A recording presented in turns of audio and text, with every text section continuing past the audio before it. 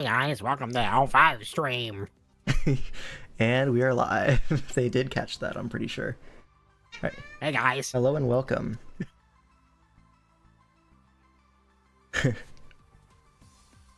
Cat. Yeah, nice dude. Just laugh at yourself. Nice. Yeah. What's good, guys? How you got are Big we Glop doing? here. Yep. And Big L5, don't forget. The biggest L5. Wow, did I just call me fat? I also affirm that you're fat, so yeah, that's what we're rocking with, bro. Yeah. I mean, to be fair, I did just have a pizza, but I made two, so I have another pizza if I get hungry during the stream. Nah. You know, I did, to be Not fair, even I a did have joke. like the most American dinner tonight. I had chili dogs and fries, so, you know. Kind of raw. I get it, man. I really like this thumbnail. This is super funny. All right. Oh my god, look at that number the one chatter in Yoshis? your chat. Oh my god, That's who's crazy. that? V? That Glock? guy. That guy looks handsome. I don't know. Alright, give me Just one strikes sec. me as a...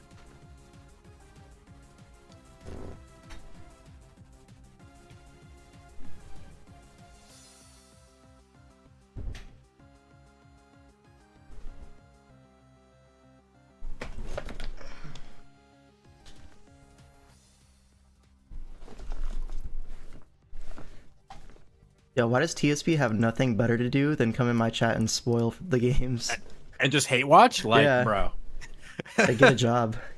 You know, I was gonna try to say, how do I pronounce that guy's name? And then I was just like, you know what? I better not. I better just leave it to L5. Wait, we getting back in the lab? Hold up. Let him cook. Yoshi's beat the 1-win curse at least. Yo, they're just ramping up. Next week it'll be 3 wins. Week after that'll be 4, then 5, then 6, then... Oh, we're out of weeks actually. Oops. And you know what the craziest part about that is? They still would not qualify for playoffs. No, of course not. They might get 7th. That would be pretty raw.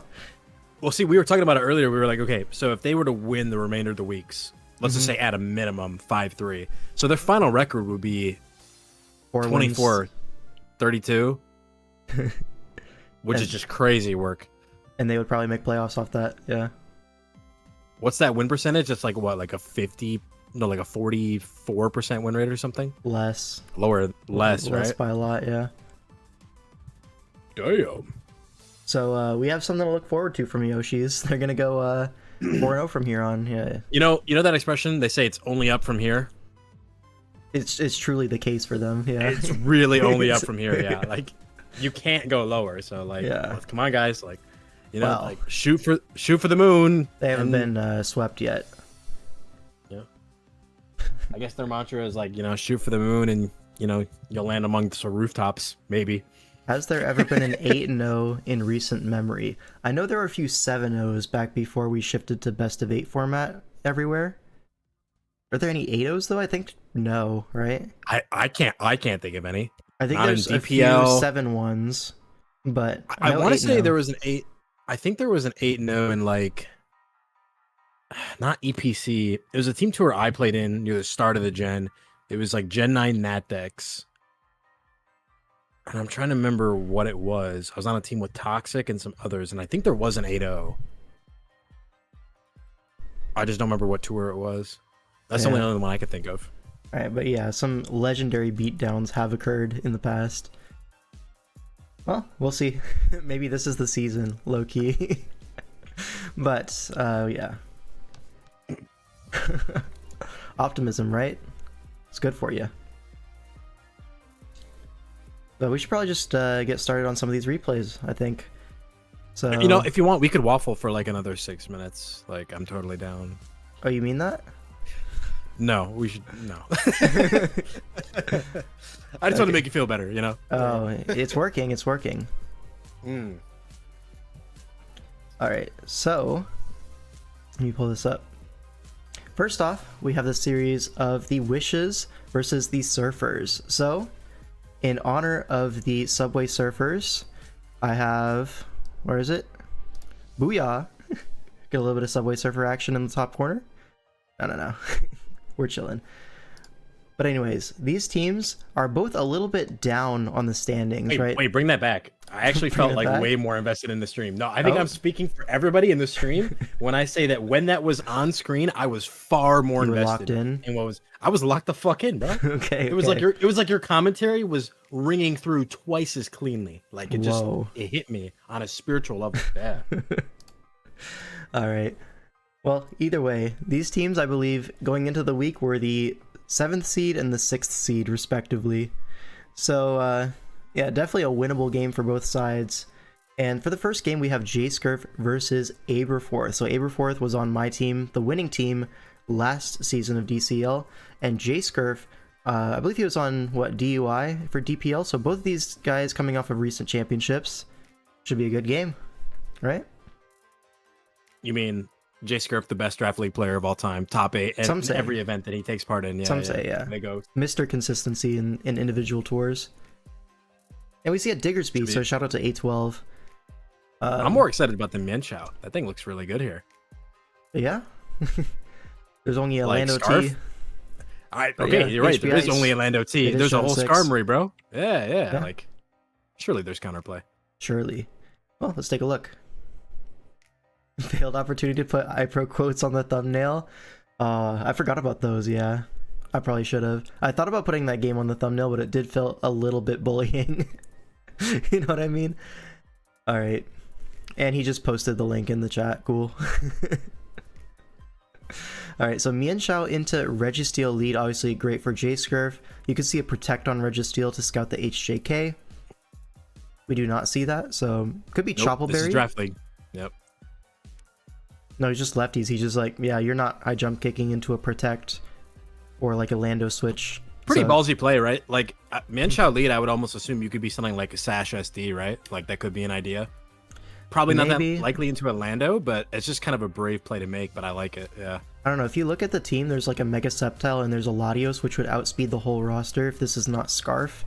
And so leading with the Scarf Mienshao does make a lot of sense, I think. Just you turn out and then like you threaten Terrakion and Sceptile, like, at least. Like, Sceptile is really hard to switch into for this team, like low-key. Diggersby does get the free entry point, and shout out to Draft League, we U-turn again. Yep. Yep. Gardevoir gets a free entry point. This is awesome. Free Hyper Voice here, but we know the Registeel's coming in, so why not predict it? Yep, Will-O-Wisp on the switch. And now you're going to see why Mega Guard is so good in ORAS. I mean, this is supposed to be the counter to Guard, and a crisp 28. Nice. I feel like these last 2 turns were the most ORAS turns of any game I've seen. Actually, this happens every game. Yeah. One of these days we'll figure it out, you know? Yeah. We'll solve the equation. All right, Skarm coming in on Sceptile leads me to believe this is probably specially defensive Skarm. The Protect is a little bit odd, right? You already saw this this guard was like super fat. Like that Ironhead did 28. You'd assume this is physically defensive, right? Could it be possible that Sceptile was like aggro creeping, like a timid? Like after Mega, you know what I'm saying? Like that's so slow. Like surely that would be. I mean, could be a bulky Sceptile. Yeah, it probably is. I get what you mean. I get what you mean about damage threshold. And Registeel should be revealing like what the investment is. I agree with you. Mm-hmm. Regardless, takes a nice HP trade, and actually Gardevoir goes down after chipping through the Registeel. Every time it came in was a kill with Hyper Voice, so this is probably definitely a mistake, to be honest. But like, what else are you supposed to do?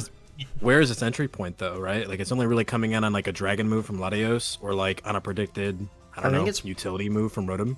Well, it's like Diggersby comes in and, you know, right. If the ground resist come in, like Lando or Rotom, that's your Hyper Voice angle, and you can basically get a KO at that point. If it's Lando, right, but it might live. Guard might be slower than Lando is the problem, right? You're coming in after rocks, you'd be at like 48. Yeah. Well, regardless, it does go down, so Mienshao comes in, gets that regen. See a Protect to scout the U-turn that is surely coming out.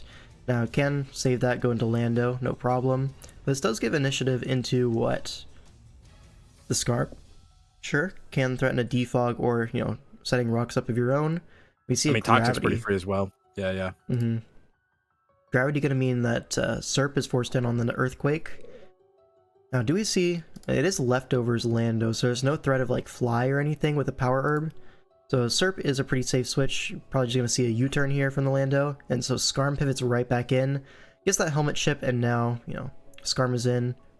Lander's forced out. Gladios comes in, but this is a free T-Bolt.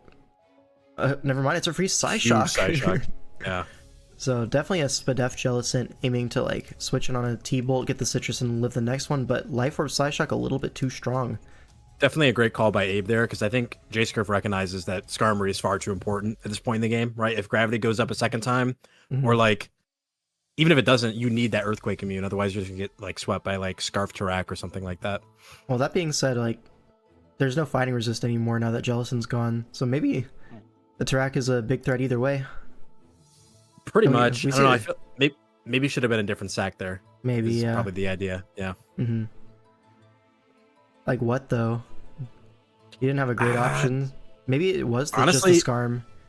It might have been Diggersby. It's like kind of slower and everything. Gets like O-code by coverage, right? Like Hydro Pump, close combat, Giga Drain. Well, you say it's slower than everything. It just revealed to be Scarf. So. But even when it gets in, it's like Lando's free. I don't know. I feel like it was probably the weakest link. Jellicent could have been annoying in this endgame. Yeah. Now we see a Scarf HP Ice from Mian Xiao. That's huge. So it is double losing your Scarf is pretty damning. Yeah. You're going to get a KO, but at what cost, right? Now, Sceptile is probably faster than Diggersby, although that Protect play in front of Guard would not make sense. Kind of surprised not to see Tarak come in. Wouldn't you think? Like, close combat's pretty free there. Well, either way, you're getting a KO, and Sceptile is maybe the more forcing line. Yeah, you're not stuck at -2. And like, that's a big reveal. Yeah, the Leaf Storm goes crazy. Hover over that set, that's double grass and just fire. Yeah, that's kind of crazy. Yeah. I like it though. No Dragon Pulse. Did they have... Was there really no other like Mon that resisted those two, or like could have handled those two? That's what I'm curious about. We can check. Like what was benched for J-Scurf? Electivire and Scolipede, so no resist to grass fire coverage on the whole roster, so may as well, right? Pretty smart stuff. Yeah. And Oras, when you're able to fit Protect on your Megas, usually it's worthwhile just to get that speed guaranteed. Not have to worry about the Oras speed mechanics, but now that it's -2, Serp can kind of synth on this, kind of forced out. Rotom gonna be the sack, which makes sense.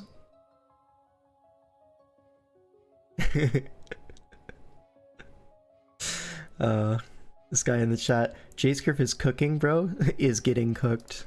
Yeah. Yeah, nice correction, bro. Yeah. Alright, so we get some chip with the Sceptile into the Serp, and now it is Scarf Diggersby, so this Terrakion has to be Scarf, but it is Scarf. Outspeeds the Superior, and close combat's going to sweep this endgame. Yeah, that was just really cleanly executed by Abe. I mean, it looks like a close game, but I feel like he was in control for pretty much the entire thing.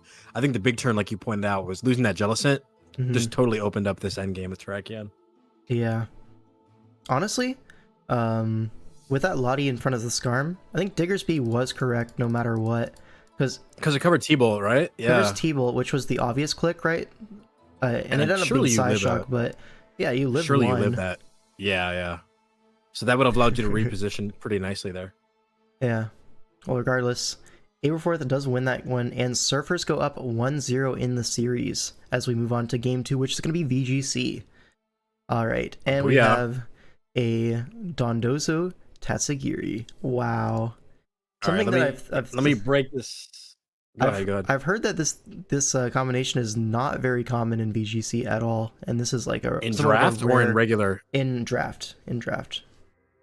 Well, I feel like in draft it's a lot easier, right? Like on the ladder, you have to have like specific text for it, but it's not going to be every matchup. When you know it's coming, it's like really easy to identify your haze, your phasing moves, things like that. I feel like it's a lot simpler to play around.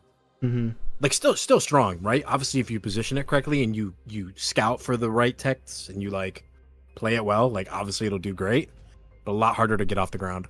For sure. So you're gonna get into this? You're saying? Yeah. Let me break this down. All right. Some glop VGC analysis. So obviously we got Dozogiri as a mode. I think like Fluttermane Roaring Moon could also be a lead. Potentially like booster speed on Fluttermane looks pretty strong here. The only Trick Room on Ree's side is, I believe, Iron Valiant. So probably not very likely that we're going to see a Trick Room mode. Probably just going to be like matching Tailwinds. Tailwinds, of course, being from Illumise and then also the Roaring Moon on the opposing side. Obviously, yours with Prankster is going to give you a pretty significant speed advantage. I will say Regidrago looks pretty strong here, even after factoring in Terra types, because the only immunity, of course, is going to be that Fluttermane. So proper positioning of Regidrago could be pretty devastating for Nullify. No wide guard use on their side that I can see, so Make It Rain is pretty strong for Ree as well, offensively. I think he's got a lot of cool offensive tools. Blastoise could be a handful of things, right? It could be like a support fake out life do set to enable like maybe a setup Goldango, or just keep Regidrago healthy so it can fire off strong Dragon energies. Yeah. And Nullifies, and the Ambipom really intrigues me, right? Obviously, fake out is the first thing that screams to mind, but maybe something like a Sash Helping Hand, or like fake out Last Resort. I mean, there's only the one normal immune, which is Goldango, right? Everything else gets kind of blown up by a normal stab. So maybe that could be the idea they're gunning for with that.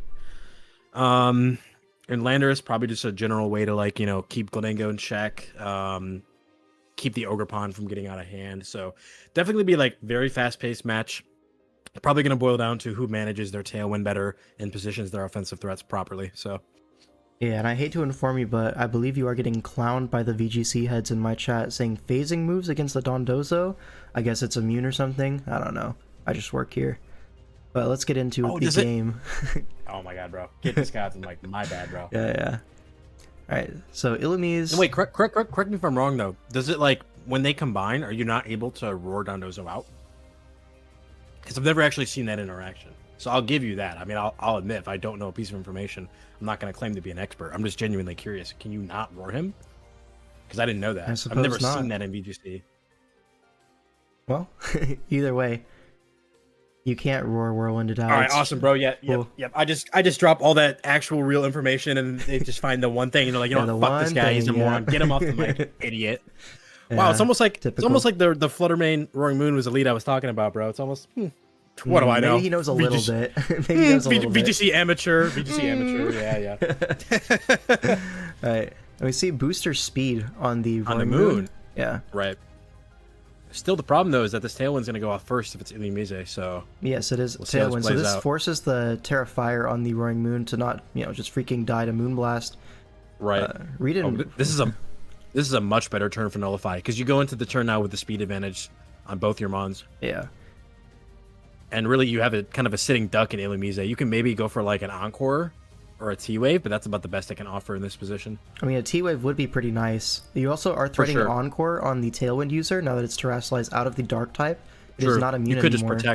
You could protect the Scout for that, though, right? You could, yeah. Obviously, then, you'd have to make sure that Fluttermane removes Illumise, otherwise you're vulnerable to Encore in the following turn. So, And there is that Encore. There is Encore, yep. Did not protect, and a Shadow Ball into Illumise, which means so Iron Valiant's going to take a KO. I think if Moon had Protect there, that was probably the right call. It probably was. Because now you've got this guy just sitting on the field that can't do shit. Mm-hmm. And the problem is that Ree is getting in an offensive piece for free now, which is that Goldango. Mm-hmm. Yep. Which, Ambipom coming in is not what you wanted to see if you're Nullify. All right, Goldango obviously going to have a fantastically free Make It Rain right now. We see pretty much 3 revealed. Lando. So yeah, I was going to say Tatsu Dozo not coming to this game. And so probably just going to see a fake out into Iron Valiant, but we did see in the preview that this is Terra Ghost Valiant, and he has not exhausted Terra yet. So that is an option to just Terra Ghost, make this Ambibomb completely useless, more than it already was, and just get off 2 very powerful attacks. You could honestly double into the left slot, because it is forced out, and Ambipom is not exactly a threat.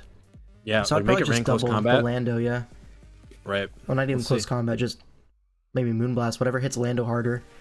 And we just hit the Ambipom for fun. Cool. Well, makes sense. Make It Rain, right? Covers it, so it's going to get the KO regardless. I guess if Lando comes in, you're still faster with your Val the next turn. So it's not the end of the world, and you'll probably live one from Roaring Moon. Like, it's looking like it's going to be Sash Valiant, right? The way that he's, like, not really fearing the Fluttermane exactly. Like, you'd assume this to be Sash. You see a Blastoise switch, and there is the Sash, okay? So probably just going to attack the Lando. Yep. But it's AV Lando, so it's going to live. Blastoise, though, good defensive switch, and now you're giving a fake out pressure. You know there's an AV Pokemon, but That's not a problem. So you just fake out the right slot and you attack it, and this is guaranteed to be Roaring Moon doesn't move, pretty much and game Lando over. dies, and the game's over. He Can't 3v1. forfeits. Yeah. That brings us to game 2. Wow. So I would think, right, adaptation you want to make if you're nullify. Obviously, maybe you give the Dondozo mode a spin. Really just depends about how you can utilize the Terra mechanics, things like that. I think like the lead was good. It's just that getting encored was really bad, right? So when you Terra fire off the rip, you obviously, like you said, you kind of forego your prankster immunity. So that definitely put Roaring Moon in a really compromised position. You do now have the information that the Valiant is Sash, so you can definitely aim to play around that more. I do think Ambipom was pretty weak, or at least wasn't positioned properly. So yeah, I would maybe expect to see like Fluttermane and Roaring Moon, and then maybe like Tatsugiri Dozo on the back for game 2. You could do flip that. those around. Yeah. But the problem is, right, there's Encore in the front, and then we already saw Reden's back was Blastoise and Goldengo, which means Blastoise in the back, it's probably going to have Haze in a Dondozo matchup. So either way, late game or early game Dondozo, not going to be too impactful. So, Wait, L5, why wouldn't you just roar it out, bro? Oh! Duh. So let's see some adaptations, right? Same lead from Reden, and then Nullify is also going to go the same lead, and I think similar to last game, you're kind of forced into the Terra on your Roaring Moon immediately. Not really a great way around that, so probably just going to see that again. Match Tailwind. This time we see a Moonblast into Roaring Moon, expecting, I like this choice. Expecting no Terra there, but I think if you're staying in with the Roaring Moon, you have to Terra. It's like not exactly a choice. I'm gonna assume the Illumise gets doubled up here, right? Maybe your objective is to try to like delay your Tailwind. That's what I'm thinking, maybe from Nullify's perspective. You could try that, yeah. No, it just matches the Tailwind. Interesting. And Power Gem gets a little bit of a lower roll on this, but it's still a 2-hit KO, so no worries here. But the problem is like you're still in such a shitty position turn 2 as Null. Because of like just Encore into Roaring Moon, like you're kind of forced out or to protect if you have it. Yeah. Yeah, definitely protect or swap. Maybe to Ambipom. Problem is nothing swaps in, bro. Everything gets blown up by this Valiant. That's kind of the problem. Maybe Lando is the switch in if you have it. That's if you don't have Protect. If you do have Protect, you just Protect and Power Gem. And we don't know. This Illumise still could have T-Wave, right, for the Fluttermane. So, okay. Yeah, Null's is getting outplayed right there. Yeah. Great move. I will say, though, like, obviously Roaring Moon is still in a good position. But now Fluttermane locked in the Rock move with potential Goldengo coming in is not good. It's Blastoise, which makes me think it's not Goldengo at all. I mean, bro, he may as well be a Steel type with how little he's going to take. Like, yeah. Let's be real. Well, what was the Goldengo Terra type? It's Water. So I think if you did have Goldengo, you just go to that and Terra, right? I don't think you need Terra on Valiant. Why would you need to Terra it, though? What is it? What is it threatened by? Roaring Moon, like knockoff. The Goldengo. Oh, fair enough. Yeah. But yeah, now we see a Protect. He attacks into the non-Protect slot. Okay, the Power Gem into Valiant is trying to break Sash, but the Protect is going to guard against that, and Blastoise looks like it's just going to kill something. Yeah, the Fluttermane goes down and accuracy drop. That's a big drop. Big chip on the Roaring Moon. And now Ambipom comes in, and low-key, you might just want to Terra the Valiant, guard against Fake Out. You did just Protect, so you can't Protect on the Fake Out turn. So either Terra your Valiant or you swap it out this turn, I think. Neither happens, but Fake Out is not clicked. Disable is... I don't know if I like what does that accomplish there? What are we trying to disable? That's what I'm trying to figure out, yeah. Like, I mean, nice read not tearing, like, knowing that Fake Out wasn't coming, but I just don't know what that is. I would think damaging, like, Ambipom would be more beneficial, right? Like, maybe Moonblast, Muddy Water again. Right, like, on this turn, if you would just Muddy Water Moonblast it again, I think you probably just won. Right? I think so, yeah. That's what it looks like to me, because you'd be in Torrent with Blastoise. True. How does that not work, though? Because even if they double into your Valiant, you're still fine, right? And Roaring Moon is still dying to, like, a Muddy Water at that point. I don't think it would die. It would live at, like, 7% because it did 38. Right, assuming Blastoise didn't get targeted. Correct, yeah. But still, that's, like, good chip. I don't know. It actually just does kill, so... Oh, nice. Just lie, bro. Well, the Well, first it's roll was torrent what, like now. 30. It's torrent now. Oh, right. It wouldn't be torrent if you doubled Val. Yeah, okay, we're just so smart. And Lando is the last, but at this point, Lando looks pretty well positioned Pretty right strong, now. yeah. Because if it's Goldango last, I mean, nothing's killing this Landorus. All you need to do is knock out Blastoise before it moves, which is not exactly difficult to do in this position. Okay, we see a Giga Impact just Okay, for the love of we're the just game. trolling for fun. Yeah. Like, we could always hit our double edge, or we could just troll. And it was Goldango, which makes me think, why didn't it come in earlier when it was like locked into Power Gem next to Roaring Moon? You could just come in and Terra Water and literally kill something immediately. Wow. Yeah, Noel manages to pull that out. Yeah. I think a lot of that, I think that was less like better piloting from Nullify and more like, I just don't know what that disable turn cost really a lot. Like, I agree. That, and also just not bringing in the Goldango. I think that was a missed opportunity from him. But we go into game 3, and we see a divergence in leads. I mean, both players seem pretty happy to just spam the same thing. Illumise and Valiant, same thing, and Fluttermane, and do we see Roaring Moon? We do. Roaring Moon? Yep. And again, we're going to see a Terrafire on the Roaring Moon, almost surely. No, Aura play is don't Terra. All right. See, I told you, bro. Yeah. I told you. I had the soul read. Yep. But here we... Double up in the Illumise, maybe? But it doesn't kill. Why would you not, wait, why would you not Power Gem? I don't... Gross. You've already revealed that you have Power Gem, right? Like, that would guarantee the kill. I don't know if that was just a miscalculation or... No switch is happening there. So Shadow Ball doesn't...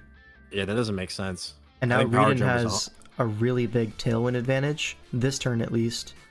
Yeah. But can you take advantage of that? Because the Roaring Moon, actually, you don't threaten the Roaring Moon. Maybe you Encore it to prevent the Tailwind? If Illumise has an attack, it could just attack into Fluttermane. And then I don't really know what Valiant does to Moon in this position. It was already revealed. It's Disable, Moonblast, Shadow Claw, and Protect. So it's actually hard-walled by this Roaring Moon Terra. I guess you could disable here, so you get rid of Knockoff, and that gives you an entry point for your Goldango, right? Okay, Disable, Knockoff. And then Goldango in. You attack the Fluttermane. But, like, I think Tailwind's going up this turn. I think you just Tailwind Dazzling Gleam, right? There's no Wide Guard from Valiant. This was revealed.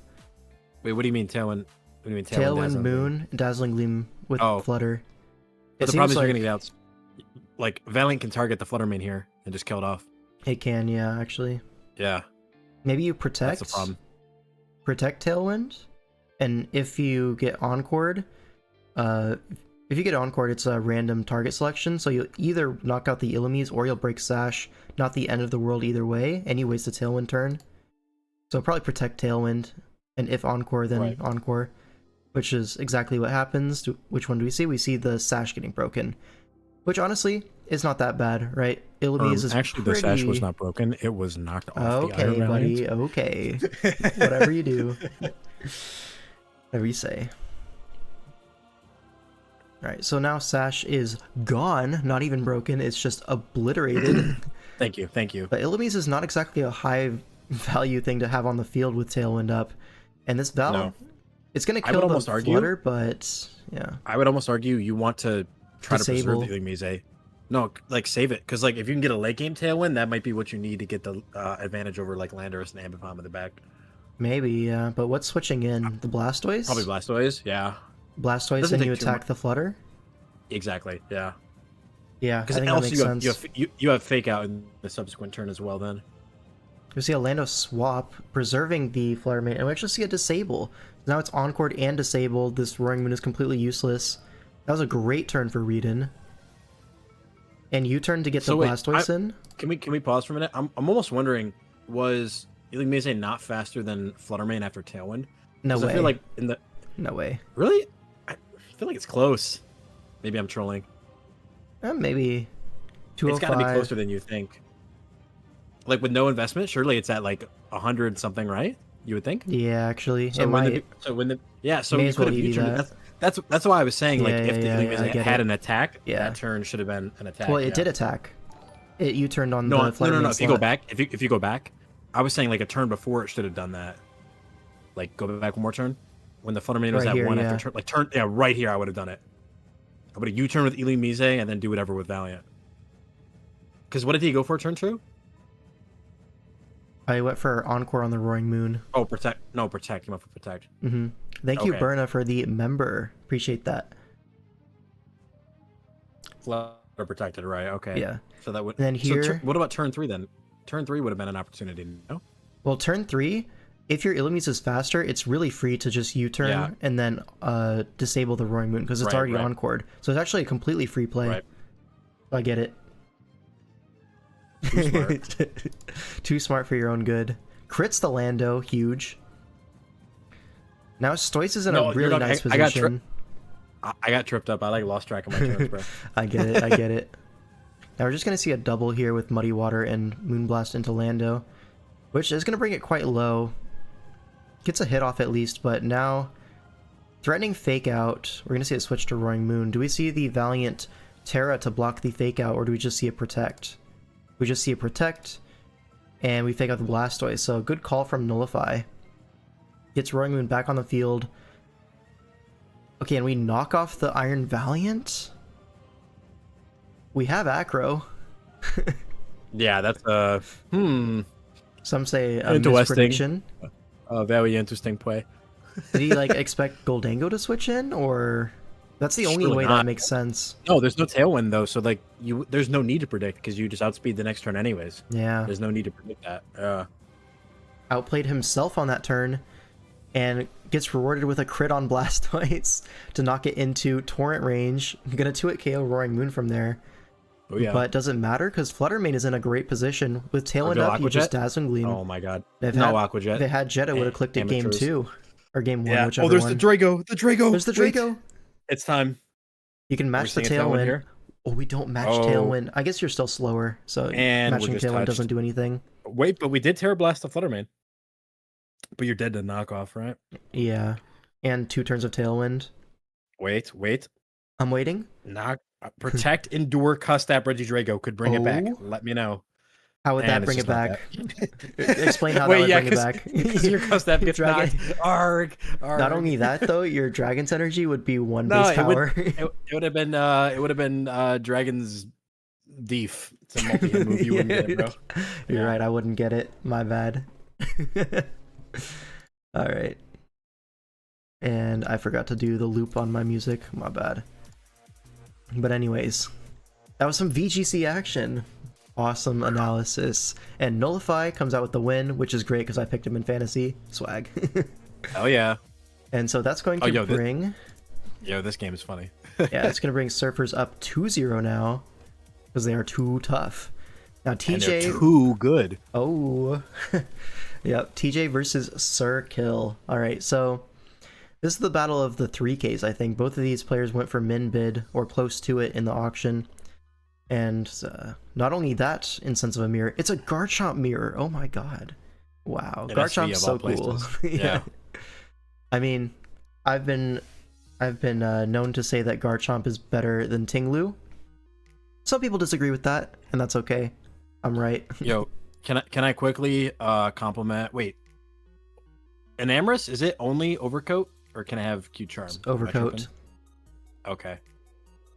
I was gonna say I thought they made their physical attackers female for that specific reason for Q Charm, but I forgot it's only Overcoat in that guy. Nah. Man, Legendary I want to praise game right optimal here. game. This is not gaming. Yeah, this game is really good though. Yeah, I'll yeah. tell you that. Mm-hmm. Alright, so for Terra types, though, we have Terra Fairy on the Annihilate and Terra Fire on the Iron Crown, whereas on the other side, we see a Terra Steel on the Zarude and a Terra Poison on the Comfy. Yeah, Fire Crown looks really promising if you can just weaken down the Cinderace, right? It kind of just blows up everything else. Yeah, I mean, the Goldango is going to get completely flipped with that Terra.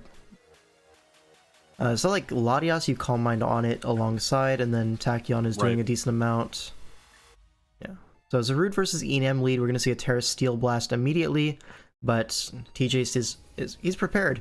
He has that Babiri on him, and Mystical Fire is going to cover both non-Terra and Terra. Also covers the Goldango switch, so nice play there. But 35 means the next one's doing 70 without the berry, so he is forced out here into the Araquanid. Another Steel Blast does come out, but now Pretty free Araquanid... webs, no? It is free webs, or it's just a free surf, which is gonna knock out the Zaru turn 3. I feel like that surf matters. Yeah, the crit for sure it mattered. Yeah, for sure. Yeah. I guess you webs down, right? Like, why not?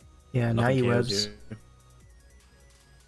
We make it rain just for the love of the game, out of respect. For the love of the game, yeah. We I see don't know another what else that would have been. So surf there makes me think this is probably Custap Araquanid. Maybe no webs. Maybe it's an attacker. I mean, to be fair, his water resist like doesn't exist, or it's weak to bug, right? I mean, we just revealed Icy when double water moves, so no. Go back to turn 6. Can we? What was happening there? We did kind of gloss over that. My bad. Yeah, we bad. did. Let's get an instant replay on that one. So we see a T wave on the Araquanid, which sure you want to recover on a full para. I get it. And we see a what? An icy wind. To the left, no less. Yeah, take it back now, y'all. So I can only assume TJ's like, okay, this is bulky Goldango. If I icy wind it twice, I'm faster, and it makes it much harder for him to recover stall. Right. But like, bro, we're trolling. Just we're definitely trolling. Just keep clicking pump and hit them all. That's what I would do. 59, yeah. Goes to Garchomp on the forced recover. Fair enough. Great positioning here. And now the ground resist is a Lottie, so okay. Free sword stance. All right, big guy. Comes in as like a scale shot blocker kind of thing, but I don't think Garchomp really cares about a Comfy if I'm being super real. No, this gets blown back. 29. Yeah. Oh, yeah. But the Comfy living lives. jab is that's not kinda... max attack Garchomp. That's not max attack Garchomp. That's gotta be like adamant and then like max HP and some bulk, because taking that little from Draining Kiss and then not killing with P-Jab. Yeah, seeing something like that, it makes me think this could be like a bulky SD chomp designed to maybe take on Cinderace with the Lumberry, or maybe like, you know, lure in the Latias with a Haban Berry. These are possibilities. Also, being bulky helps into the Goldango, right? So there's good merit to being bulky Garchomp, and then obviously you want SD to break through Comfy, and the opposings are rude, so I get it. Alright, I'll see you later, Jared. Now Garchomp is going to live the Iron Head, so definitely a bulky chomp, and we get the Scale Shot off on the Cinderace, which did turn to a Steel type, so it's going to live. Does it have Sucker Punch, though? I'm going to find out, and the answer is no. Garchomp's going to get +2/+2, and 6-3. Kind of crazy work right now. Yeah. I don't see a response. I mean, it looks over, right? It just looks over. Wait, Endure Chomp? Yeah. Does we see a Custap, or is it just Endure Helmet into like a triple axle? We're going to find out. Custap. It's got to be, right? How else? Why else? And it is Custap. But yeah, TJ, but no free sacks. No free sacks. Nah, dude, if you had ball there, you would have clicked Stone Edge, right? Speaking of balls, doubles to the Annihilate, catching the Goldango, which, to be honest, doesn't really matter. But it looked cool. Always preserve the 6-0. Yeah. Nah, he's saving all the homies this game. Alright, when is Dougal's game? It's in a while, right?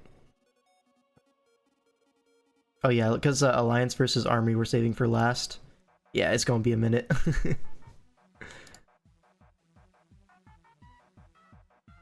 And game's just done now. Goes to Garchomp on the recover, because he's God.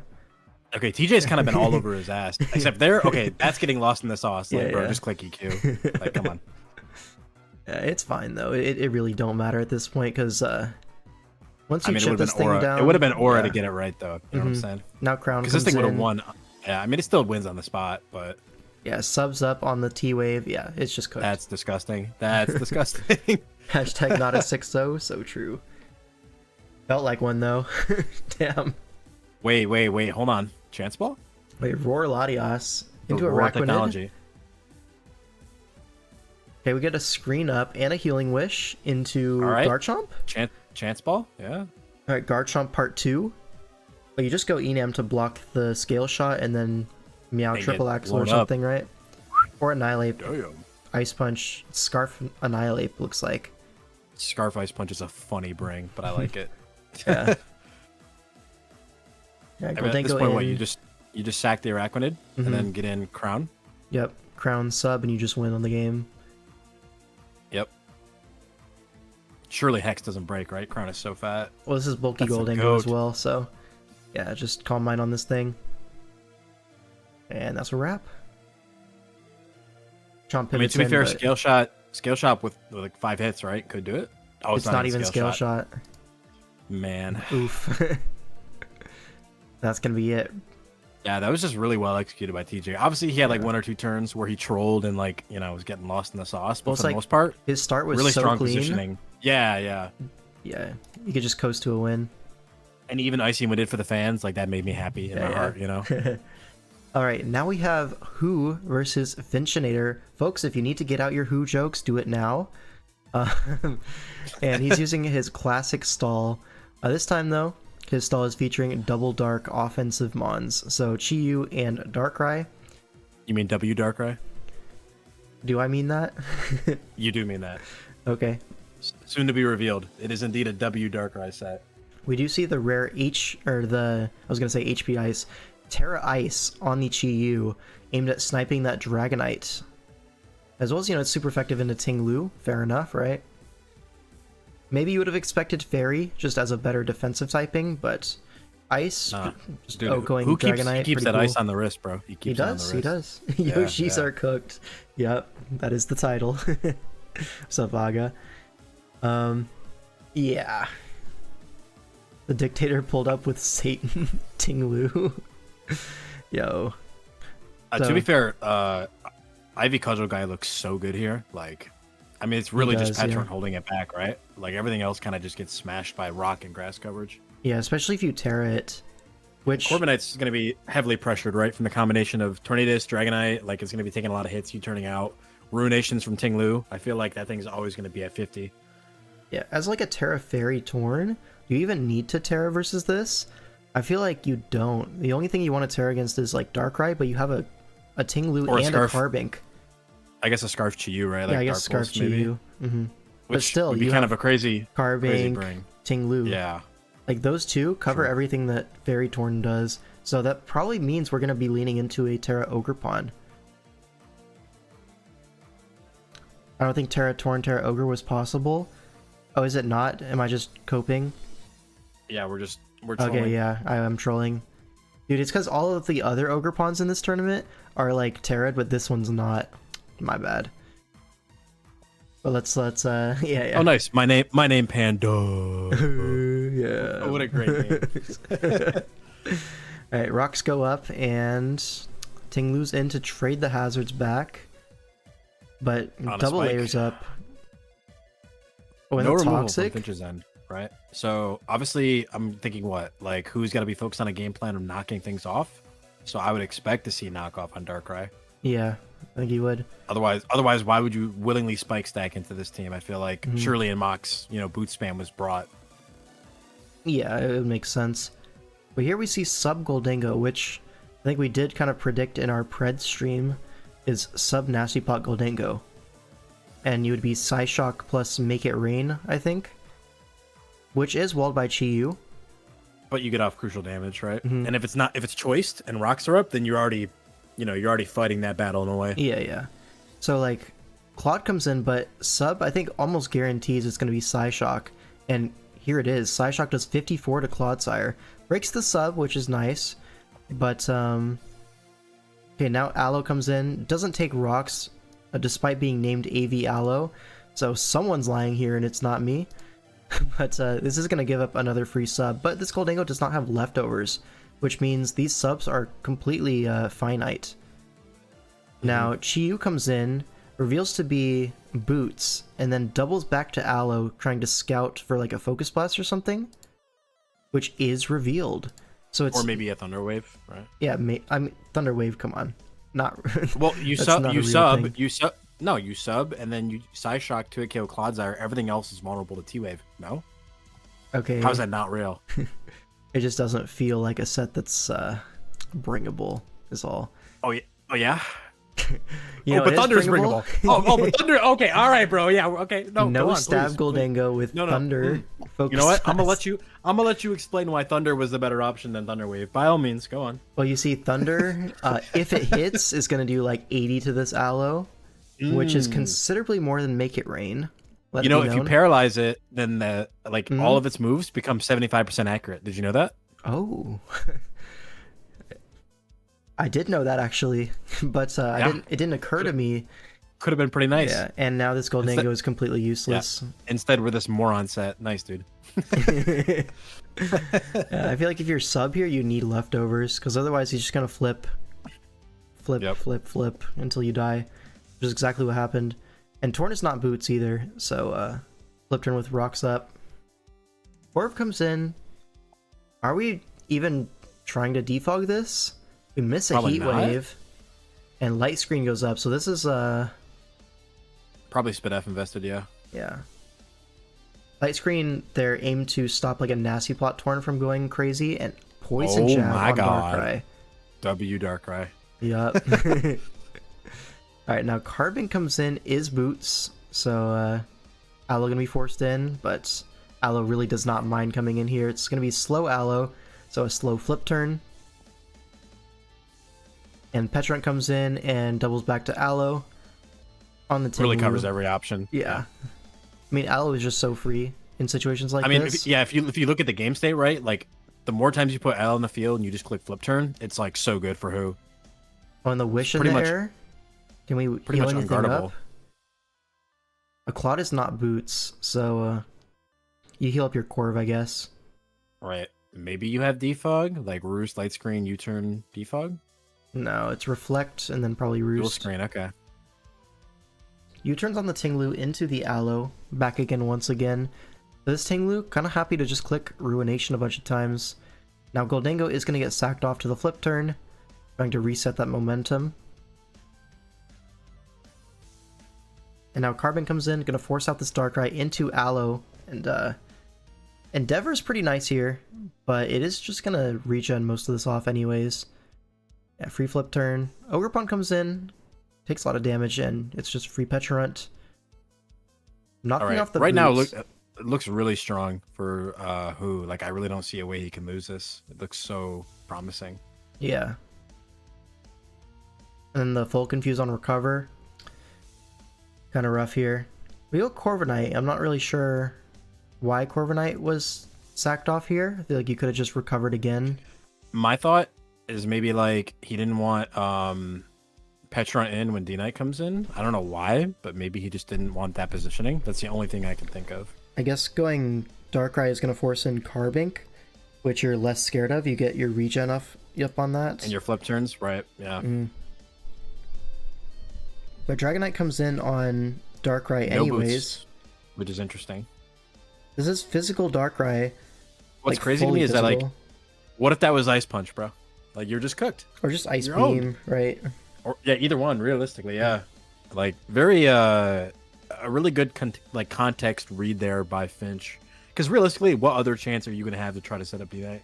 Especially if you're not boots. Well, if you like extrapolate this, Poison Jab, Drain Punch, it's gonna be knockoff Swords Dance, right? On the Darkrai? Or Sucker. Could be Sucker. Right? Yeah, but there's no room for like an ice coverage, so Dragonite is actually free to come in and set up. So the thing that Who was trying to avoid by sacking the Corv is now happening anyways. Happening right now. Yeah. So Dragonite Kind of a nightmare gets scenario. the DD, has Earthquake for the Petra, of course it does, but foul play, and that's surely going to be the game, right? You can't roost up on this. See the Claude sack and Earthquake, so Dragonite's very low. Aloe can just take any hit and maybe go for like a Ice Beam or something. But wait, But we L5, sack- it's not that simple. We sack the Pecharunt to get more regen, but oh my god, yeah. it's Arrest Chesto Dragonite. We're back. Yo, that's got to be one of the most like Zazo pilled pace I've ever seen. Double Resto Chesto is crazy work. Yeah. He is the only guy I've ever seen use that like consistently, bro. I know Kaz Unfortunately, this- oh. runs it a lot in ADV as well. Nah, that was dirty as hell. He read that Terra. Like, I mean, to be fair, you're really forced to do that. Yeah. Otherwise, how do you don't threaten damage on it? You Yeah, know? if you don't Terra, you can't kill it, so Fire Punch Exactly. just is the right play. Your only out there would be like if you were Wisp and then you like They'd regular. forcing the rest again. Yeah, Yeah. but that's a crazy call to make, right? Mhm. Like that's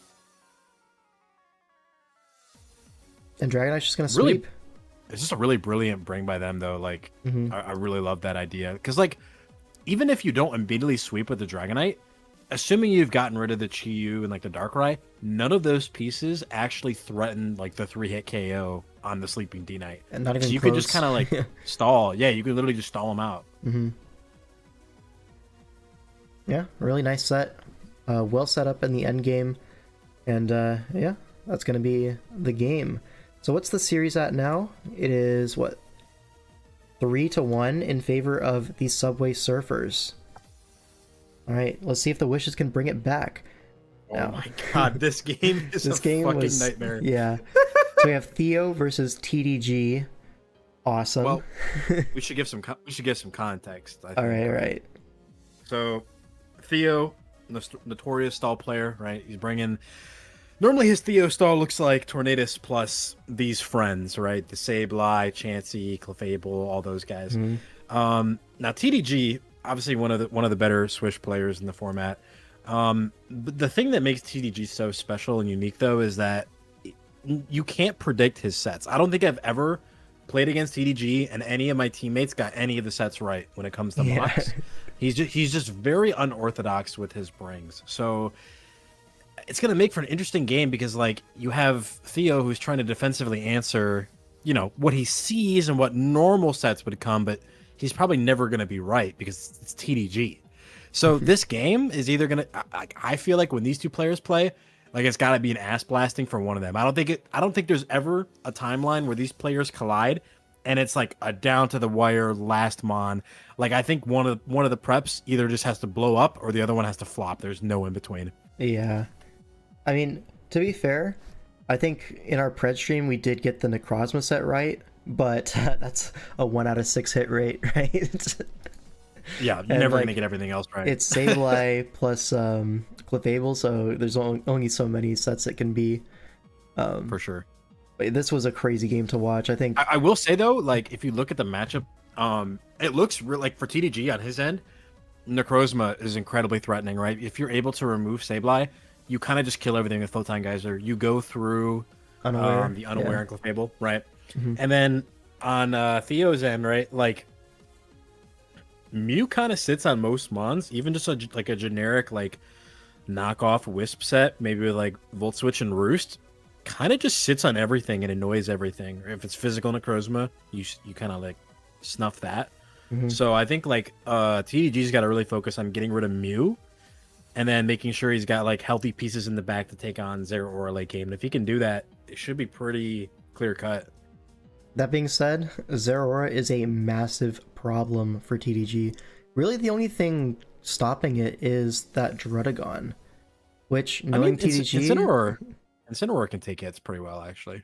Well, it's but it's not going to be a defensive Incineroar. Plasma, CC, and and to be fair, as well, offensive Incin is like really incredible here. No, like the dual stabs are very punishing for Theo's paste. I haven't blinked since L5 put Subway Surfers on the stream. Yeah, congratulations, man. Bro, I told you it would help with engagement. It's working. It's working. Call me a prodigy, man. You're a prodigy. All right. Thank you, bro. Let's take a look at the game. So Mew leads off into the Incineroar, so good lead for TDG. Except this is Meteor Beam Mew, and the Incineroar is crit turn 1. Don't know if that mattered. But... I'm gonna be honest with you, bro. If I'm TDG, I really don't see that shit coming. To be fair, yeah, like what would you even switch to there? Like nothing. There's no rock. You can't. It's just fucked. It's fucked all around. He's just cooked.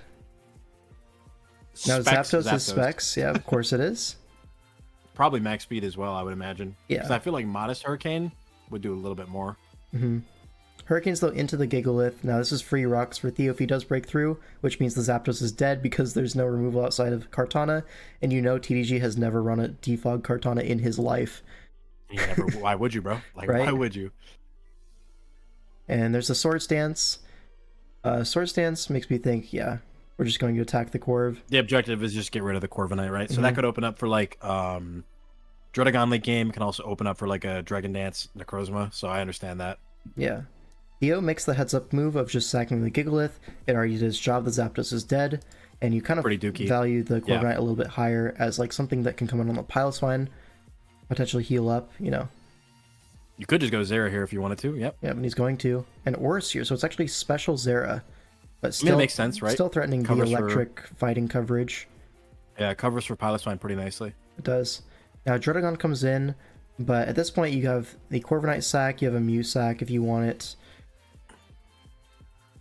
We go Sableye though, as rocks go up. Oh yeah. And encore the rocks. So now TGG has to switch in on what I presume to be a Potential Wisp. knock? So Or a knock, right? or a Nightshade, Oh, yeah. Nightshade, okay. So Zapdos gonna get sacked here. Necrozma All comes right. in. Bro, this is how you know you're fried. If Necrozma has to come in on, like, Sableye is here to beat this guy, Yeah. right? So, like, there's no move Necrozma can do that actually threatens an Oko on Sableye. Not So, an Oko, but Meteor Beam will get somewhat close at least. All right. So Meteor we're Beam gonna here, see Theo go for 67. Nightshade, makes sense. Now here's the thing. You can encore the Necrozma, but if you do, it's just going to Meteor Beam again, charge up, and then the next attack is just going to Oko your Sableye. Yeah. Which is exactly what happens, right? The encore, but now Meteor Beam is going to charge up, and something has to take this Meteor Beam, right? Well, Theo thought of everything and has Disable. So encore Disable Sableye to save the day into the Necrozma. Now you get a free recover. Doesn't even need I gotta it. say, that is really fucking brilliant. Like, that. It's so smart, yeah. It's so smart, dude. Like, that cover. I'm pretty sure this set will 1v1 any Necrozma set outside of, like, Toxic Morning Sun, which, if that's what you're relegated to using, then you're just fried by the rest Clef, of it. probably. Yeah, so. the defensive pieces are just going to own you. Yeah, so it really locks down the options from TDG. So I like that prep. Yeah, from nice Theo's stuff. end. And he knows he can just recover versus anything else. Can just go for a Nightshade. Drodagon misses a Dragon Tail. Yeah. Womp womp. Poor guy. Now Necrozma comes in, but It's already fried at this point. You just spam Nightshade till you die. yeah. Recover once, and just attack. That's fine in, but yeah, this is completely cooked. Encore Disable. Theo's just, bro, that's rude. Now he's saving all the homies. He said, no, you're not taking anybody with you, bro. Yeah. And Helmet. Wow. Yeah, this is what I mean, right? Like, somebody's prep has to flop, and unfortunately in this case it was TDG. So Yeah. I mean, from that that's start. a rough one. This matchup though, I mean, to be fair, TDG does have some great offensive pieces in the stall, right? Like the Kartana and also the Necrozma. I really think losing an instant on turn one is what lost the game, because truthfully, if Gigalith goes down, like, bro, Flare Blitz just gets one every time. Like, it's really It pretty really simple. does. Yeah. So the fact that he led with it and the fact that Theo was Meteor Beam, all of those just really did not put TDG in a favorable position. And at that point, I think his game plan kind of fell apart. Yeah, I think it's smart for Theo to lead with an offensive Mew just to completely disrupt TDG's entire game plan. Because he's been mocking against hard stall the whole week with maybe an offensive Zeraora on it. Like, every single one of his mocks, I'm 100% sure, is that style. So just throwing a curveball immediately, and then, of course, having it hit the instant, just snipe it turn one. Can't ask for a better start out of Theo. Low-key, these two players are my least favorite to play, because Yeah. your teammates are never gonna get the fucking mocks right, Never, bro. never. Like, they're never. It's gonna be No. like nothing compared to what I the used to actual game will say, be. when we're playing TDG, just don't even mock. Like, low-key, it's not helpful. Yeah, just Yeah. envision it and Yeah. hope it works. Manifest it, bro. Yeah. That's gonna bring the score to what, 4-1? Oh my 4-1. bro. So now Not this game. this game is a must-win for Ryan and Ditto if they want to tie the series. This is also a must-watch game. This is a must-watch game. Like, Do not avert your eyes from the screen, ladies and gentlemen. We are in for a fucking ride. Yurdunk wants in on this. ooh, are we inviting Yurdunk? He is a little bit stupid, and he did threaten to kill me in DMs like I'll a let you few make the hours call, ago. bro. Yikes, dude. Now, for one game, let's get Yurdunk in here. All right. I co-sign it. Co-signs it. Alright, so just join the VC, whatever. So this matchup is interesting because Victini is God, but Ryan's whole team is God. So, like, in terms of the amount of gods on the team, Ryan should have a good matchup, I think. What's up, Yurdunk? I needed to join for this one. Let me know your insight here. Alright, let's see. So, Cloyster, Volcarona, Celesteela, Latios. That's a lot of offense. I'm sure they'll set it up perfectly with the stabilized screens. Well, the stabilized the mega. I mean, Oh, did, right. did he stutter? That boy could be screens, you know? It doesn't get screens in Gen 7. Oh, Wait, it what? doesn't? Yeah, this is a fact that I learned somewhat recently, Oh my or god, like El Sableye. relearned. But either way, No yeah. one's even tried mega stabilized screens to like test that out. Okay, dude. Well, let's look at the game. So Blastoise leads off into Sableye, and immediately gets hit by a Specs Water Spout. So the Sableye's dead. Awesome, cool. It legitimately dead, like slower than everything. It can't Everything recover. KOs it. Yeah. Yeah. Poor guy. Yeah. But then goes to Latios, but obviously iPro, he's a smart guy. He covers for that with a Dark Pulse. Except Psych, it's weakness policy Latios. Oh So- my god, Really we're just smart guy. we're just then- in the driver's seat as Ryan. Oh my god. And then, oh, DD's on the switch to Muck, now threatening a +3 EQ. So Uxie's gonna come in here. Like, you don't sack your Muck here, that's ridiculous. EQs anyways, which is cool. But now Keep what? him honest. Oh, the Roost, You though. roost. The Roost That's is a- brutal. Yeah. Yeah, Roost is 'Cause crazy. What are you scouting for there as iPro? Like, if you have T-Wave, surely you just click it there, no? Or something? Or like foul play? I'm guessing it doesn't have T-Wave or Foul Play because it's probably packing Skill Swap to try to get rocks on the Sableye, right? So So Skill Swap, rocks, U-turn, and then what? Maybe Psychic for the Nidoqueen? It's your Nidoqueen answer. Nothing else wants to come in on that. Especially if it's lead Blastoise. Yeah, nothing else comes in on Nidoqueen. So it's probably Purpose of Loki, Psychic. he said, I think he forgot it was policy and thought it was Z. Valid. he Draft is an old players man. reading challenge. Yeah. Okay, Yeah, but but now, Latios, But if this honestly, plan is- I don't know. Like probably you just had Dragon Pulse Blastoise here. covers- I mean, I know the set because I watched the game. It's Dragon Pulse last. DD again is so unnecessary. And he does Dragon Pulse. Good play. Dragon Pulses again, but Uxie lives barely. A +2 Dragon Pulse into +2 Dragon Pulse, which means this Lottie is either the weakest Lottie of all time, or this Uxie is like max Spadef. Either way, Could be eats the Iapapa Berry, and what does it have in response? It does have T-Wave, but it misses. Yeah, but then See, why that's did why, he- like, Why did why we did not he click it click earlier? Yeah. Yeah, great Yeah, point. yeah. And he's just a washed old man, unfortunately. So now the Lottie is parried, but now, like, what are we threatening with? Okay, rocks do go up. That might be a big deal, because the Sableye is dead. Maybe a greedy Which means Dragon Dance, Volcarona is but... dead, bro. Look at that guy. He's coming in at 50. Yeah, and like your spin is Cloyster. It's not Defog Latios. But was that worth it? You could have just killed this Uxie. Like, is he just going for the like lead 6-0, If, right? if you're going for the game, right, yeah, then it makes sense from that perspective. Can you go for the game though? Like, If you get It's- another one, yeah. yeah, Oh, like yeah. one more DD. No, if one more DD, you would have the game, surely, right? Like you would think. Like, even right now, what do you think? Well, he gets kills parried.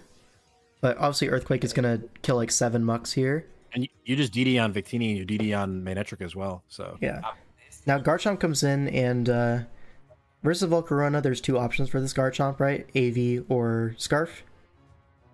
Into this team, maybe you could say Scarf is a little bit more viable, or more likely. Obviously outspeeds the Latios, which parried +2, it would outspeed. Outspeeds like a Auto Steela as well, with like a Fire Blast or something. But we're gonna reveal here from this Dragon Pulse. How much do you think this does, chat? You're wrong. It does 67 from +2 Latios. I almost wonder if Earthquake was stronger. Almost, right? Like surely. That's just ridiculous, right? But I okay. checked the calc. This was like minus attack or minus special attack Latios or something versus max special defense AV Chomp. So literally the weakest possible Latios into the strongest possible Garchomp. Which, by the way, if it wasn't minus special attack, didn't you just 2-hit KO the Uxie raw and win the game? Pretty much, yeah. You wouldn't have even taken the T-Wave, yeah. That's just But wait, gross. folks. It gets better. So Cloyster comes in, trying to set up on the locked Outrage. But because this Which is... it can. It can, of course. But because yeah. this is max no speed Garchomp, the the Cloyster is not only faster, it's not White Herb.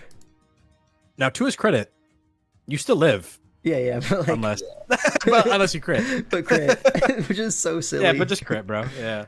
Cool, awesome. Now Garchomp gets confused, and okay, so we've And I lost think our Cloyster. we're all a little confused, aren't We've we? lost our Latios. What's gonna come in and revenge this Garchomp? Well, probably get an auto with our Steel or something. Try to get the ball rolling. Not really anything else to do here. We go Volcarona. 10-4. Attempt 4. his setup sweeper will work. Okay, bro, wait, stop. We have to talk about this. So you're telling me, so this Garchomp not only has max special defense and max HP EVs, but it's also got max speed. Because in what world does your fucking Volcarona underslow the Garchomp that is max SPDF, max HP? Like, how does that? You have to be no speed. Like, The bulk is lower speed than Cloyster as well. Yeah. I don't understand how that got outsped. I'm just so confused. Yeah, it's an interesting speed sandwich there between Cloyster, Volk, and Garchomp. Yeah, can we request the pastes? I think we can infer a little bit that this is max defense Volk with like Will-O-Wisp, Quiver, Roost. Because there's no bug resist on this team, so it can be Mono Bug Buzz, which is probably what it was. But yeah, But you know, we had a Celesteela. Probably not. Yeah, the we had a move. fucking Celesteela, bro. Like set up on the Manectric, set up on the All right. Uxie, whatever. it's time for the Cold War. It's in. Now, is this thing Z? Because like I remember It watching is. here, I was like, dude, if he gets the Z turn right, like he has a chance, right? Nope. Oh, We okay. just- cool. Yeah. Nice. It's okay. We Nice, go dude. Nidoqueen, and if we live this V-Create and Earth Power this, low-key, Celesteela would still lose because there's a Manectric, but we Sucker Punch for 26. Yeah, that did big damage. We freaking died of Fucking V-Create. banded, bro. Yeah. And now Sally comes in, and it's just over. Am I tripping that if he like Z quaked the Victini, that there was like maybe a chance? I mean, Also, I just want to was it Z-Quake? Right? Wait. The Rocky helmet. Oh, okay, bro. Brother. The Rocky helmet, bro. Autonomized Rocky. Bro, who built this? I gotta know. Probably Ryan and Ditto, if I had to guess. Did iPro recreate the McMegan effect? Now, correct me if I'm wrong, that's like your opponent just decides to throw spontaneously because you are McMegan. Is that what that is? I'm pretty sure that's what it is. This is just an aura diff moment, man. Like, Yeah. What can you say? I'm so confused. GSC Garchomp though was obviously the MVP. Yeah, again, right? obviously. He just came in and killed 3, didn't, including I taking guess- a +2 That were Gen 9. Latios Dragon Balls. I guess That when you was have Gen 4, 9, that Dragon Pulse is doing 200%. Like if it were Literally. SP. True. All right. Well, that was awesome. And with that, the Subway Surfers do win the week 5-1, but there's still 2 more games to be seen. Now this one is Harris versus Sablo. All right, this one I felt that Harris had a fantastic matchup, especially this Darkrai. Because if you look at Darkrai versus team, what's the response to like Dark Pulse, Ice Beam, Psyshock? You just kind of kill the whole squad. What would you do if L5 your player shows a Pokepace of Auto Rocky Helmet Steela? I'd say, you know, that's awesome. Let's come back again later and try again. You know, like it's a little bit of a silly paste, yes. oh nice, we're just keeping your dunk on for the next 4 hours, right? Oh, you did not. It's like when your parents tell you next ad break, you're going to bed. I was trying to stay as quiet as possible. All right, chat. Do we kill your dunk or no? Type 1 if you think we should kill your dunk. I'm on my knees right now. Pause. We know how good we know how good 3 commentators works, right? Like W. W Riz. I see a lot of ones from you, Hoodles. Does this guy hate you? Bro. All right. Surely that counts as One one gifted goal, to right? keep your dunk. That might be raw, actually. But anyways, Harris versus Sablo. I thought the Darkrai matchup was really fantastic. The Garchomp matchup is also really good. I mean, Urshifu always has a good matchup.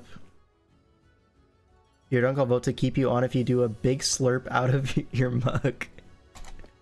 Yo. Bro, Any I didn't get the slurpers in the mug chat? yet. No I'll do mug? the slurp when I get the mug. Okay, well, Dude, there's a lot of context to this. Like he does like these challenges in DGBA, where he like if you it's like weird challenges. If you win, he like delivers something to your house.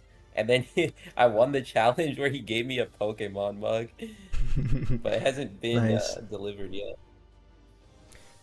Well, that's some awesome lore. No problem. Yeah. Yeah, I think we're just gonna kill your dunk. GG. No, no. Booyah. There he goes. Poor guy. Yeah.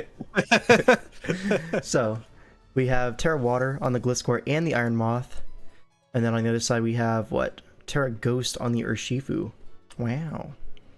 So obviously, Terra Blast coverage for pretty cool Sinistra. team from Sablo. I really like seeing Manaphy and SV. I feel like the guy has potential. It just hasn't been tapped into yet. Now everybody cries, "Oh, it's encore fodder," but it's like, bro, you position it right, or you have the mental herb. I feel like it can surely get like a kill and a half and pull its weight, right? Right, yeah. Why is there a Shaman on the screen? Shaman Loki is one of the best grass types in SV, let it be known. Okay, you're For no just, reason. No, you're just capping like crazy, bro. I That am. guy's ass. I That completely guy is a lied. healing wish. No, that is a healing wish burger flipper. Let's get the set. Has get the healing score wish straight. automatically good in SV? Let me know. Yeah, pretty much. Yeah, that's how most people's brains operate, unfortunately. See, I say that not as high praise of Shaman, but where are the good grass types in SV? They just don't really exist. It's like the Iron Leaves Overpawns. is right there. Iron Leaves is right there. but Exactly people my are point. they're not Cool. ready for it. Yeah. They're just not ready to have that discussion. I'm Okay, not Sinister, ready. bro. What do you mean? The grass type is on the fucking screen. Yeah, there's That like is one in the grass whole type. format. Isn't like Gourgeist in SV? Yeah, Appleton is right there. Yeah, awesome, cool. Why aren't people using Gourgeist, bro? Like, Why can we aren't talk they? about that? Great question. Like- Let's figure it out. Is Gourgeist the next big innovation? Yo, DCL mids, get on that. All right, guys. Next L5 video is going to be a video on Gourgeist and SV and why it's viable and why you need to start drafting it. Yep. We're going to start turning the propaganda wheel. Yep.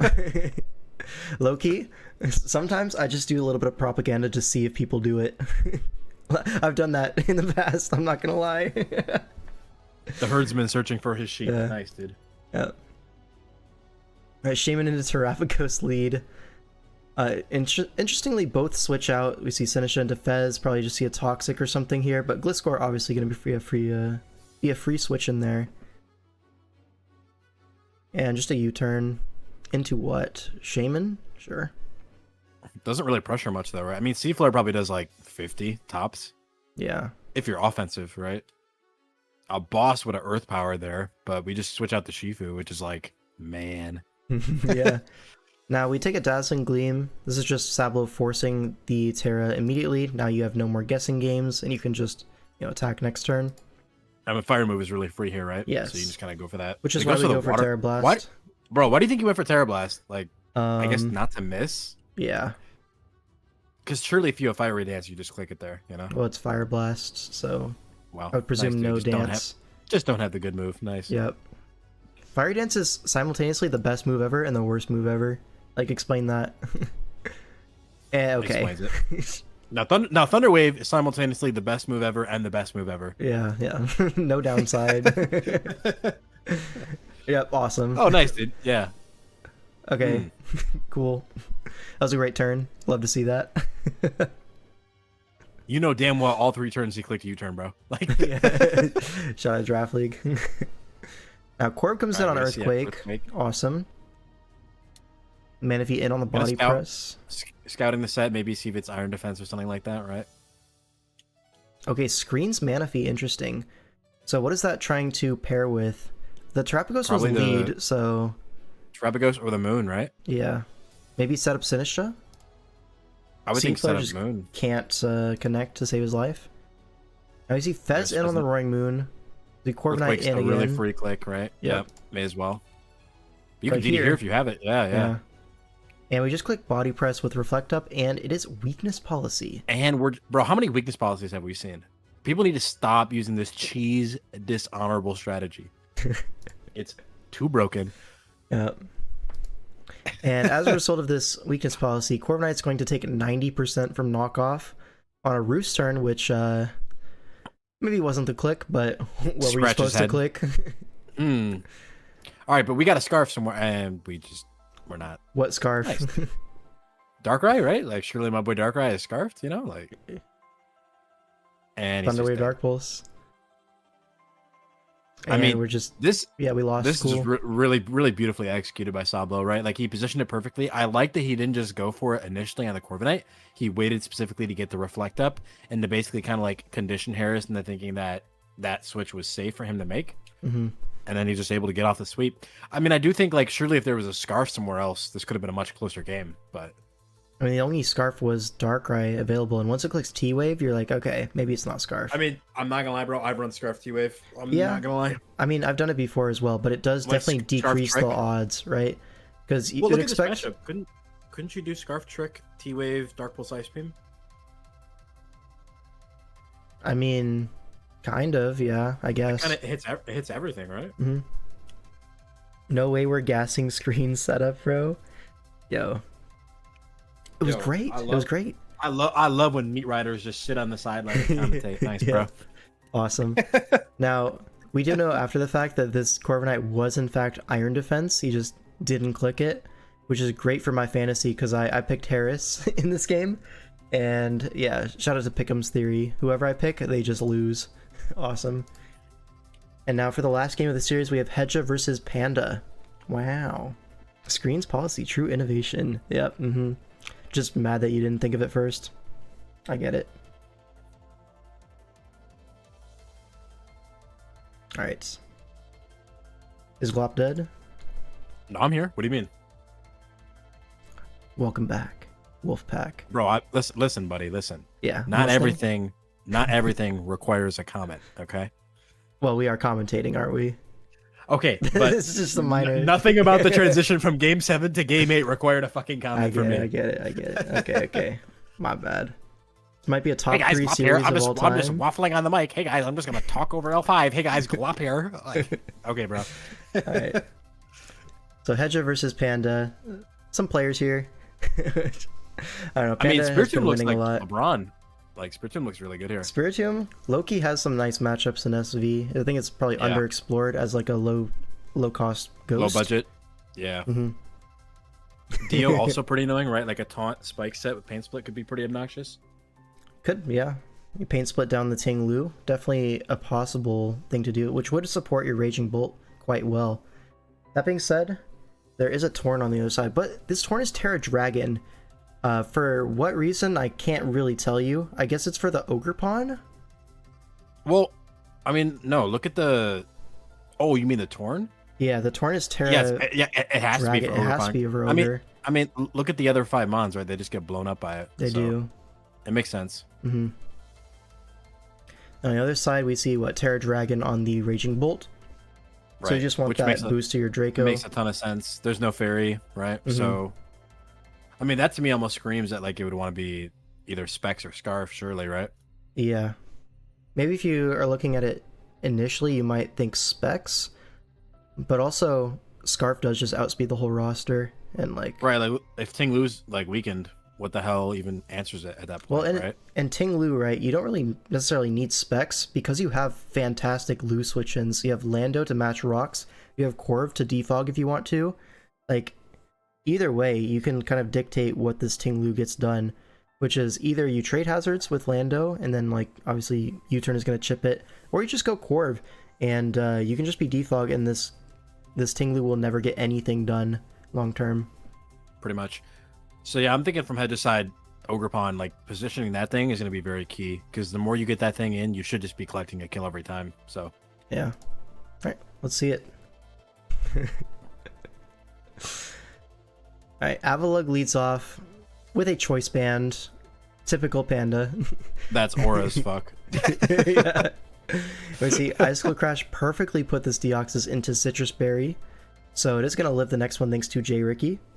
Got the stream hooked up to my JBL speaker so I can hear it throughout my house. Booyah! No, that is Nice. badass. Awesome. So lead Deoxys with a knockoff Citrus. You're gonna probably see some hazards go up. And is this Avalok spin? Probably is, right? But you have a Spiritomb to come in, so it gets a spike up, and now we're gonna see a Spiritomb in. But just another ice. Bro, 51. why did that do 50? I thought we and your knocked the band is ban. knocked? That's what I'm I saying. thought we Like, knocked what? this. What? Oh, I see. Oh, I get it. He's got choice band and never melt ice. Like, clearly.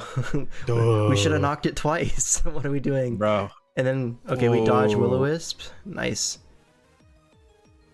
You don't entirely lose a Spiritomb, but unfortunately you kind of lose the exchange. Yeah. You got to choose between Wisp and damage at this point, right? Mm-hmm. And it's gonna be Wisp. All right, so I mean, lead Lug gets basically 1.5. Yeah, that's a generational performance from Avalug if I've ever seen it. I'm gonna go down to the Ogerpon, but that's probably fine because now you get your Torn in, you get your Terra off, and now this Ogerpon is no longer really a threat. No, that's a really ballsy stand by Hedja, but I like that. Like, basically saying you're not going to Bleak Wind here, because that would have just blown it back, right? It Gets would, the yeah. knockoff, which is huge. But now you have your Deoxys sack, so not the end of the world. Now Raging Bolt comes in. Oh. This is Screaming Scarf. World's most obvious Scarf. Hello, I'm it. Scarf. Oh.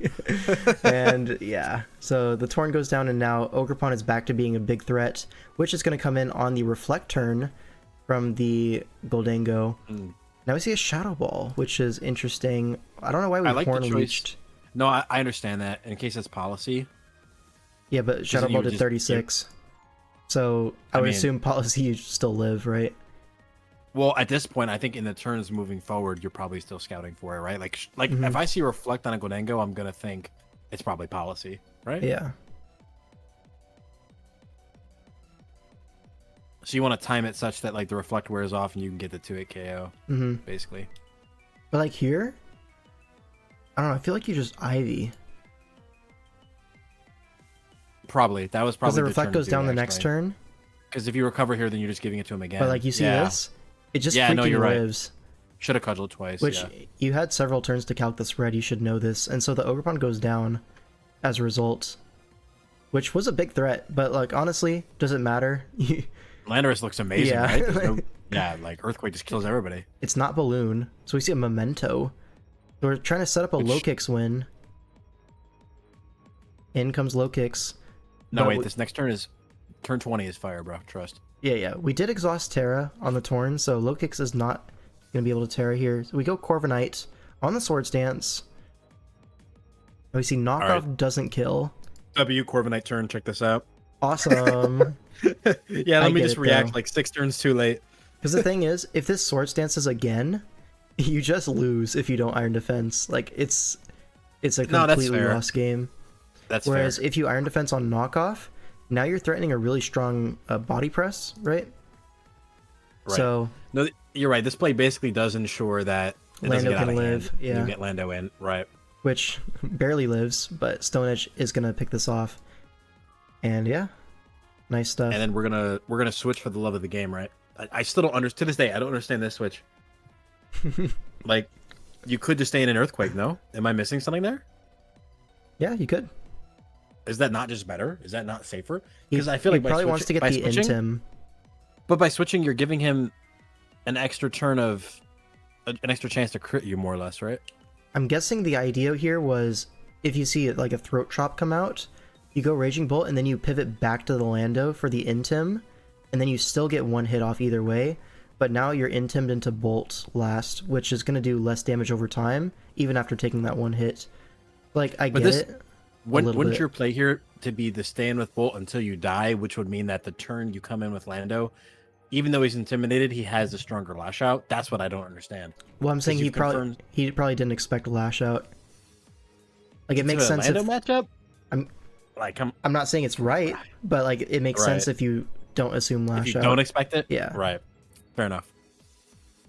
But I don't here, know. like, I'm just thinking if I see a Tinglu save to the end game, right, that tells me it's not going to be a hazard set. It's probably like something offensive. well, I think this is Surely. AV, right? Terra Right, Dragon, right, that's Dragon what I'm- Pulse doing that's what I'm- 20. So that would be even more likely to have some weird coverage. Mm-hmm. Maybe I'm being pedantic about it. Maybe. Well, this Intim is going to power up the Lash Out, so if the Tinglu survives this Earthquake, and it doesn't, of course. So, Hedja wins the game off a pretty strong start. Getting rid of that Torn was such a big deal. Well, yeah. strong start was definitely more on Panda's side, bro. That Avalon yeah. was just killing everybody. For sure. He definitely clawed it. He definitely clawed it back and made the plays he had to. Like, Mm-hmm. I think if he hadn't knocked off the Torn, that could have been problematic. Yeah, for sure. All right, let's look at the next series, which is going to be the Yarn Yoshis up against the Zero Fox Gibbon. We can skip this game. This game is kind of a nothing burger. You know what I mean? Yeah, I get it. So these teams, right? Foxes, I believe, are second seed going into this week, and Yoshis are by far and away the bottom seed. I think they, going into this week, they would have been, what, 2-14 in games? Yeah, 2-14. So some might say that ZFG are favored to win this series. Some might. Let's see if that's the case. I wouldn't. I'm always rooting for the underdog. Let it be known. Yeah, well, this night might not be the series to do that in. Spoilers. Yeah, we do see Terra Electric on both the Iron Crown and the Iron Moth. And on the other side, we see Terra Water Goldango and Terra Dark Weavile. So this Weavile could be pretty strong, or, you know, defensive typing on the Goldango, you know, strengthens you into the, what, opposing Lando? Opposing... Water sits on basically the whole team, Yeah, right? it does. So it could be like Water, Nasty Plot, Fizz Def. That does look pretty strong. We only covered Make-A-Wish versus Subway Surfers. Yep. Yo, Loki, I'm going to make the call now. Just keep the Subway Surfers up in the top right. I think it adds to the stream. Yeah, I did forget about that, huh? No. It's good. It's good. I think everybody's happy, right? Yo, if you want the Subway Surfers to continue, you have to like the stream. I'm looking at the number. If it doesn't go up significantly, Subway Surfers will be going away. All right, chat. If you want Family Guy reels in the corner instead for the next series, press 2. I'm not doing that. That's way too much work. Bro, I remember one time I like streamed a game of my RBTT to like some friends, and I had it was Roblox gameplay, and it was Family Guy clips, and it was Subway Surfers on the screen at the same time as I was explaining like what happened in the game. That's awesome. awesome. So funny, bro. Yeah. Happy for you. Thanks, man. Yo, can we get to 10 likes to keep Subway Surfers? Been a fan of the Fortnite gameplay. I haven't seen any with the Fortnite gameplay.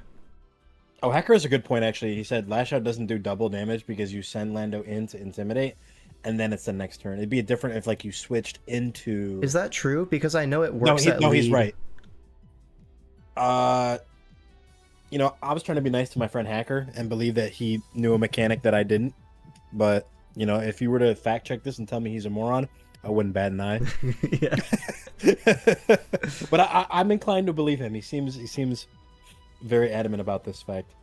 And it makes sense in my head, right? Because end of turn, you send out the Mon, and then the next turn starts. Whereas on lead, it's the same turn. Yeah. Well, it's like, depends on how the game, like, internal logic deals with the turns rather than how Showdown displays it, right? Because at the end of the day, it's just Showdown displaying it a certain way.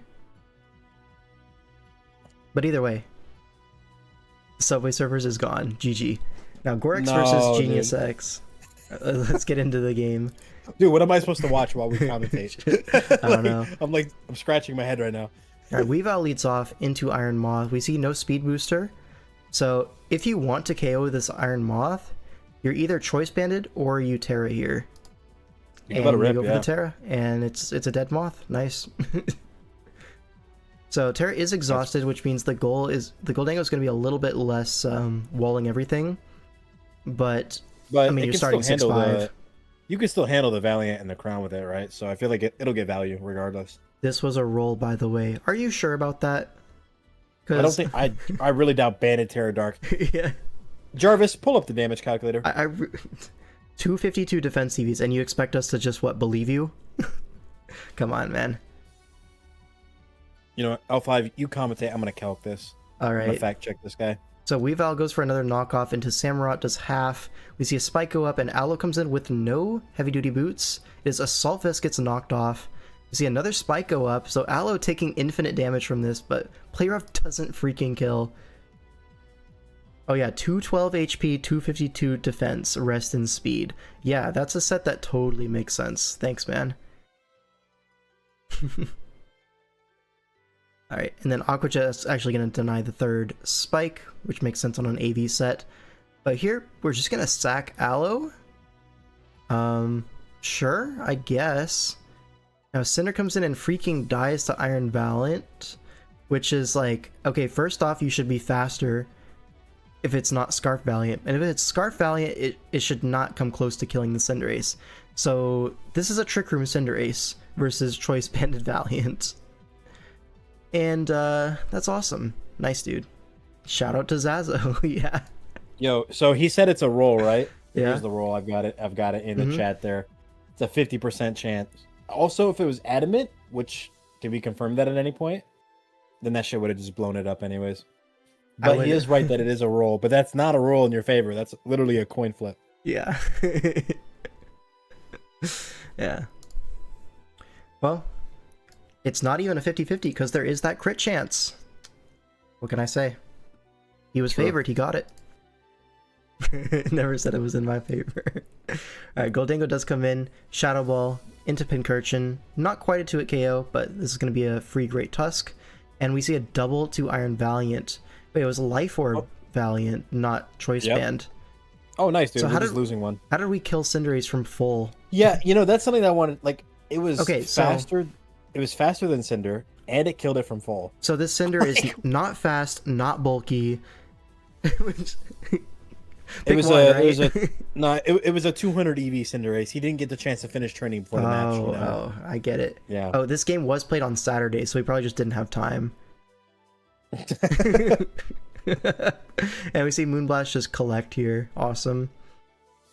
Goldango comes in, and we're just gonna get knocked off, but the Culver Berry does save you. And Shadow Ball doesn't knock you out. It puts you in Life Orb range, which is not what you really wanted to see. And now T-Punch is an aura play. Yeah. I like that. But now Lando comes in. We see Lando just or sweeps, not, the Balloon Glamora? No, we don't. Yeah, see you, bud. Yeah, good night. Probably Scarf, right? Yeah. Boom. Bro. There it is. It's so funny. This game started like so dominantly for Gorex, and like I would have thought Blinking, you'll miss it. Maintain that. Yeah. Yeah. But the thing that lost in the game was that Cinderace interaction. I don't know how you can be slower than Valiant, but and not still die. bulky enough. Yeah, not bulky enough to live a hit. Yeah, like what?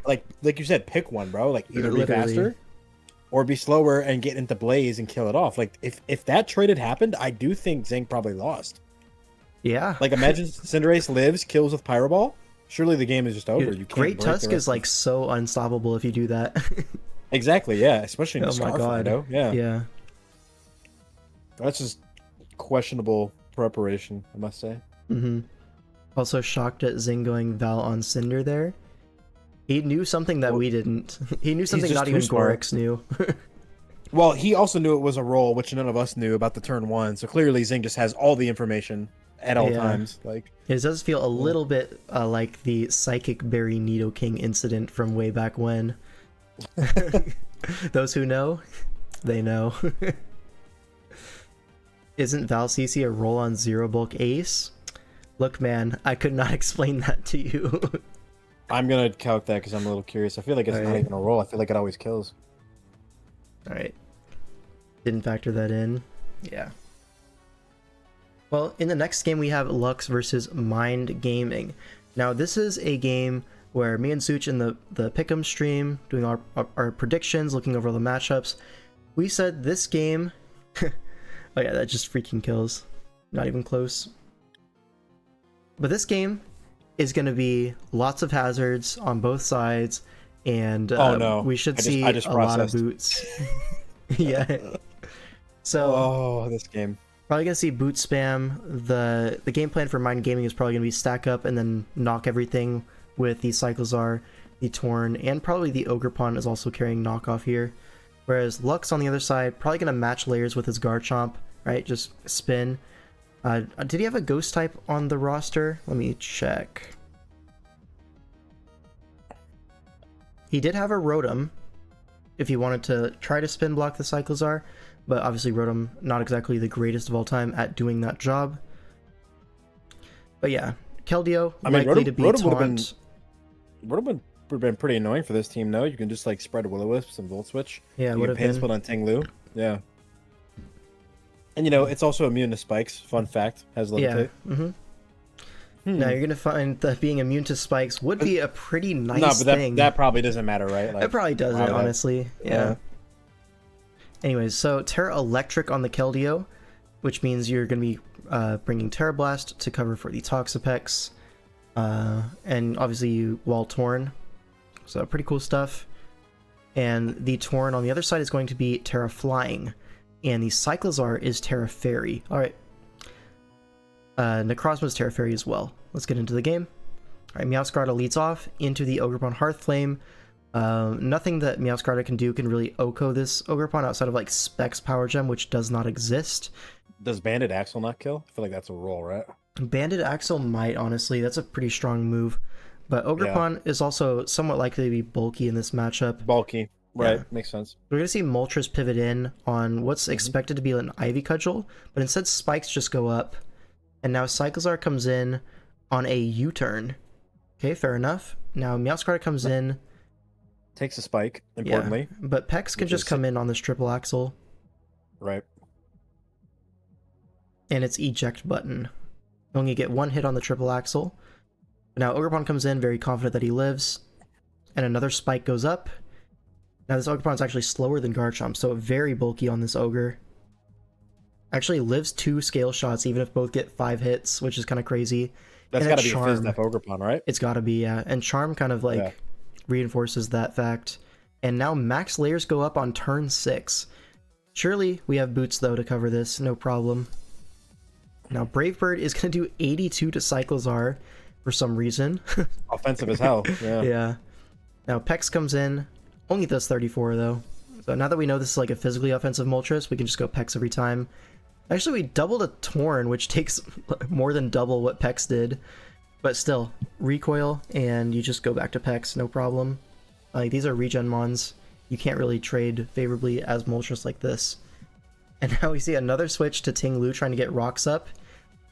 And yeah, this Moltres being so offensive makes you think, is this choice Moltres? And rocks go up. So if it isn't boots, it's just dead now. Meowscarada comes in, takes hazards. Flower Tricks into the Pex, which we know is Fizdef, takes 29. Nice. Doubles to Torn because you either stay in and Flower Trick, or I guess Taunt, I guess. Or you switch. What So- item do you reckon this Meowscarada is? I'm thinking like pads. It could be pads. Yeah, that would make sense. Like, but why would you not be boots? I'm just so confused, bro. I don't know, man. I just work here. You're threatening Axel, kind of, but like Pex just comes in for free. Like, wow. Did 11. Nice. Now Moltres is going to get sacked off to the rocks. Cool. Yep. Now Garchomp comes in, takes hazards, but we already know. I mean, Tinglu's here to wall this. See, the Sword Wait a minute. Stance Wait a minute. waits a minute. And it does 40. 42. Poor guy. Yeah, Whirlwinds on the spikes. Now Meowscarada, this is its last switch in. You just go Pex. You know what's funny? Whirlwind did just as much as a +2 Earthquake. That's true. When you think about it. It did more after lefties. Yeah, yeah. Okay, this not killing is really embarrassing for the Pex. Never, never do that, That is again. kind of crazy work. Yeah, yeah. But it's recover, so who cares? Which is kind of funny because like previously Lux had clicked taunt, so you just basically called out he wasn't gonna go for it there. Yeah, which was correct. And now Keldeo comes in, is not boots if you don't mind, you know, watching Take that. it 30. Yeah. Yeah, yeah. Now Cyclozar is gonna get sacked off to the Secret Sword. Nice predict from Lux, and it's Scarf Dragonite. Nice. Bro. There's no ground resist. So yeah, now Necrozma comes in, takes hazards because of course it does. And goes for a Dragon Dance on Ting Lu, but this is Fizdef Ting Lu. All right, we're breaking through. so- We're breaking through, baby. And we're Not doing even a 34. 2-hit KO, by the way. Not even a 2-hit KO. And that Whirlwind actually Now- did more than the Exorcisor, bro. Bez comes in, and what do you know? It takes hazards. So how much damage has these hazards done? I don't know. It feels like at least 300% by now. I reckon 300%. Yeah. Probably something like that, right? Okay, Toxapex finally does go down, but now, I mean, Torn comes in, Terra Blast flying, and that's just a sweep. Because everything enters at 25% because it comes in on rocks twice. Bro. Nice, dude. Yeah, this I was just- so I ju- dominant. So did Lux bench a remover? Like, was one of his bottom point mons a spinner? Let me see. Lux Genuine- benched or is- Fortress and Rotom. So yes, Okay, we could have spun with Fortress for a free. spinner into was no benched. ghost. We could have been like boots, spin, Okay, and that to would be have been fair though, serviceable, no? there was a Rotom on Mind Gaming's bench. So in theory, your Okay. Fortress is just completely hard-walled and can never spin. Okay, so but just to recap, so if you're conceding on the hazard control game, yes, you are. are you not then forced to play a boots dependent game? Some would say that. I would say that personally, but I know that Lux didn't say that this game. Now, to his credit, there are 3 very good knockoff users on Mind Gaming's team. Mhm. So I'm not gonna lie, this probably was just a matchup of all time. Like I don't even really know what Lux could have done, to be quite honest with you. I mean, obviously having boots would have been a good start, but if Cyclizar and Ogerpon are just knocking everything, you kind of just lose long term anyways. But I think the game plan should have been match hazards with your Garchomp. Like, if the Ogerpon or the Ting-Lu is setting hazards, you should be setting hazards back, and then probably trying to play around the Cyclizar spin as best as you can, like really punish that thing. Because you do have Right. like 6 Pokemon that can kill the Cyclizar on the spin turn, right? Where's the Subway Yeah. Surfer stream gone? Well, see, Bro, I told you. we're done. I told you. Dude, this isn't the Subway Surfers team anymore. That's cool though.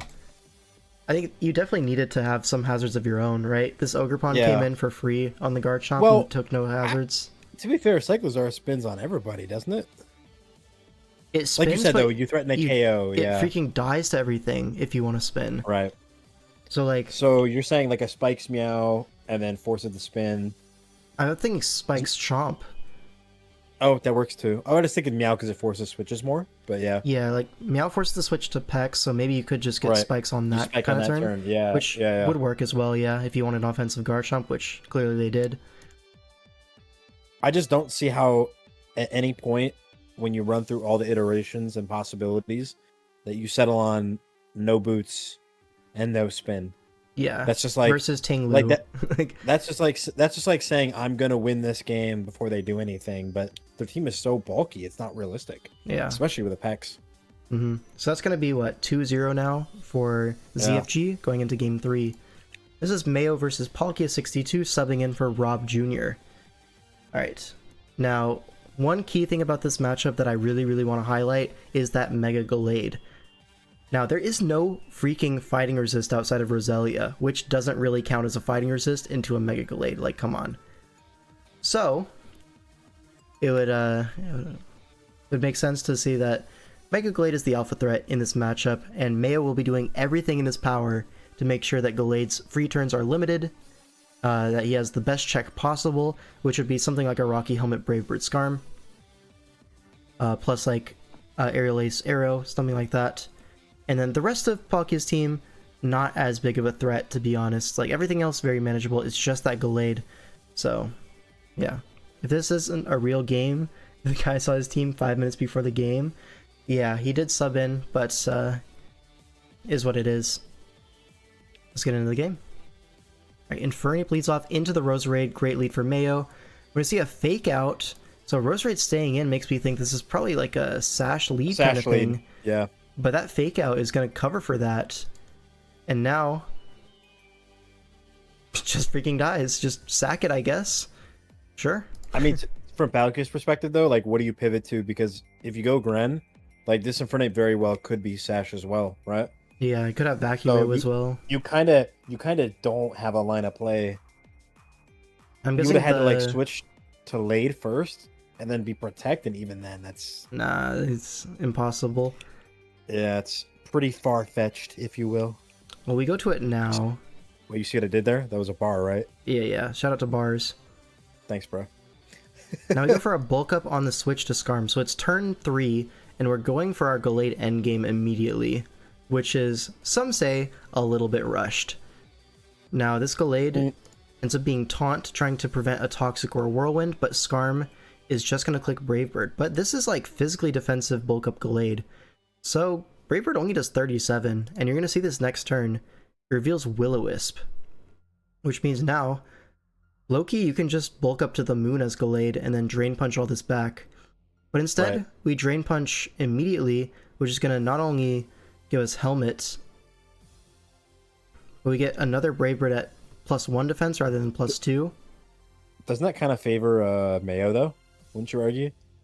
Yeah, because now the biggest threat to your team is at 40%. Well, you get Scarm off the field quicker rather than being, Taunted, burned in front of a Gallade boosting, yeah. Right. Because honestly, if this Gallade got a little bit more bulk ups, it could be like just a 6-0, to be honest. A Giga threat, yeah. But also, I think right here, maintaining HP is kind of hard in front of Helmet, Brave Bird, Scarm. Like, it's just going to keep Brave Birding, and you don't have infinite HP. And this is smart contextualization by Mayo, basically knowing that this Gallade's going to be slower than the Infernape, right? Yeah. You can't be that fast and that bulky, so... And Flamethrower actually killing is kind of surprising. I'm kind of surprised to kill... Yeah. Because this is definitely max HP Gallade at minimum. So, Flame doing 40? Like, is this like Charcoal on Infernape? But Charcoal Flamethrower doesn't really make sense. Like, maybe on like Fire Blast or Overheat sets, you could use the boost and power, but to use the item slot on Flamethrower doesn't really sit right with me. By the way, our third commentator just said, who else fake outs the inner focus Gallade? Nice, dude. Yep, awesome. So, yeah. If that didn't kill, though, I'm pretty sure Drain Punch just 6-0s this team. But, yeah, the biggest threat to the team is now dead by turn 7. So, game's over, I think. Donphan comes in. Can we talk about Blitz yapping in the game there? Rob Jr. really said, fuck my team.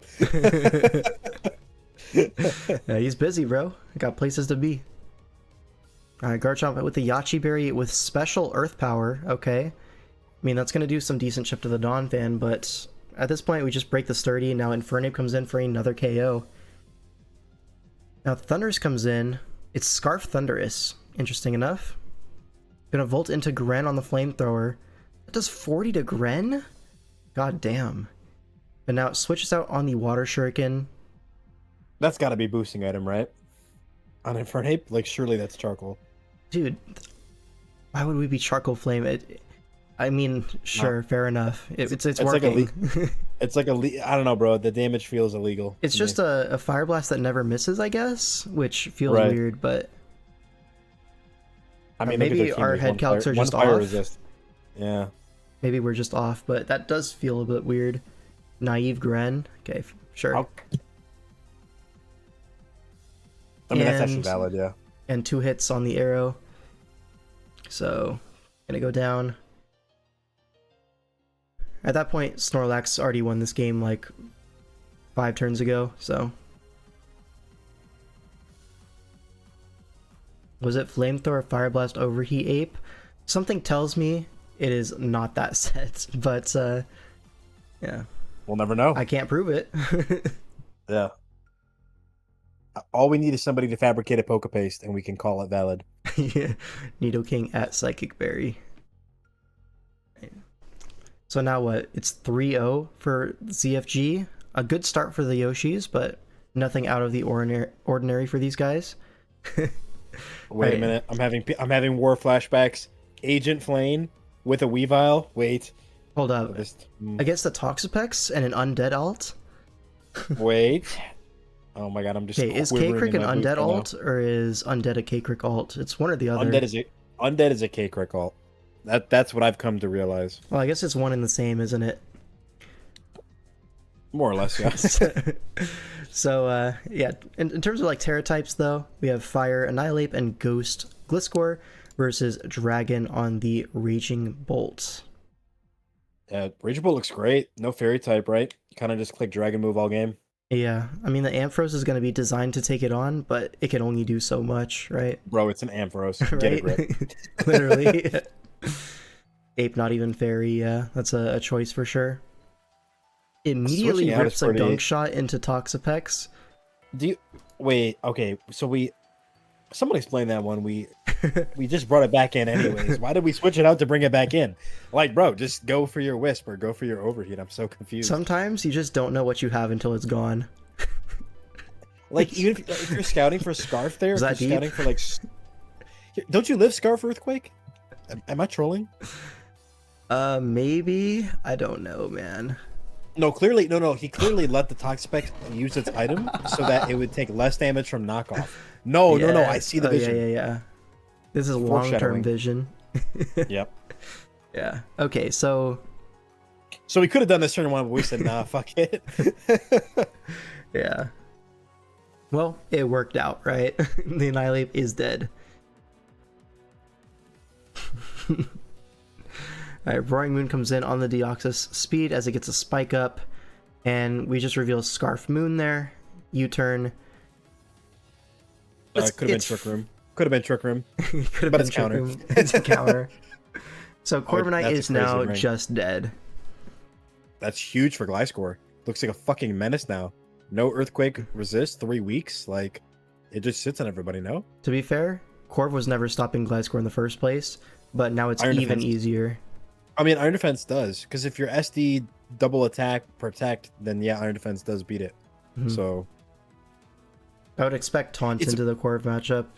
it's more so that it covered for certain Yeah, sets. Is what it's I'm way trying to say, easier. Yeah. Right. All right, now Weavile comes in to check the Roaring Moon locked into knockoff. As Pex comes in, Ooh, Jeff And- makes a good point. He was scouting for Final Gambit maybe turn one. Because if you lose your Sun right away, oh, that's true actually. that's a really valid point. Thank you, Jeff. And if you lose your Pex, it's like more so whatever. Whatever. Yeah, exactly. Okay, good shout. Yeah, I like that. But now, Oh no. I kind of let it slip. The pause was not fast enough. But +2, fling Big Nugget, and oh my god, it's Oh my just God, dead. We just have a clickbait title, nice. Oh my god. Yeah, and Alright, well, we know this guy's specs as hell, right? Based on the Annihilate kill. yeah, so you just kill this, So this is getting gedoinked. See ya, bud. and now what? What comes in? Screamtail? Right now you probably just lose, right? You Like, probably lose, yeah. Encore's into the knockoff, nice. saying, "Yeah, please take more of my Pokemon. In fact, I'll force you to take more of my Pokemon." anti-shout out J Ricky there. Yeah. No citrus berry to be had. And I just love that this thing's name is Monso Cheeks. Yeah. Now Gliscor comes in, Scarf attack booster Moon, pretty strong. Average gonna clean to it kill the Gliscor, but you do have your shell, and you do have Ice Shard in the back. So we're gonna go use up the shell on this Outrage. What do you click here? Rock Polish, so you're gonna be faster than Moon. Do you have Dazzling Gleam? D-Gleam? No Don't have D-Gleam. Dazzling Gleam, so it could be a roll to knock you out there. Lives on 1, like a boss. Starstorm knocks this out, and now Raging Bolt comes in, but there is an Ampharos in the back, which some say is a Raging Bolt check. Okay, there's no Thunderclap, which is strange. So probably going to be like Quite peculiar. a choiced Raging Bolt. Oh my god, the one Mach Wonder Yeah, this is here. specs for Wait, sure. Stop. Hold up. Yeah, tell me why you -2, but you still took 40. Like, Yeah. bro. Yeah. But it's a Light Screen And the Eerie screen. Impulse. No, this is tactical aura farming for Weavile. Like, Agent basically said, yeah, no, I want one more kill for my goat. Yup.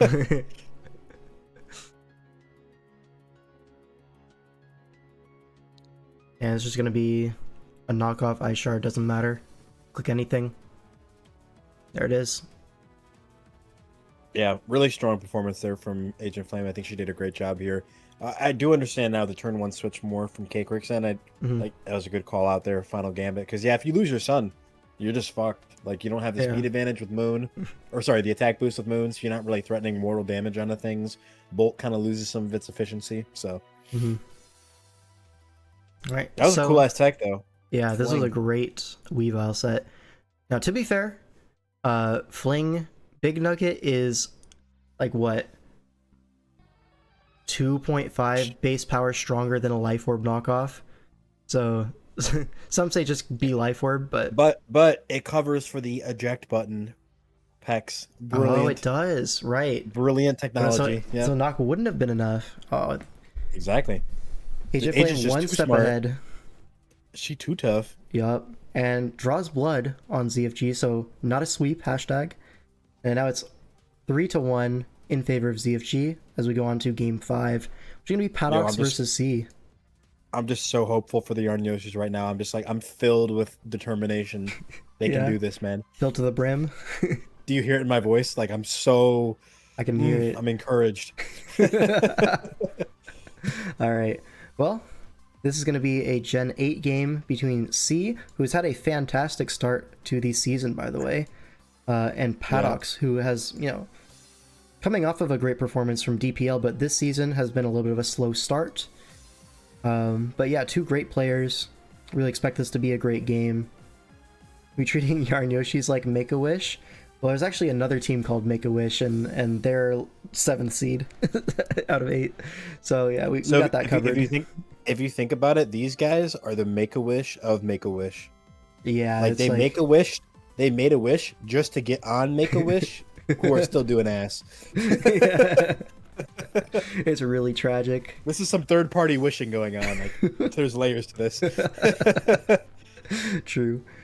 But anyways, yeah, Zam is a gigantic threat, as well as Physical Thunderous was like the number one threat, I think. I guess I should actually talk about this. Yeah, Physical Thunderous with Defiant into double Intim, potentially. It's definitely one of the bigger threats to this team, especially considering the natural physical bulk of these guys is not that great outside of Lando, which just gives you this +1. is like, I'll say this, right? Thunderous, I think Thundy Eye is terrible in Switch, for the record. I think it is like, you should never draft them on. I just don't see what the niche is. That being said, if you pull this exact matchup, like, yeah, he should be Thanos. Like, he looks like a god here. Yeah. So I'll give credit there. Also, Zam, like, it does look really threatening. I think there's definitely some funny stuff you can do with Zam to get around Celesteela. There's like seismic toss, whatever, guaranteed chip. I've seen Zap Cannon be run sometimes. Yeah. I was looking for the gravity user, and I'm like, he doesn't have one. Rats. But if he did, that'd be aura as hell. It would. I think Nihilego can be dangerous with Glowbro and Chomperlo. Okay, but Glowbro should always be healthy just by regen existing. And also, Zam is naturally faster as well, right? Yeah. Could be Sash, Magic Guard, so that's like a backup check on the off chance it's a speed boost Nihilego. So, like, Paddox does have a lot. Also, Aqua Jet, Prim. Like, there's a lot of counterplay, I think, for that guy. Yeah. Although, obviously, like, right, the rock resist is kind of shaky. It's just the Chomp, which you don't want to have to switch in every time. Yeah, G-King also kind of functions as a rock resist here, but... Okay, Zam leads off into Latios, where you see immediate Trick Sticky Barb on the Steela. Cool. I like that tech. Yeah, that's that is nice. pretty cool. Like, I like it. Yeah, you would rob, like, an AV from Scrafty, potentially. Or you just get rid of the Selly's item, which, like, look at Paddox's team and look at Leech Seed Celesteela. It's so It's annoying. kind of a headache. Yeah. Yeah, like, so that's amazing that you have that guy on a timer now. And revealing lefties basically confirms that this should be like a lead seed set. Yep. Now G-King comes in. Which is a Doubles out Thunderous, the Thundy but like a beast. there is no Intimidate, which Intimidate would have hit the Slowking just by speed mechanics, but we reveal that it is not Intimidate, so it's probably Shed Skin. Especially after this turn, we see U-turn does nothing, and then Toxic comes out. It's not going to be Moxie. So Shed Skin, Scrafty, could be Rest. Regardless, it does get a Toxic on the Primarina, which is going to be a pretty big deal. Selly comes in on the Thunderous, so a nice switch into Thunderous, and Thunder Punch comes out, gets a Para on the Nihilego. Doesn't do a whole lot because this is Biz Def Rocky Helmet Nihilego, which I guess is kind of the best response to this Thundy you can ask for from this draft. I will say, like, that to me, like, that demonstrates that there was a lot of understanding going on from C's side in terms of, like, what they should expect in this matchup. They saw this coming. That is such an awfully specific set, right? Like, Thunderous would have to run Iron Tail for this scenario. Which it could have, to be fair, but it probably wouldn't kill from that range. Yeah. Now, rocks are probably going to get traded here, as Garchomp is the only rocker on this team. The nice thing, too, is that frees up Landorus to be an offensive set. So you can be like a Swords Dance set or something. Nice roar from Paddox there. Interesting enough, this Scrafty is Boots, which is not something you see every day. Is there a Spiker on the bench that I'm missing? It is Ferrothorn on the bench. All right. Which that does make sense, yeah, because like Ferrothorn should be spiking, to hell and back in a matchup like this. Yeah. And now misses a Super Fang, which is a big chip that you're missing out on. Definitely. I'm wondering, what do you do? Is like, yeah, this is a weird turn for Paddox, right? Like, you almost want to flip turn, but there's Jelly right there. If you throw off a Toxic into like Scrafty, that's no good. It's just gonna get Shed Skinned. It's like, it's kind of hard to make the right call here as a Primarina. Yeah, Draining Kiss Leftovers makes me think this is Calm Mind, maybe even like Sub with some speed to be faster than Jellicent, which that set is going to be completely useless when it's Toxic, as it is. Right. Like, otherwise, yeah, Calm Mind Prim could have been pretty annoying if you were like Sub Calm Mind fast. Like that Yeah. could have been really annoying. That for, could have just Fleece team. won the game. And it's just like, swept. Yeah, like swept. What did they yeah. do? No, I'm Oh actually my looking at it God. now. Yeah, like you literally just Yeah. lose. Yeah. So really clutch toxic from that Scrafty earlier. Like he really needed almost- that. Yeah, like that Super Fang missing like doesn't even matter because now that's on a Yeah. timer. Hmm. You know it's Draining Kiss. Like if it was a Specs Prim, way different game, right? Yeah. Okay, Scrafty takes a poison from Sludge Bomb, brings it very low, knocks off the Primarina, which makes sense. You just want to use up your Primarina HP when you can. It's a completely useless mon in this position. You can just Kiss at this point, preserve the Primarina for like one more switch in, but Yeah. it's gonna give Jellicent a free recover. Your punish here is what? Get Thundy in? Makes sense. Ooh. Oh, now that's Nice. interesting, right? What, like, wouldn't you almost want to be recover instead? Like, I get strength stat from the perspective of you know, slowing down Garchomp, but Swords Dance outpaces that. It So wouldn't does. recover just be better, generally speaking? What's the reason to be strength? I guess you try to Ferrothorn, it would wall just be Ferrothorn. Ferrothorn? Yeah, it's really Right. just Pharaoh.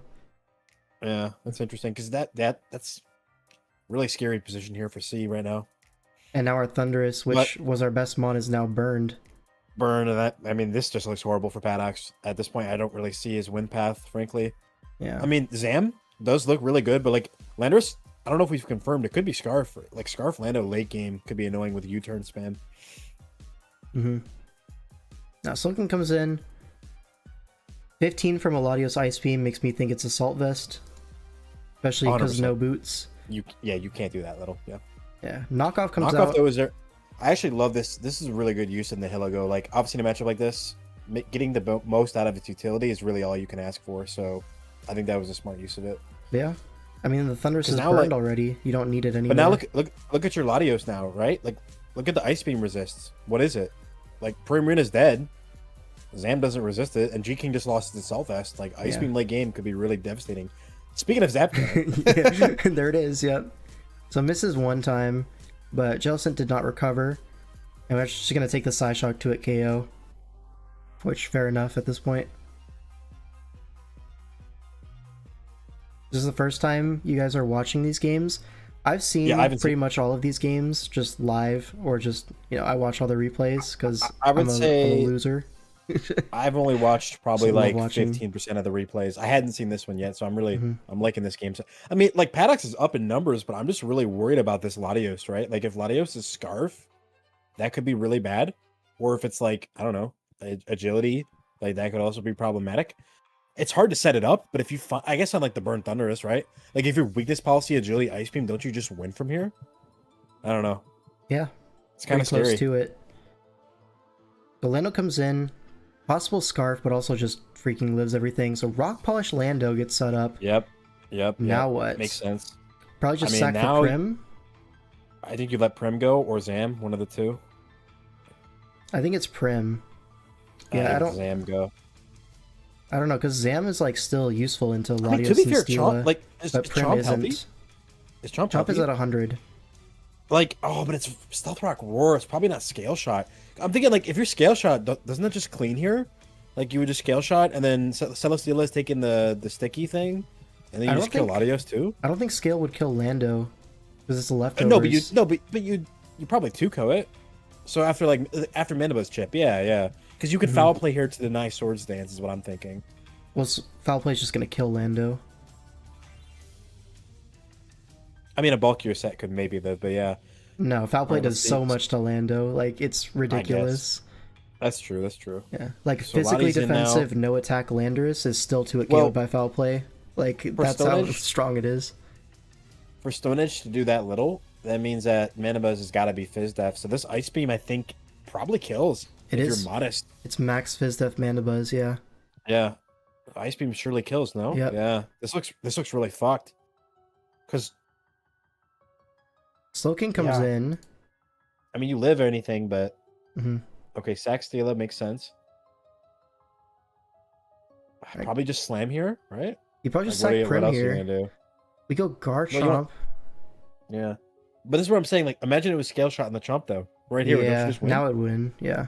Yeah. Gets Thundy in. But like now what? Thunder Punch KO this, but now you have Right. burned Thunderous in front of Latios. This is giving up the agility if it has it. Well, Not yeah, that really if it's matters, got to it. be honest. It's I mean- faster than everything. Right, Scarf. I mean, Scarf would probably not win because you could just like repeatedly bring in Slow King, and ooh, I think that was wrong. I Yeah, don't think going. I think you needed to like sack the Prim first, no, yeah, I think so. and then bring in G King safely because then you could like Sludge Bomb or Ice Beam. Hmm. Probably Sludge Bomb. Oh, there's the There's the that's agility. it's over. It's Yeah, over, bro. That's gotta win, Prim's right? dead. We get some regen back by Regen, right? sacking Makes sense. Garchomp. But see, like, now you died to Ice Beam here. Hmm. Yeah, they just lose, bro. Because Lottie doesn't die to Sludge Bomb. Yeah. And I don't think it dies to Ice Beam either. I want to say it does like 50. Well. Oh, you just crit. Yeah. Oh, nuts. That didn't matter. What are you going to do? So, see, but if you go back a couple turns, you know what I'm talking about, right? This Like, turn here. Yeah, like, you needed to not go to the Slow King here. I think you needed to sack Prim. Yeah. Because then what you could have done is you would have brought in Slow King, click attack, sack, bring back in Slow King, sack, bring back in Slow King, and you probably live the you next get 2 Ice Shock. attacks off. Right. So That's unfortunate. Ice, Psyshock. The last one has to be Mystical Fire for the Pharaoh, I think. Right, you can't just be Ice Beam, Psyshock, and the Ferrothorn. So I think Yeah. assuming, like, once you see the agility, you should know that this thing isn't going to boost its special attack. Hmm. So you would be pretty free to win with Slow King. I think so, yeah. But him going to it initially just fucked him over. Yeah. That's going to be That's the game. unfortunate. I feel like, yeah, Paddox could have won that. He I really mean, to could've. be fair, really well executed by C. I think their prep was really strong here.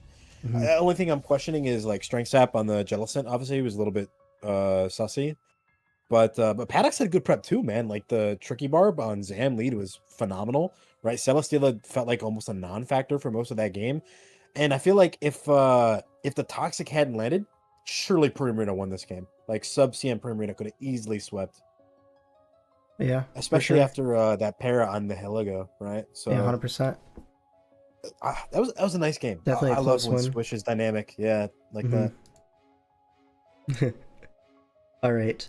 That's going to make the series, what, 4-1 now? 4-1. Oh my so god. Yoshis need to win out to tie. We have the rising star of the yarn, Yoshis, Moscow. Their one hope. Yep. So far going into this, Masco has not lost a game, which is crazy on the Yarn Yoshis, but it's true. He's like 1-0 and he was like benched 1 week. So undefeated. Their only undefeated player going into week 3. But he's playing up against Soggy Doggy Sage, one of the best SV players in the format. And yeah. See a Gren Mirror. Raging Bolt does look pretty strong, right? But you'd expect something like a Spadef Jirachi to keep it somewhat in check, maybe an AV Tusk. There's definitely tools on Sage's side. Whereas on the other side, we're pretty weak to a lot of Sage's stuff. Like, this Great Tusk, I mean, Vileplume, I guess, is going to be your stop, but you better get that effect spore quickly, or it's not going to last very long.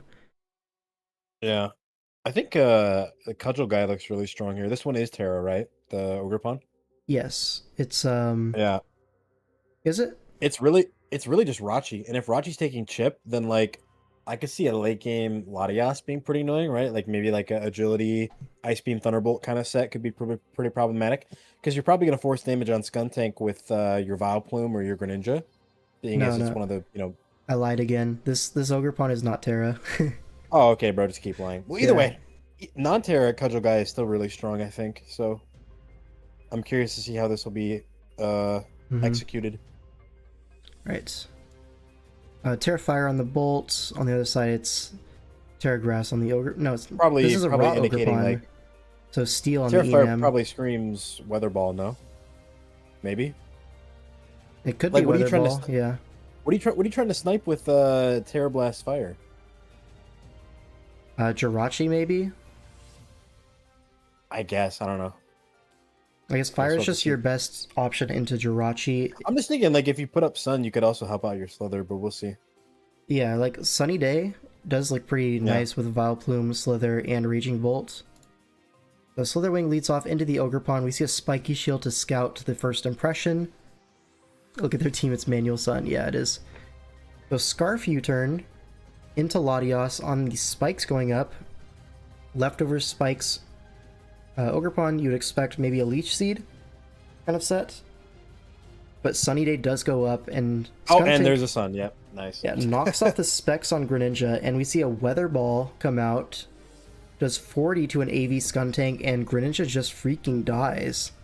So Skuntank putting in the Lord's work right now. Raging Bolt comes in though, and goes for I've a been saying Skunk booster, is the goat. Oh nah. Photosynthesis, Terra Weather Ball, and Skunk still eats that up. Knocks off the Choice Scarf, which is going to be a big deal. That's diabolical. How does that live? What's up, Amy? Okay, so Great Tusk comes into Revenge because, you know, Headlong is free. Because, you know, Great Tusk, yeah. But Wait, free you said. Free you said, wait a minute. I did That say guy's free, on but a it balloon. appears I didn't mean it. We Yeah. put close combat anyways. It does Because we're aura as 49. fuck. Yeah. That looks like... I guess you don't got to worry about the effect spore, which is nice. Yeah. So here, Okay, wait a minute. switching out... Why did the Enamorous switch into the Vileplume? Well, you're expecting a grass move from Chlorophyll Vileplume, right? I don't know. Guy like me, I'm sacking my Skuntank at 5. Thoughts? Some say, yeah. Okay, all right. Yeah, let me just take 30 on my Enamorous for fun. Yeah. Cool. Looks to be Assault Vest and Enamorous. Then stays regular form on the Sleep Powder. So now the sun is gone, you can safely Right. Terra Steel and wall this thing. All right, Terra Flint But and the Steel. sun I is see back vision. up. And Bro, what? there's no grass move Alright. on this guy. All right, so we're You're gonna sack actually- Skunk, right? There's probably no Right now? no poison move. It's probably a grass fire coverage. So now we sack the skunk. Nope, we sack our Enam. Awesome. Okay, bro. What the fuck is Sage doing? Alright, Sleep Powder a That is little bit that to is the greedy left. as hell. No, that's greedy. You should have just, bro. You have such an advantage. Take your damage where you can get Right. it. I see people do this shit. Like, no, take your damage, bro. Now you're getting Jimmy G'd by Iron Head. That's crazy work. Yeah. Now Lottie comes in on the rocks. No, think about it. If you just weatherballed, Jirachi was dead, bro. There was none of this rock shit would have Okay, happened. but consider the following, right? Latios Considers it. Sunny Day, Healing All Wish right. into Vileplume, Okay. everything Good dies. sweep, no? It just All right, wins. So my boy Mascow's got this in the bag, right? Is what you're telling me? Yeah. So here's the Sunny Day. All right. We're Step paired, one. but unless you get All right. paired down from full... Oh, No, wait, oh, bro. You know, I'm you convinced can't these make players this are up. just Like, yeah. These guys are just switching and staying in for fun at this point. Like, bro. yeah.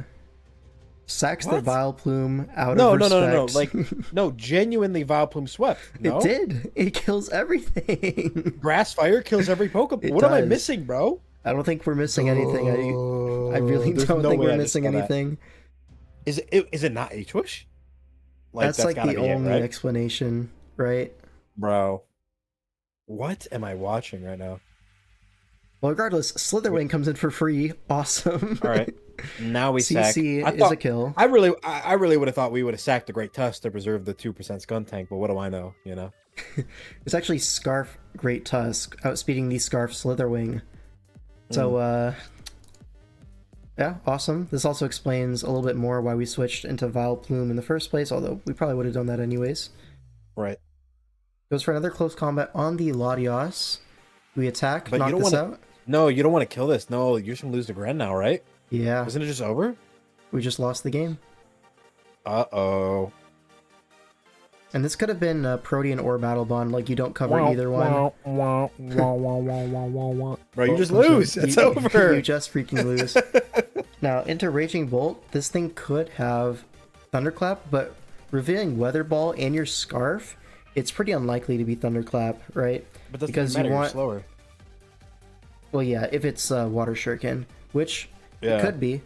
We'll find out here. Well, why the hell And would it it not is. be? Yeah, oh my god. hmm Bro. And that's gonna be the game. Shout out to Greninja. Jesus. Okay, I'm still trying to wrap my mind around why Vileplume sack. Yeah. didn't happen. Okay, yeah. okay, Now, so- to be fair, so Sun Turns, I think that you wouldn't have been able to kill everything, but you could have like maybe set it up with a different It's, guy later and then Heat just Rock. finish the job. It's Heat Rock Lottie. You had plenty of turns. Bro. In fact, you had This turns is to great. spare going for Sleep Powders if you really, really felt like it. That's crazy, dude. Like, was it just like, did you just get scared? Did you start like shitting your pants? I'm trying to figure this out, bro. Yeah. So Latias is Weather Ball. Yeah. It could be Draco Weather Ball Healing Wish. I think that's what makes the most sense to me in terms of coverage versus this team. But yeah. Scared of getting flinched or just doesn't have it? Only explanations. What do you mean getting flinched? By what? Iron Head Jirachi. That's what it was in front of. Oh, well, no, bro. You got to go for it at that You point. do have to go for it. Yeah. Mistake from Masco. Leads to a For loss sure. to Gren. And now we're back to VGC. Time to lock in. Because we All right, actually is got to this me? concentrate to actually get these right. Is this me locking in, or do you want to lock in first? We could both lock in a little bit if we want. I don't, I You don't go know. first. All right. You go first. I'll Idol versus Repeat. So Repeat on the side of the Yoshis. Idol is on ZFG. At this point, the series is over. That's in this 5-1 now. But still, games to be played.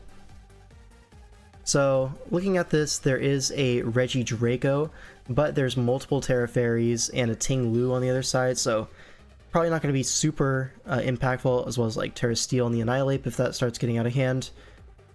Probably not getting too much done.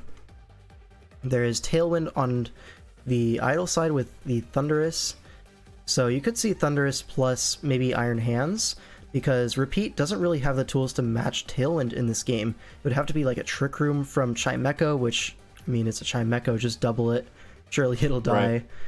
Right. So I think Iron Hands in Trick Room, or not Trick Room, in Tailwind does look like the biggest threat to me. Well, also, Bramble is pretty good, right? Because you get the attack boost with Windrider. Yeah, Bramble is also... Yeah, so definitely going to be a Tailwind mode from Idol. Yeah. Now, there's two Terra Fairies, so clearly they're very paranoid about the Reggie Drago, as they should be, because if you don't Terra, everybody kind of just gets blown up by that guy. But yeah, there's a huge, like you were saying, man, the speed I feel like is going to be the deciding factor here, because Idol's just got this like Tailwind mode, and I feel like Repeat really has to play reactively to everything. Obviously, you have some tricks up your sleeve, right? You've got things like Follow Me on the Overpawn, so you can kind of just like redirect and maybe enable one of your side attackers to do some work.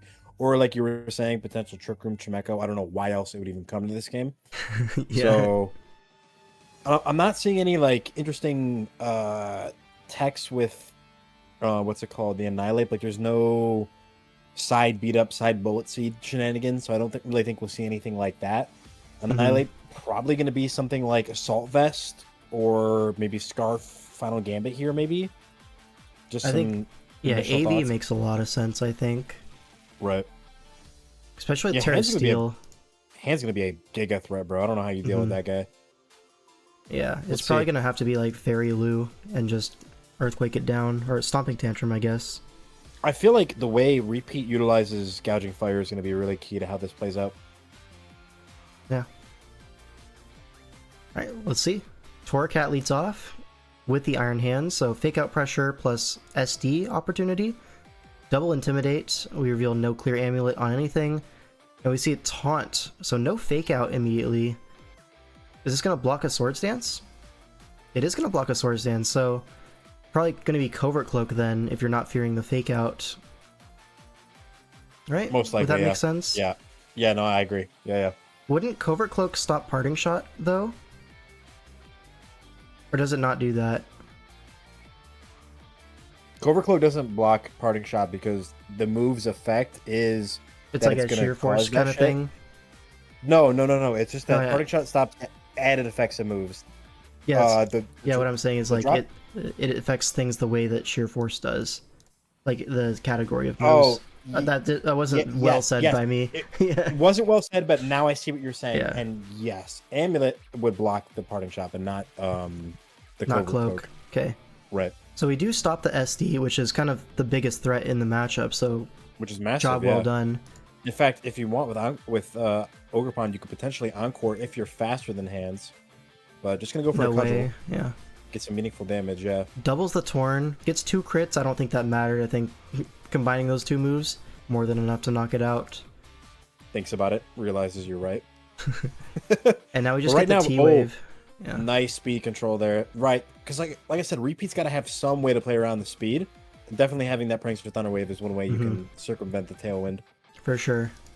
The only problem is it doesn't do anything to hands. If it Terras, you can utilize it, but Yeah. Now so far you haven't finally been able to force that. gets the Source Dance off, and it's actually Keyberry, interesting enough. So, But my worry is idle here would be that if next turn they just double protect, and then if Ogerpon reveals Encore, you're kind of just screwed, no? Because your hands is just locked in. Well, I guess it would attack here, so never mind. That doesn't work. Yeah. At all. I mean, you are going to protect, obviously, to stall out a turn, but nice call targeting the Tinglu there. But Terra Fairy going to really put it in a good offensive position, get some chip on the hands here, hoping that it's in range of the Cudgel in the subsequent turn. well, it's not. We saw 40 from neutral, and now it's +1. So, gonna do in the low 30s. Bro, where did he get that +1 from? I just missed that. The Keyberry. Oh shit, that's awesome. We'll just crit through, right? It's Ivy Cudgel, you know? Yeah, like, surely you can just do that. Now, it's worth noting this Regidrago has not gotten a move off in like 3 turns. I mean, that is the beauty of Thunderwave, no? And goes for Protect. I think this was a little bit interesting. But then gets a Draco off on the Thundy slot, switch in. Now an Intimidate comes out, but you could just Thunderbolt. Oh, and this player off doesn't even kill the Tinglu. It's so fat, dude. Tough. And I assume you doubled the hands here. Yeah. Surely, right? Gets the KO barely nice. Now I think I want to say the following turn. I think Repeat's got this. Yeah, even if that did kill the Tinglu, I think Ogerpon coming in right after would have been enough to win the game. Because it would be Torracat and Regidrago last, and that just doesn't feel like it would beat Ogerpon. But I feel like you just win with these last two, no? Yeah, of course. You double into Drago, and then you ignore the cap because Lamau. Yeah, of course. Yeah. Where's the skip button? Yo. We're trying to expand our knowledge here. Yeah, I really admire that Torracat like parting shotted and just tried to go back to the Pokeball and it didn't work. Get me out of here. Alright, now game 2. So yeah, if you're idle here, how do you adapt? Because you had the speed advantage and it seemed like you had the offense in your corner. Obviously, you had some unfortunate circumstances with the paralysis on Regidrago that really limited the damage you could output. But it felt like your hands was well positioned throughout most of that. So I think it's just about making the most of those Tailwind turns, right? And trying to play around Thunderwave if possible. For sure. Maybe you could consider bringing Goldango as a punish to that Terra Fairy Tinglu, because that seemed like the most reliable stop to the Iron Hands. So if you're able to Tailwind and get a position where Iron Hands is next to Goldango, I think that should just be game over, to be honest. That feels really powerful. You could also consider very hard to answer. Yeah, just Brambleghast lead as well. Just like start off with the offense and just hit things really hard, you know? Let's see. Torn leads off with the Brambleghast. Now Thundy leads off with a Gouging Fire, so new leads from both of these guys. We see Tailwind go up. Obviously the Wind Rider is going to proc. I'm feeling a Poltergeist in the Thunderous, yep. See ya, bud. And there it goes. I really doubt that mattered, yeah. And it's a Mental Herb, so it actually could have been faked out the previous game, so interesting. But Scale Shot is going to be loaded dice, and it gets 5 hits, barely knocking out the Brambleghast. Definitely a roll there. It's huge. Yeah.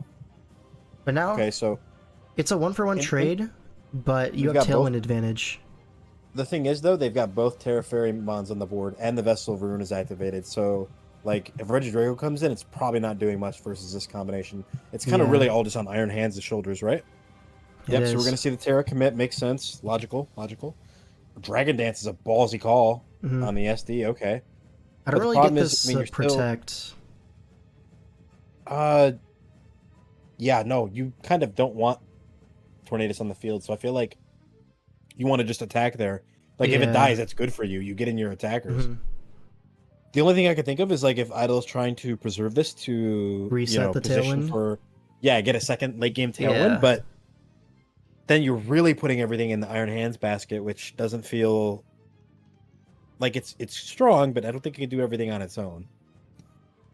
Yeah, here's an interesting thing. So this Gouging Fire is now +2 speed, thanks to the Scale Shot and the Dragon Dance. So it's actually faster than Iron Hands after the Tailwind now. And Flare Blitz Flare Blitz would just knock it out from this range. The Key Berry doesn't get triggered by Ruination. Yeah. Idle's saying he should have Icy Winded on the previous, or Kicker saying that Idle should have Icy Winded on the previous turn, which I agree with. Like, if you have nothing better to do with your Torn, you may as well keep that speed advantage, right? Because now the Gouging Fire is +1, but it's actually still faster than Iron Hands. And see, if you had gone for that in the previous turn, I think Hands would have been faster, no? Yeah, you would have just Drain Punched the Gouging Fire, and then would have been dead. You would have you just win. I think. Yeah, you would just kill everything. And now you're gonna get fucked up because you have a Fairy type in front of Reggie Drago. Yeah, and that takes a nice 11 from Bleakwind. Nice, dude. Solid. Yeah, it's curtains. That's over. Yeah. So Sin says, Glop, do you want... Wait, it says, Glop, do you want to explain your turn 2 message in the chat? What was my turn 2 message in the chat, bro? I just don't remember. What did I say?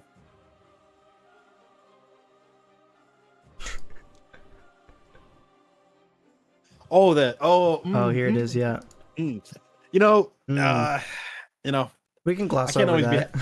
I can't always be held accountable for my actions in a Pokemon battle, you know? My bad. We do a little bit of trolling from time to time. I get it. Of course. All right, and now... Nice catch on that, by the way. You're a creature for that.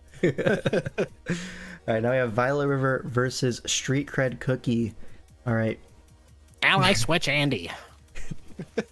Thank you, yes. Bro, Ally Switch Andy was my teammate last season, hence the custom avatar, looking mighty fly. But Violet River has a cool custom avatar himself. Or is it herself? I think I saw her. Yeah. I need to go by her, yeah. Mm-hmm. So, 2 custom avatars, which means it's evenly matched. We all know. All right. So, Sun and Moon, obviously, I think this is the tier that best fits this. We have to do the color check, and Violet River's team is just more colorful. GG. By far. Yeah. Yep. So, when we were doing I do like the blue and green themes on Street Creds. It's kind of aura. Yeah, it just needs something else, though. Like a Nido, Turtonator, a right? Nidoqueen would go, or Nido King. Like a Nido King just like on there. True. Cinema. But alas. For a guy like me, Nidoking on any team is just like cinema. Handsome. You know what I mean? Yeah. Just a handsome one. Handsome, huh? What do you mean? All right, 05. All right, bro. Hey. I don't judge, bro. Nah, you good? You good? Yeah, it's okay. You can stay closeted. It's fine. Yeah, we can. Yeah, don't go look through the draft channels. Don't look through the draft channels. That's all I'm gonna say. Not like what you see. But anyways, so Celesteela is a Giga Threat in this game. It is a Z user, and it kind of just kills everything with its attacks. So Autotomized set. Really, the only thing stopping it is going to be a Scarf Infernape, so almost certainly going to be expecting one of those. Outside of that, Gallade is kind of a threat, not as much as Celesteela, but still pretty decent, right? But on the other side, I mean, Kang is kind of that setup opportunity for the Celesteela. Could get helmeted by stuff, but still a strong mon in general. Beanie is like, I mean, there's a Gloom, so not going to do anything, but did force the Gloom to come at least, so awesome. Weavile is probably the biggest threat, maybe not is one of the biggest threats, like, because just knocking everything is so annoying. Like, Feeny and Infernape getting knocked is basically no bueno. We don't like that, so Weavile getting progress for maybe Gallade or Steela to wrap things up. That's probably the game plan that he's going to be going for. Let's see. Yeah, Seismic Toss is banned on Mega King. Can we just talk about Gloom and its facial expression? What do you think when you see that? Because I know what I think. Duh. Yeah. Exactly. Yeah. All right, Kang leads off into the Rotom Wash. We see a Crush Claw. Cleaning Curtis. Now that's aura as hell. So Crush Claw, correct me if I'm wrong, is a 50% chance to drop defense. Correct. So between the two of them, you have a 75% chance to get at least -1, yeah, and a 25% chance of -2, which makes it really hard to switch around into like Celesteela and then follow up Thunder Punch is going to just kill. No, for sure. Yeah, that's actually a really smart tech. And it's, to be fair, the move is 95% accurate, so I don't even feel like it's that troll to run it. Mm-hmm. All right, this is Want to interesting. see a double out. We volt. Probably expecting the Landorus to switch in, right? But Catches some Metagross instead. This made me wonder, was it like a Fizz Death Metagross? Like, it's gotta be, right? Yeah. Doesn't make sense otherwise. But here we reveal a Zoroark, which was not on the roster. A Dark Pulse Rotom. I really don't know what this was all about, to be honest. Metagross, bro. It's that dank pulse. Okay, would you not rather just Will-O-Wisp? Oh, but there's a Misty Surge. Oh. Yeah, exactly. How could I be so stupid and blind? You just wouldn't get it. Listen, this is why Ally Switch Andy is piloting and you're not. Yeah. Hydro is stronger, yes. Anyways, rocks go up on the U-turn. Hydro Pump can't flinch, bro. You got to think about diminishing returns, you know? Yeah, so Rocks Infernape is interesting because I'm still like super convinced that Scarf Infernape is a necessity into this Steela matchup. So Gallade could get a free SD here. Like, that's totally an option. But instead we close combat and yeah, Metagross reveals to be 7,000 defense EVs and takes 36 from close combat. Like, how does that make sense? Crucially, though, the next time it comes in, +2 Gallade will knock it out with CC. Really nice double to Cleaning Curtis there, though. But unfortunately, we're getting outsped. And Superpower is going to knock it out. Down. Now, here, this is interesting. So we go Silvally Poison, banking on this being Scarf Lando. Or just Choice, but I really don't think it's going to be Scarf Lando. I mean, to be fair, I don't know if -1 EQ kills an Ice Beam would. It's not going to kill. No. Dude, Silvally, Arceus stats. Come on, bro. I know it's not going to kill, but I think Ice Beam would kill it in return. It's 52, and we defog. All right, so sometimes you just got to def, you know? You just got to get that def, And now Infernape comes in, really nice double to catch the Weavile here. Wait, I don't even know how that worked out, but it did. Where are the fire resists? I just don't see it. Like, well, it was a Rotom Wash, but yeah. Now Gallade comes in. Back in. We see a Reflect go up, which is interesting. Like, reflects. Okay. Trying to set up the Steela endgame, I guess, which we do go to here. Which is a nice call. But we switched to Gloom. You can just taunt here as Feeny, right? Yeah, you can. All right, well, Doom Donna's in, ready to infestate, I guess. Yeah, so Metagross is going to get trapped here, but can you really stay in? Not really. So rocks are going up. But Gallade coming in is interesting. Resets the At this point, Reflect. Yeah, you just take your damage, right? Mm-hmm. Now you get Feeny in, and you can threaten a Moonblast in the following turn. This is really good positioning for Violet, yeah. Now we reveal Taunt on the Taunt is kind of Gallade. crazy. They should just attack there, no? So the idea... Yeah, the idea here... What? Yeah, this is weird for sure. But I think the idea is you dual screen and you taunt to prevent the Feeny from taunting your Steela, so you guarantee the auto. Position for it? Yeah. But Violet River, he's not going to let that... Or she's not going to let that happen.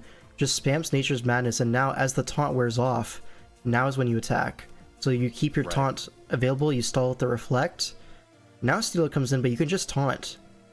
But it's faster. Uh-oh. Yo, Ascent Ashley's looking kind of dangerous, I'm not gonna lie.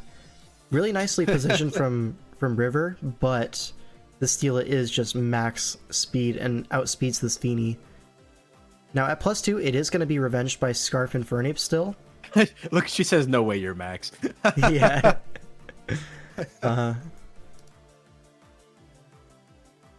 So Giga Drain is going to be some good recovery. But I'm almost thinking, like, is it better to not kill this Feeny? Because then you could get a second Autotomize, and then you're faster than Scarf Infernape.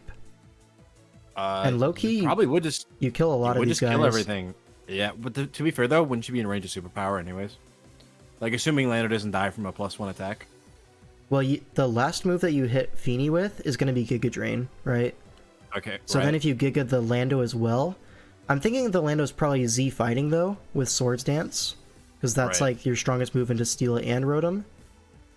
So it's probably cooked either way, but maybe if you save a Z move for the Lando, and, like, maybe it's offensive Lando, which it is. What if Landorus has, like, Banded Deep Blast? Like, what would Celesteela do then? You know what I mean? Probably just die.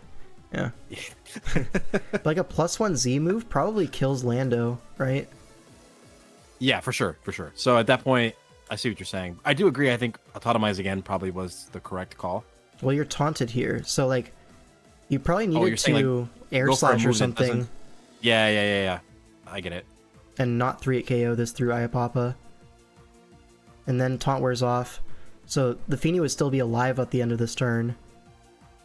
Then you or you auto again. I don't know if you would have enough HP to do that because Nature's Menace is doing a lot. Right. Depends on if the last move is a water move or not, I guess. To be fair, King Ishkan could also be fake out with Sucker Punch, which if Celestial is at like 40%, I want to say fake out into Sucker probably gets it. It could, yeah. This is possible. But now you're only +2, so Scarf in for an ape does reveal itself, and there's no fire resist, like you said, so it's just cooked. Man. Really well played from Violet River. You don't think Doom Donna can live this? No. Man, I've seen It's Bloom cool, though. live a lot of crazy shit though, I will say. Yep. Not that one. So true. There's no dark resist? What are you talking about? We could have brought the Oh, rat. Can you believe we're at our halftime intermission? Isn't this Oh crazy? my god, we are at our halftime. I'm actually gonna quickly grab some water and a yogurt, so I will be right back. But if I'll you wanna probably do the same, proceed- to be honest. Okay, sweet. Reconvene in about 1 minute. Alright, BRB chat. Get some water. Go to the bathroom real quick. Intermission.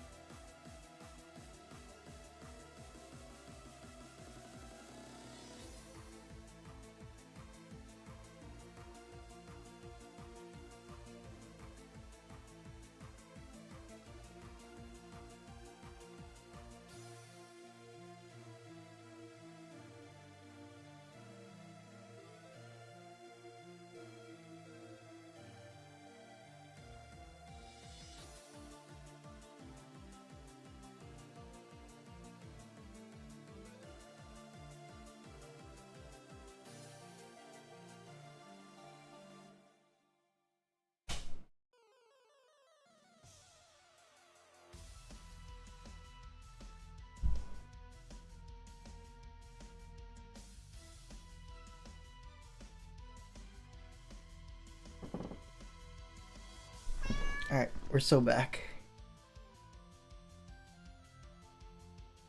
All right, we back.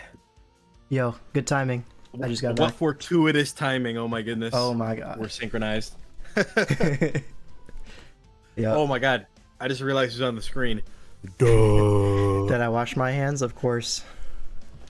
That is actually a great one to start on. Alright, so this is going to be Tacticians, which is going to be Dawn Mist's team, versus Judgment, which is going to be Addison's team. Now, in terms of player quality, there's a little bit of a gap here. Some might A say. little bit. Yeah. Now, But here's the I thing, mean, this right? is- We were doing our pick'em stream of like what, half a week ago, and so basically for week 2 and week 1, I thought Don Mitz had a pretty good matchup. Week 2, I predicted him in fantasy, and then he completely threw a completely one endgame. So this week I was like, okay, Addison's winning. So we'll see if I'm correct or not. But still, I mean, you say that, but I think this matchup's pretty good for Dawn. The main thing well, that jumps out to me I is thought like that for 3 weeks Urshifu. now. Yeah, you would, you would think, but Mhm. Urshifu, right, if positioned well, is really devastating for Eddie. Pre-Marina, not a great answer. Thunder Punch gonna 2-shot that. Obviously, you have something like Fizz Def Gastronaut with Rocky Helmet that could like ward off the attacks, but it just like Urshifu forces so much defensive counterplay, and that really opens up doors for things like Landorus come in, go for a knockoff, or Lycanroc to just kind of click buttons because it kind of can.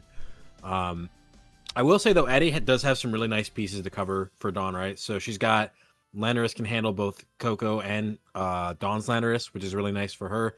She's also got the Cinderace and Zapdos to handle Scizor. So really, I would say this game is going to boil down to how well Dawn uses the Rapid Strike.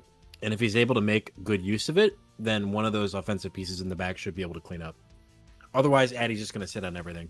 Yeah, so the good thing about the offense that is walled is they all have U-turn, right? So if a defensive switch to Lando comes in, that's a U-turn to Rapid Strike, and all of a sudden Addison's in a tough spot.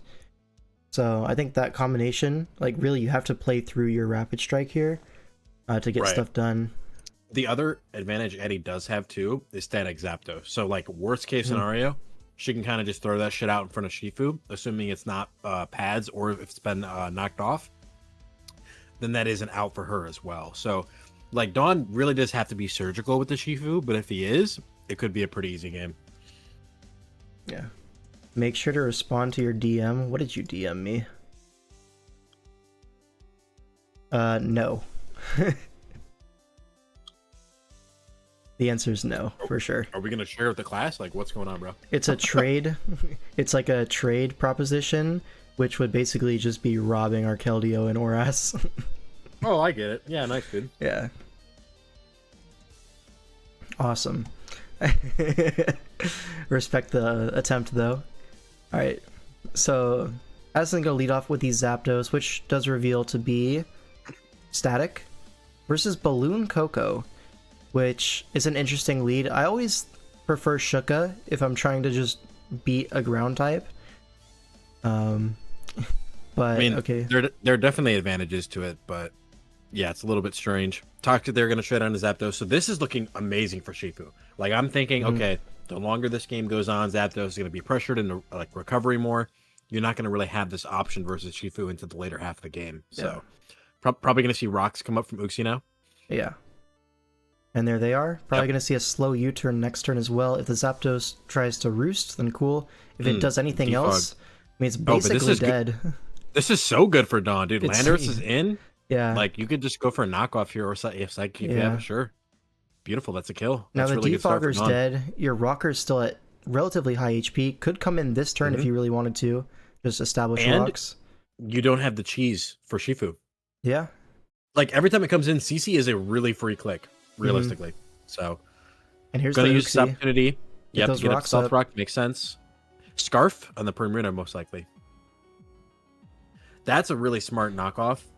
I think that's actually better than rocks. No, I actually think it's a good. No, I think that's a good knockoff. Like, because think about it, right? Let's say Perimeter was helmet. If Dawn is not protective pads, that opens up her Shifu. And if it is Scarf, right, that would be another thing that actually scares out. Can check it. Like I understand that rocks here are really only hurting the Landorus, which obviously, you know, is impeding your own Landorus and your Tapu Koko from doing what they want to do. But that being said, you've got Nature's Madness, you've got Toxic. Like, I don't think it's going to be hard to find the residual chip on Landorus, whereas item removal on Perimarina just enables Shifu to do what it wants, right? Fair enough, yeah. And now Coco's going to come in, hit the Nature's Madness, put this thing in Thunder Punch range, set the terrain. Yeah. Really, really brave play, but good play there from Addison, right? You're preserving the health of your Landorus, so that way you can better handle Dawn's Landorus later on. That being said, this Nature's Madness is happening either way. I actually don't like the rocks there from Eddie, if I can say. I think Earthquake there is just better. Like, I think it's pretty clear-cut. Dawn just wants the chip. Like, what the hell is Coco doing at this point? There's like Gastrodon in the back. You're not doing shit with Coco. I think she should have just taken the kill, but because now look at this. Your own Landorus. Oh, you skipped a turn there. Whoops. Your own Landorus is at 35, and that's just no good, right? Like, now their Landorus looks like a big ass threat. Yeah, and being leftovers on Lando, not Assault Vest, means that Psychic is going to be a knockout here, even at 35. Yep. So Jirachi has to come in. I will say that's a crazy switch right there, because if this was Life Orb knockoff, like, doesn't Eddie just lose? Like, because Lando dies at that range, I guarantee you it's a roll that's in Dawn's favor. If you're, like, hasty or whatever, or naive. Like, knockoff would kill, because there's no Intimidate on it. Like, knockoff would kill Landorus, and it would cover a switch to Jirachi, no? I think we already revealed Psychic before, so you just assume that it's Psychic coming out? Yes, but I'm saying, like, why could it not be knockoff? Like, I think that's still, like, you're assuming that it's not knockoff. I think it's kind of crazy. I think it's a fair assumption, to be honest. What do you need knockoff do? for? Or- The Jirachi, which you hit with Earth remo- Power already? No, knockoff to remove like AV on Landorus and knockoff to remove boots on Zapdos. Like that's pretty sensible, I would think. I mean, you have better clicks into those guys, I think, 9 times out of 10. So I would expect no knockoff. Like, I would be surprised if knockoff came out there. So Addison makes the play, makes the reach. He kind of has to, right? Switch on Psychic, preserve Sax. Now Gastrodon's going to come in, and Urshifu just stays in, risking a potential Scald Burn, takes Rocky Helmet, gets Toxicked. So that's really nice for Addison. Now you can just kind of switch around. Goes Prim, which actually just dies. So Definitely banded, yeah. Yeah. See ya, bud. Now Cinder comes in. No, so see, since it is banded, that really validates Dawn's earlier play with the Uxie. Because if it was Helmet Prim, you would have been like pretty much dead here at this point.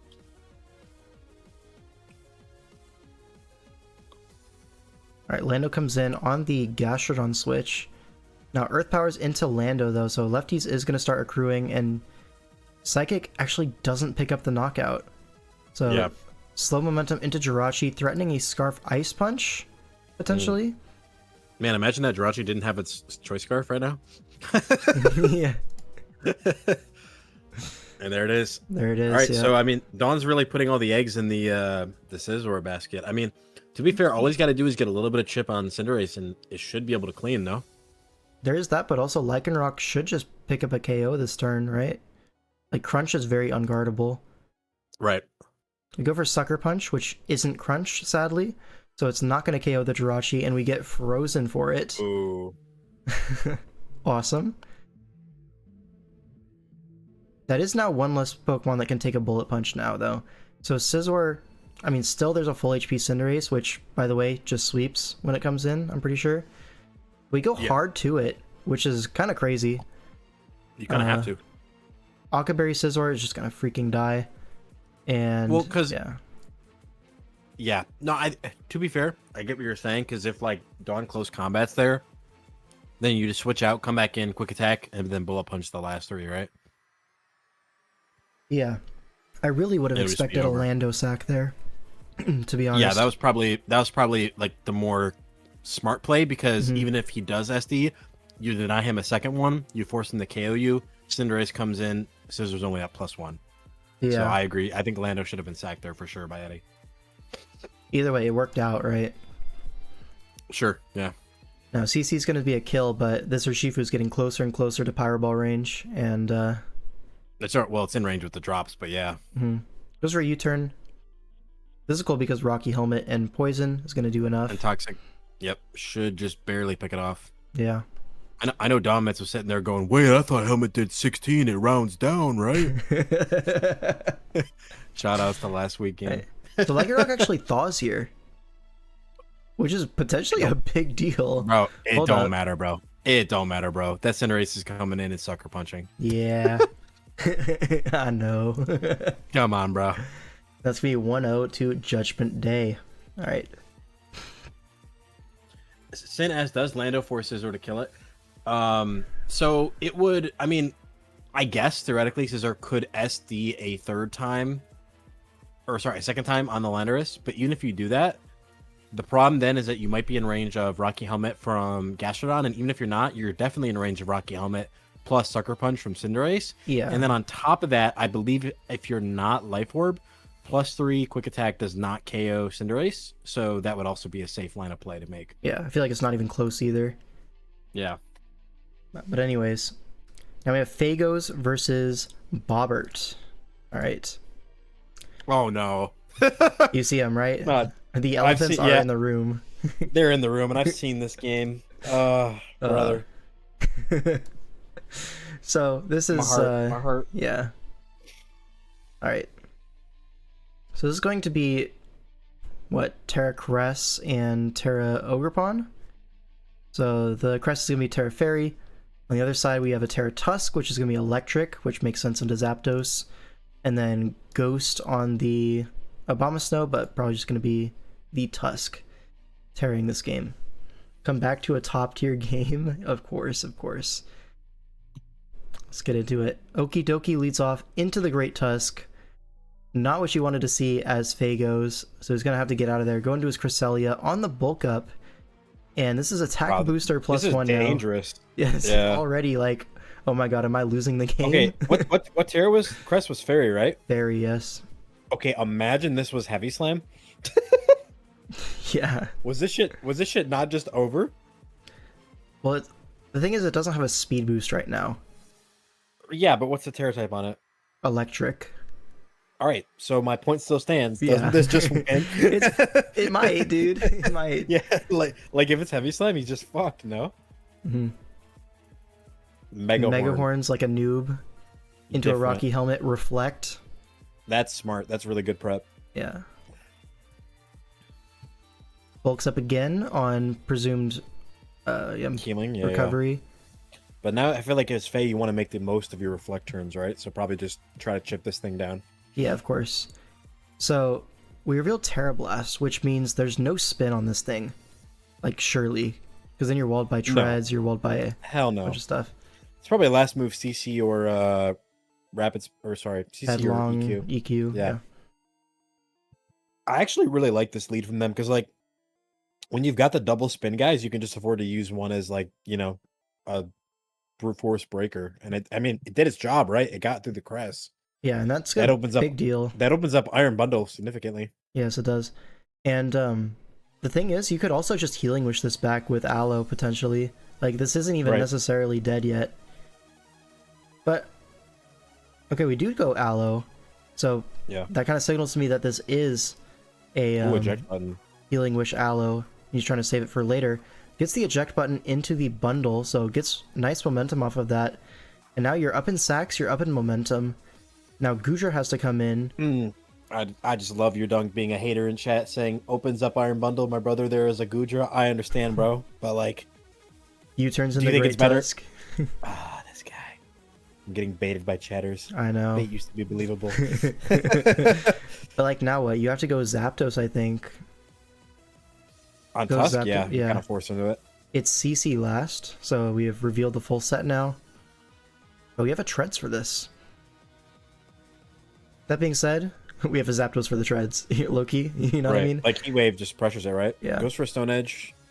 Ogerpon comes in, dodges, but that probably wasn't doing too much anyways. Now Swords Dance on the Aloe switch is a big deal, because now you're threatening an Oko with Power Whip.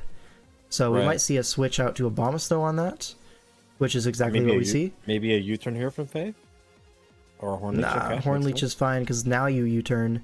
And Bobber, Right. he actually played around this super well. Covers for the Horn Leech and then covers for the U-turn. Imagine he ST'd again like a thug. Right? Man, what could have been? Yeah. I mean, that Either way, probably I mean, just wins, Loki. It Nah. does, yes, but regardless, it's still really good positioning for Faye, right? This is a great opportunity to get up your Stealth Rock. It is, but Kill also off the Tusk. Bobber kind of got away with murder there. No, Getting look, away he with did. only a but, like, little bit of but chip. The thing is, Faye can force those sequences like again, right? Over like and it's over. not Well, the thing Yeah. is, unless you do this. if you switch hard on an acro, it becomes a little bit more challenging to get that sword stance up. Probably not, right? Yeah. Like here, I would have I liked feel- to see Zapdos come in. Right? I agree. I understand you want to block the flip turn, but like eject, but like I don't know. To me, that should be signaling some alarm bells. Surely, right? Yeah. Mm-hmm. 100%. Because like this was literally a tech that was used in OU literally earlier yeah. last year. Yeah. Not even last year, like a month ago, like maybe two. No. It was like 9 months ago. Pinkercross made a team or something with that Aloe. Well, I've seen it recently as well. I've also seen Oh, like probably- Terra Poison Blast probably- on AV. Probably resurfacing now. Yeah. Yeah. Okay, just Oh, hacks. okay, Nice. Nice. I'm sure Faye's got a comment ready typed out in the chat there. in the battle, he's gonna be like, "Yeah, Alrighty. alrighty." And that's not even banded treads. So gonna Poor get guy. the spin off, which, by the way, faster than the Ogerpon, right? Yeah, literally faster than Ogerpon for no discernible reason. Probably just a bulky pawn, right? Yeah, Probably just creeping Jolly Tusk, I would think. but still, That way gonna you give have up the some ball. spin now, which Yep. didn't need to happen, but It's fine, I guess. Man, I'm so glad that crest is gone. Now this bundle just kills everything, bro. Yeah. It may be slow, but it is progress. Yep. All right, Obama Details comes in. About no, kind of a nothing burger turn. Honestly, you could just like go for flash cannon or switch either one. Yeah. Yeah, Okie dokie in on Quillfish is interesting because they both kind of wall each other, low key. Let me see, Tread's in, taking advantage by getting rocks up, which makes sense. The turn 26 rocks. I mean, it makes because now Tusk is dead, right? Yeah. Unless you And healing their wish. treasure is gone, so there's no more chance of removal. Yeah. Goes for the flip turn, knowing that he's not going to risk aggro. Honestly, this is, despite a few bumps early in the game, like this is really good positioning and composure from Faye. Yeah, for sure. And again, trying to catch the Ogrepon with aggro. Gujar in. And Great there's the opportunity healing to just heal wish. this guy up, right? Yeah. Now Tusk does that back. save Tusk? Yeah. Okay. Yeah, in Gen 4 Healing Wish, hazards go before it, but it died. Right. in modern gens it works this way. Now CC on the Okie Dokie switch, but Okie Dokie does kind of just come in on this great Tusk set. It's lacking ground coverage. Now Quillfish threatening a Pain Split, gonna go Treads to at least somewhat block it. And get the Citrus Berry shot at J Ricky. A free Earth Power here is gonna be a KO. And it's gonna be... Wait. Lived? Come on, You were saying? Bro, that's my goat. Okay, well... Now it's gonna kill. Iron Treads? Iron Treads more like Iron Dookie, am I right? So is this not spin, though? Because I feel like you spin on a 7% Quillfish. I mean, if you have a move that actually KOs bundle, yes. I mean, I guess even if you don't, why not? Is Yeah. what you're saying, right? Like, why not? Yeah, might not be spin, yeah. Because now your Gujar has to take this big chip, and I guess it's protect lefties, so it's probably importantly though, bundle is not boots, right? So that's pretty nice for you. Yeah. I don't know what it could So the possibly rocks be, are though. actually like never melt ice or something. Maybe. So you can swap between freeze dry and ice beam on the fly. Maybe it's Rindo to cover like a Trailblaze Ogrepon? Maybe. We're gonna see Okay. Dogi go down here to Terra Blast, but now you get an Ogrepon, get a kill, right? Yeah. Bomb Snow dies You here. can just go for Horn Leech here. Or Cudgel. I think Horn Leech would have been slightly better there, but it doesn't really matter. Same thing, really. Funnel comes in. Gudra's in range, so you can't really swap. Have to sack, then go Gudra. And now... I mean, he just wins, right? Draco, yeah. Yeah. However, comma... Ayo! Oh, dang it. Trats! Bro. So, Tusk is gonna come in for free.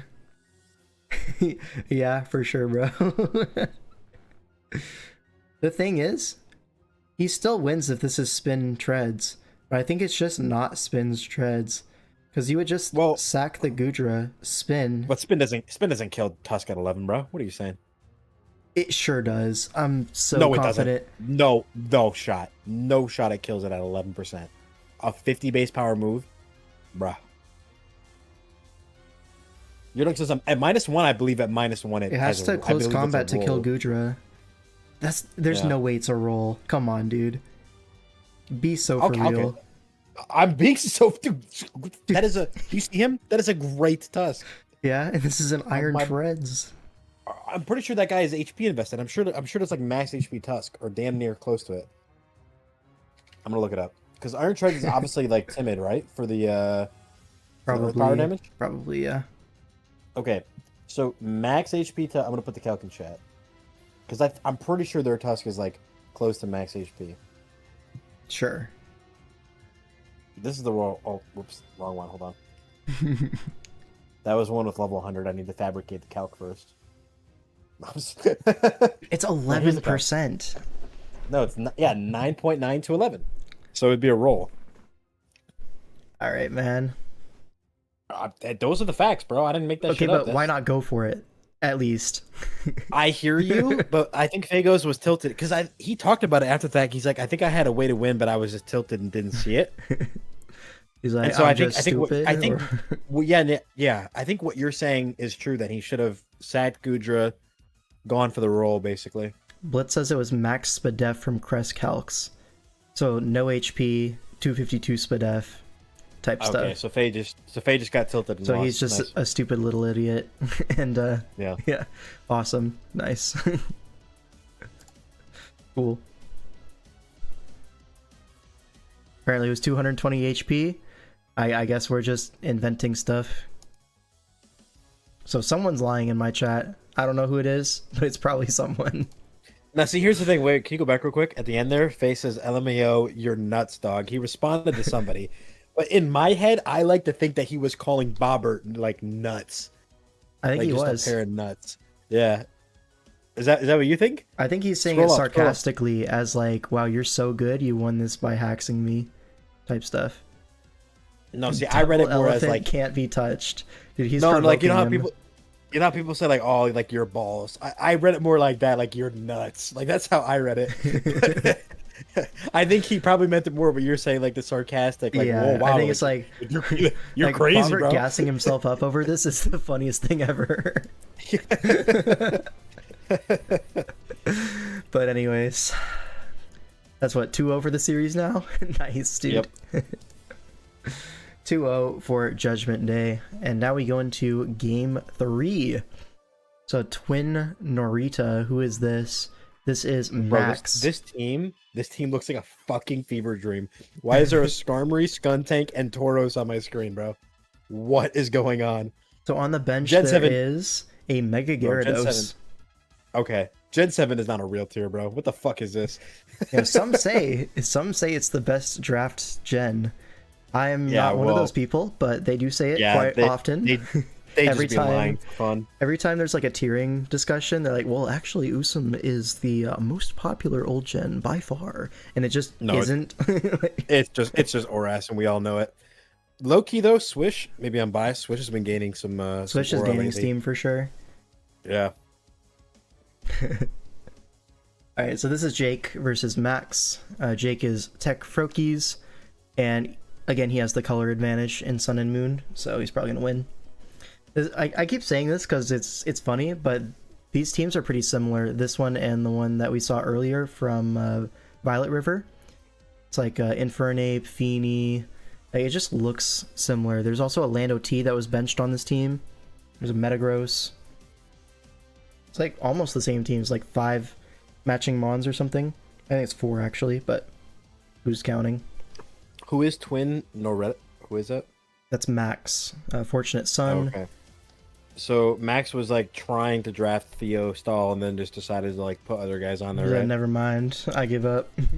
Well, it's Yeah, a he got Mega the Zeraora. Gyarados Spikes team, but the Gyarados is like such a bad matchup here into Wait, Feeny. but like, where is the Gyarados? There's a Feeny. He just didn't like it. He's like, you know No, what? just run, bro. Just run Power Whip. He's Go. He said he'd rather have a Tauros. Oh, my bad, guys. I'm too Gen 8 pilled. Yeah, my bad. Yeah, I get it. All right, let's get into the game. AKA the best Gen. Yeah. Metagross versus Zero. We see a Volt switch into Skarmory. You have to expect this Metagross is going to have some kind of tech for Skarmory as rocks get traded. And it Like looks a it trick just or doesn't. gravity or something? Just doesn't Yeah, you have see technology. a lot of like trick. I mean, if there was a Lando on this team, like it wasn't benched, you could maybe predict like a trick, like what's it called, Iron Ball or something, ring target, whichever one that lets you hit Skarm super effective with Earthquake. Okay, but gravity would be cool as fuck, no? Yeah, Hear me out. but trick is just that, but also doesn't go away. Ignore the opposing Lando eye. Gravity would be such an oracle. Ignores it. Yeah, true. All right. Hell yeah. Wait. If you gravity as the Lando comes in, you lose. But you're Shuka, and then you have Ice Punch. Duh, Oh, the rare toxic Stealth Rock gravity ice punch. Ice Punch Earthquake. Yeah. That's 5 moves. Ooh. But who's keeping track? Oh, Spike goes up, so we get 2 layers up, which is nice. That's the Gen 10 mechanic, by the way, is going to be 5 moves on a Mon. Yeah. I saw a thing where, like, ooh, you might have 8 extra EVs. Did you see that? Someone, like, Wait, reverse where? someone reverse engineered the EV spread on like a Pokemon Champions screenshot or something, and they were like, Yeah. This is 252, 252, and 12. Oh yeah, no, yeah. They gave 8 extra EVs or like 4 extra EVs or something. Yeah, that's a complete nothing burger, by the way, but yeah. But it's kind of cool. It is. Draft players everywhere rejoicing now. Yeah. Finally, my skills are unlocked. Alright, so Mew comes in on this Feeny and it's just gonna soft build, fishing for a Nature's Madness miss. I mean, at the end of the day, eventually it's gonna happen, right? Might be here a while Eventually. though. Yeah. Like Shirley. This is look, you guys might not be pleased, but this is what peak competitive Pokemon Yeah, this is looks what like. peak performance. Yeah. Like, Soft pull again. it's about fucking sheer will and determination. Yeah. Let me see a double to Drapion, expecting what? There's no fire resist. So expecting the Mew to just tank it and then KO back with a Psychic. Expecting a psychic? Yeah. He too smart. Balloon covers everything. So if this is Psychic Earth Power, Drapion walls and can go for a pursuit. But imagine you Wisp there. Oh, like, no pursuit. Okay, the whole club Wisp would the be going crazy, Infernape, right? yeah. Insane Bro. read. I would have done that. Just saying. No, you would not. You would not. You would never make that play. That's what you think, buddy. Yep, it is what I think. Alright. Weak Armor, Rocky Helmet, Skarm. Gonna at least chip the Drapion a little bit and actually breaks the balloon here with Brave Bird. Crucially for Lando, yeah. So now I can pick that thing off, no problem. Yeah, it gets taunted, but all it's gonna do is force another Brave Bird, which probably was happy to click anyways. I mean, 22 is a lot, no? Like that, I feel like that's a little bit of attack investment or something, or just not a To bulky the deal, but Electros? yeah, 22 feels like a lot. I mean, I know it's a high base power move, but It could be like a Spadef Rocky Helmet Electros, so you take on both Psychic / Sludge Bomb Lando and as well as like U-turn. dude, That would make sense. Pisses me off that this is a format where Electros is viable. I just don't like this guy. You just hate it? I just don't like seeing this guy. Yeah, he And weirds me Zera out. comes in on the Super Fang, which is weird. This is a switch into Zera, not the other way around. So we're going to sack our Skarm, but it's actually Rest Electros. So Rest, Sleep Talk, Super Fang, and what? Oh, by the way, I was right about that. That eel is like no HP because Brave Bird, if it's max HP, does 17 to 20. So either this Skarmory has offense, or that eel is just frail. Like, I think knew it's that just damage looked offensive wrong. Skarm. It's got to be. Cause that damage looked really weird. Yeah, this is interesting. Okay, Zero actually just gets sacked to Flare Blitz, or I guess Fire Blast, same thing. Now Tauros comes in. It's gonna outspeed the Infernape. Gets a KO here because we're just sacking Drapion. I mean, dude, it kind of looks like Thanos at this point, no? Like It does. Metagross you're really is only low. you're really only scared out by Sceptile. This has to be Eye Papa Berry. Yeah, there it is. Yeah. But you could just stay in. Like, this Feeny isn't threatening an Oko. Just get your 2 kills with Tauros. I don't think your HP really matters. Yeah, you just come in later and get another kill, right? Mm-hmm. Okay, Infernape comes in, so it's Mach Punch range now, or like Vacuum Wave. It would be Vacuum. Yeah. Alright. I almost want to say you go Mew there, right? Drapion's dead. Afterwards? Yeah, Psychic your looks Tauros is free, super right? valuable here. Yeah. Well, what if your Aura going for the pursuit? Oh, never mind. We're just sucker punching for fun. That was gross. That was... What the fuck? What the fuck was that turn, bro? I guess the Z-Fire would have killed the Mew after Hazard Vac Is Wave. this Scarf Lando. Okay, well Yeah. that... it honestly looks good. Scarf U-turn in this endgame is really good, no? Yeah, with Hazards up, it's nice. Metagross comes in, but we have a Skarm. Just walls this. It's Thunder This Punch. This is why you run Gravity, folks. Let it be known. Gets another layer up, and... Are we predicting an Earthquake here? I'm assuming, right? Like, wow, else would you Brave Bird? Yeah. All right, well, guess we're just losing Skarm Sure. for fun. Cool. Awesome. Go on, then. Earth Power is probably not a kill, right? Yeah. Bro, he had the Shuka. Why was he not the set? Man. Should have been Gravity Ice Punch. Heard it here first. This Mew getting Toxic is a big deal. It's now fucking horrible. You lose now, bro. Yeah, Right? it's gonna put it in range of Sceptile Leaf Storm. I think. I don't see how you win. unless you get off chip here and you like win with Scarf Psychic, or we just go hard to it. Nice, bro. Nice. On a sub? I guess it works. sub So works. you but the thing is, it's kind of a 50-50, right? Because if you Psychic and you get killed, you lose. But if you U-turn and then they sub, You're then you're cooked. boned.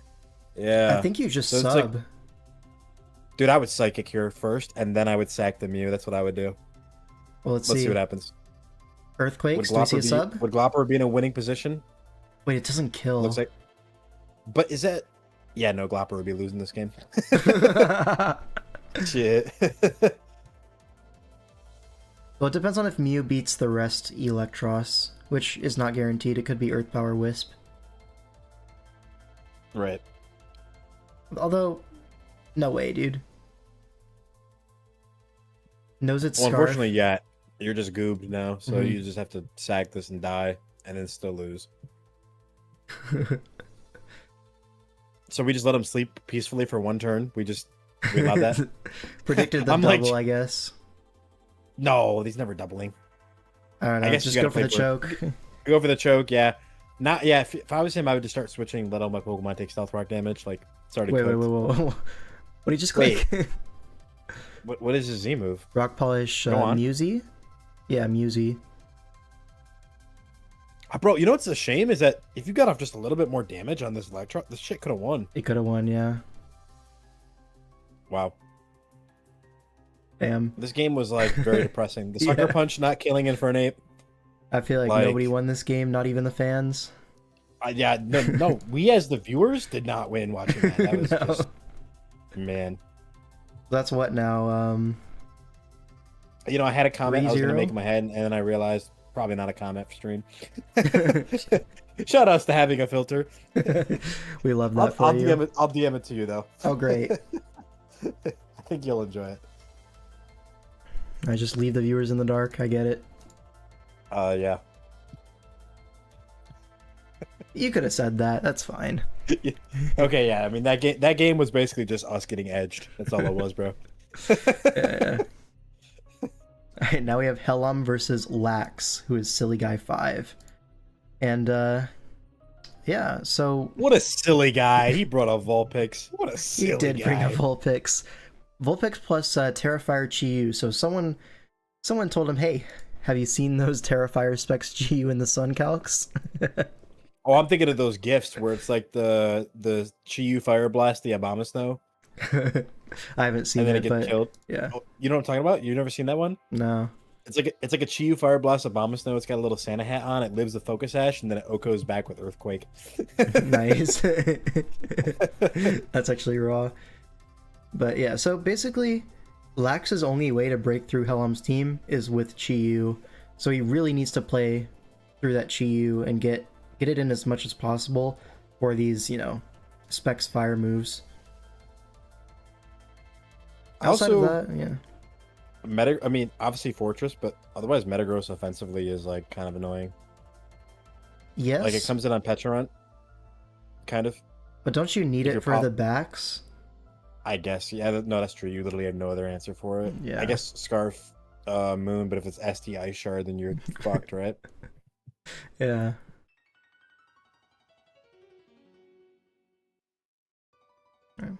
Well, Terra types, we have Ground on the Thunderous. Or, I could just call it a Thunderous. It's past my bedtime, It sorry. is. It's a Torn T, actually.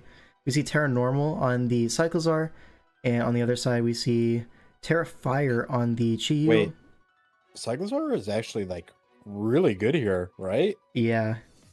Like it gets a lot of You know entry what's points on crazy? resisted fire water moves. Go on. Cyclozar was only 7 points this tournament. Dude, Charles is the fucking goat.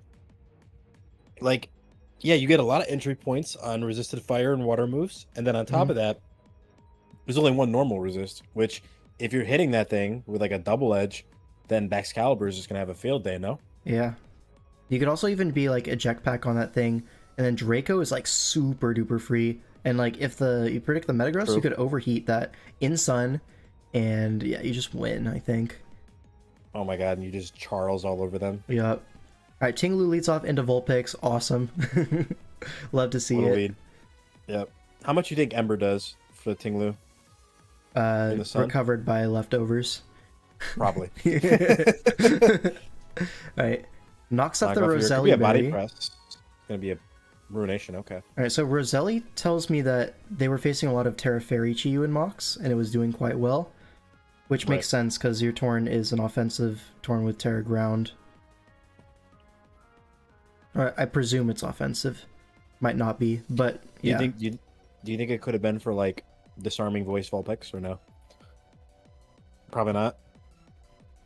No? Don't think so. Probably not that. Okay. No. All right. Just I'm good. just run a rain check on that. Yeah. Alright, Outrage is going to bring this Tinglu very Probably low. helmet. And yeah, of course, Helmet Fortress. But now this is an entry point for Chi-Yu, and something will be dying here, and I think it's going to be Tinglu. Yep, there it is. Of course. Adios, amigo. You done good. Sayonara. Fire Blast is a crazy click. So, Charles in, right? Yeah, Charles in. Dude, could it be Scarf? Like, Scarf I'm just looking Chi-Yu? at the... No. Scarf Charles. Because it would outpace Scarf Chi-Yu. It would outpace Roaring Moon with the speed boost, right? It would outpace Could be. Trailblaze. Well, because look how good Scarf normal move is. Like, especially with that spike up, you just double edge the Metagross. You get 12% with the spike. You get like 17 with the double edge, and then Bax is just ready to go.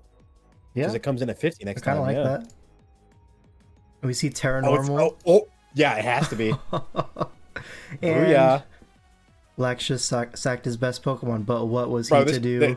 This game is so fucking over. It's so cooked. Dude, Charles is just You have to go goddamn. Metagross, take a spike, Yep. and Fortress is just gonna helmet this down. Okay, it's Agility Metagross. Do we see Meteor Beam?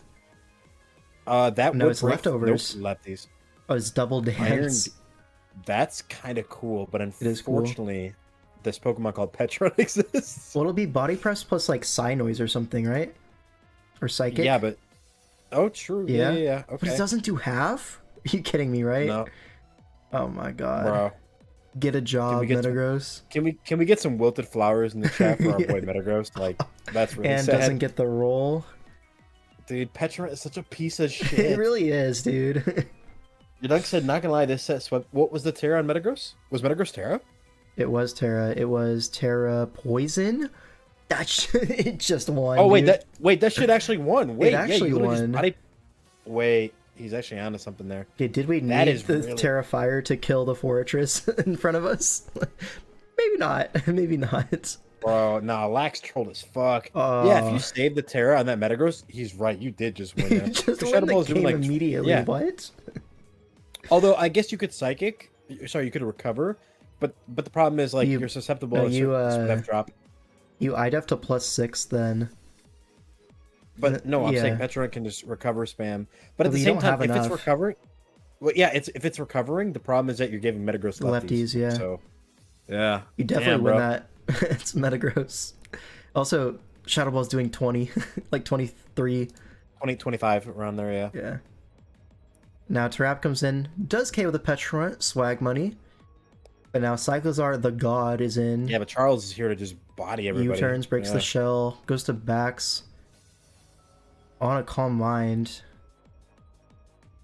Only does 61, so that's Assault Yeah, he's Vest Bax for sure. He's really fighting for his life over here. Yeah, Unfortunately, Charles is here to just touch everybody. Like double edges sweeps, though. it does. I'm pretty sure Ogerpon dies or very close to it. You could be safe and sack something else. Depends on if you it's want. Scarf or Band. It looks like it's Scarf, so Ogre No, lives. no, yeah, because like you can't make that double edge play into Chi-Yu unless you're Scarf. Because Yeah, if makes you're not sense. Scarf and they're Scarf, You and you just do that, you freaking instantly die. lose. Yeah. Yeah, But if it's Scarf, it wouldn't stay in, right? So right. But regardless, you can't make that play without that Yeah, yeah, information. I get is what it. I'm saying. But at this point, Torn just wins because Vulpix. Oh my! Wait, I'm. Wait. If there's an Ogerpon, there's a way. he's back. Wait, Loki? So wait, is this just raw pond? Like this pond can't tear. Yeah, right? it is. Yeah. Oh, okay. I was about to say something dumb, and I stopped myself. Shout out. Well, no, go on. No, I Low-key stopped if, myself. Oh, all right. Saving face here in the L5 stream. You've Yep. seen it here for. Yep. Saves my face. So this brings the series to a 3-1 now. Still in favor of Judgment Day, but at least they're fighting back a little bit. Now we have Mata versus Rai. So Rai is on Judgment Day. He is one of their managers, and Mata is a smoke on guy. Not exactly Rai's known for team draft. Rai's team looks so tough, bro. It does have just aura. Like Aura as fuck, bro. Kiram, Lando T, Metagross, just those three next to each other. I mean, the Mandy is cool as shit too. Then the Zam is just kind of like Yeah. Biden in the back. And Tentacruel is like the DEI hire, but you know, that's how it goes. You need that guy. Yeah, he's the comic relief. Like, every workplace needs a Tentacruel. You know what I mean? They keep the business running. Yeah. Yeah. And this matchup is a little bit cooked. The arrow is really good, but that's about it. And honestly, you could just be Fizdef Metagross or something, and arrow can't really Wait a do minute. too much. Why did he draft 2 Mega Pokemon? I'm just trying to figure that out.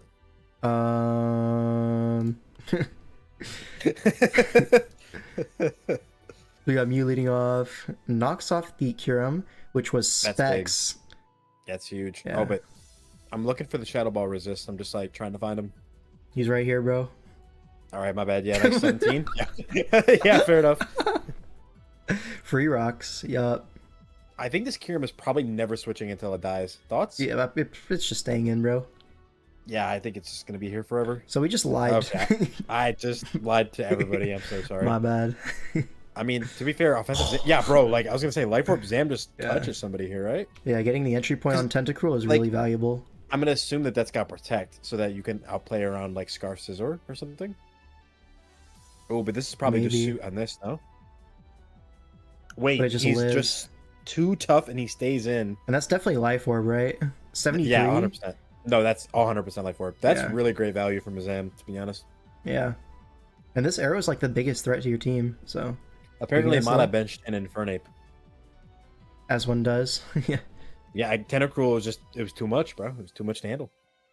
Bro, 54. Jeez. Dude, Infernape looks so good into this. Bro, what do they be feeding Landorus? 54 is crazy. That is really insane damage. And then it's like defensive Scizor. Like, Is Okay. it defensive? I'm wondering, like, is I it? think it's Because his that took way Earthquake. too much. what, 33, gotta be. that's just nothing. It's got it. Yeah, that's gotta be. Pilot is just hard body. okay. It's Yachi. We just be lying. we just not be telling the truth out here. Guys, I promise we're some of the best draft players. I promise. Yeah. You have to believe me. Trust us. Trust us. And now Arrow is in range of rocks. Just goes for Pursuit Chip, but it's Agility Metagross. That was, dude. If that was weakness policy, you just lost Crap. in the spot, bro. Yeah, but you can't cover for that at this point. What the Like, hell was? No, I know, but what the hell was that pursuit play? Like, I don't know. Just doesn't all have right, to be Earthquake. fair, Mew is living, so if you're Wisp on this guy, you can potentially ward this thing off. You just have to worry about attack raises. Mm-hmm. So I would probably Wisp here if you've got Yeah, it. this turn for sure. Yeah, because you can't be fucking around. There it is. There you go. Oh, but it's a And it's just Lumberry, Lumberry. and it got the raise. Should we- And oh yeah, yeah, you're just cooked. I Yeah. guess when you hit 4 mashes in a row, yeah, you're just kind of like LeBron. yeah, Damn, yeah, that was an ass beating. yeah, yeah. there's no lightweight. Manibus didn't even hit the field. Tentacruel didn't even hit the field. They were just chilling Yeah. in the back, bro. Dude, That was a 3-man operation. The fucking Aura squad up top just beefed everybody. yeah. Awesome. What's up? What the fuck M. was Mata Vincent? supposed to do versus that? Like, I guess, yeah, don't get the attack raise. Like, Yeah. when you give, the thing is 20%. So when you give him like 5 turns to do it, he's gonna get it. I think the thing would be like maybe Scizor just finds an entry point at some point, but like Yo, what up, Vincent? on what? Yeah, I don't know. It's hard because like You that can't scissor come in didn't on even seem like Mash. that scissor wasn't even max defense because I promise you, Lando Yeah. EQ does not do fucking 54 to max defense. It was Scizor. probably Spadef for like Kyurem HP fires for and Zam. for Zam, which is Yeah. logical. I get that, yeah.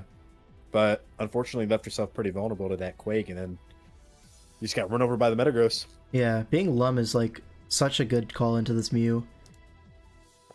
Eventually get the 100%. raise and you sweep. Yeah. That's gonna bring the series to 4-1. Ah, disgusting. So now tacticians need to win out for a tie. my god! Oh, the game. This game was so silly. I have seen this game. This Yes. game is just maximum trolling. This is like troll simulator. Like, I want you to imagine if you're a draft player, like you got on Discord and then you hacked into like Undead's account.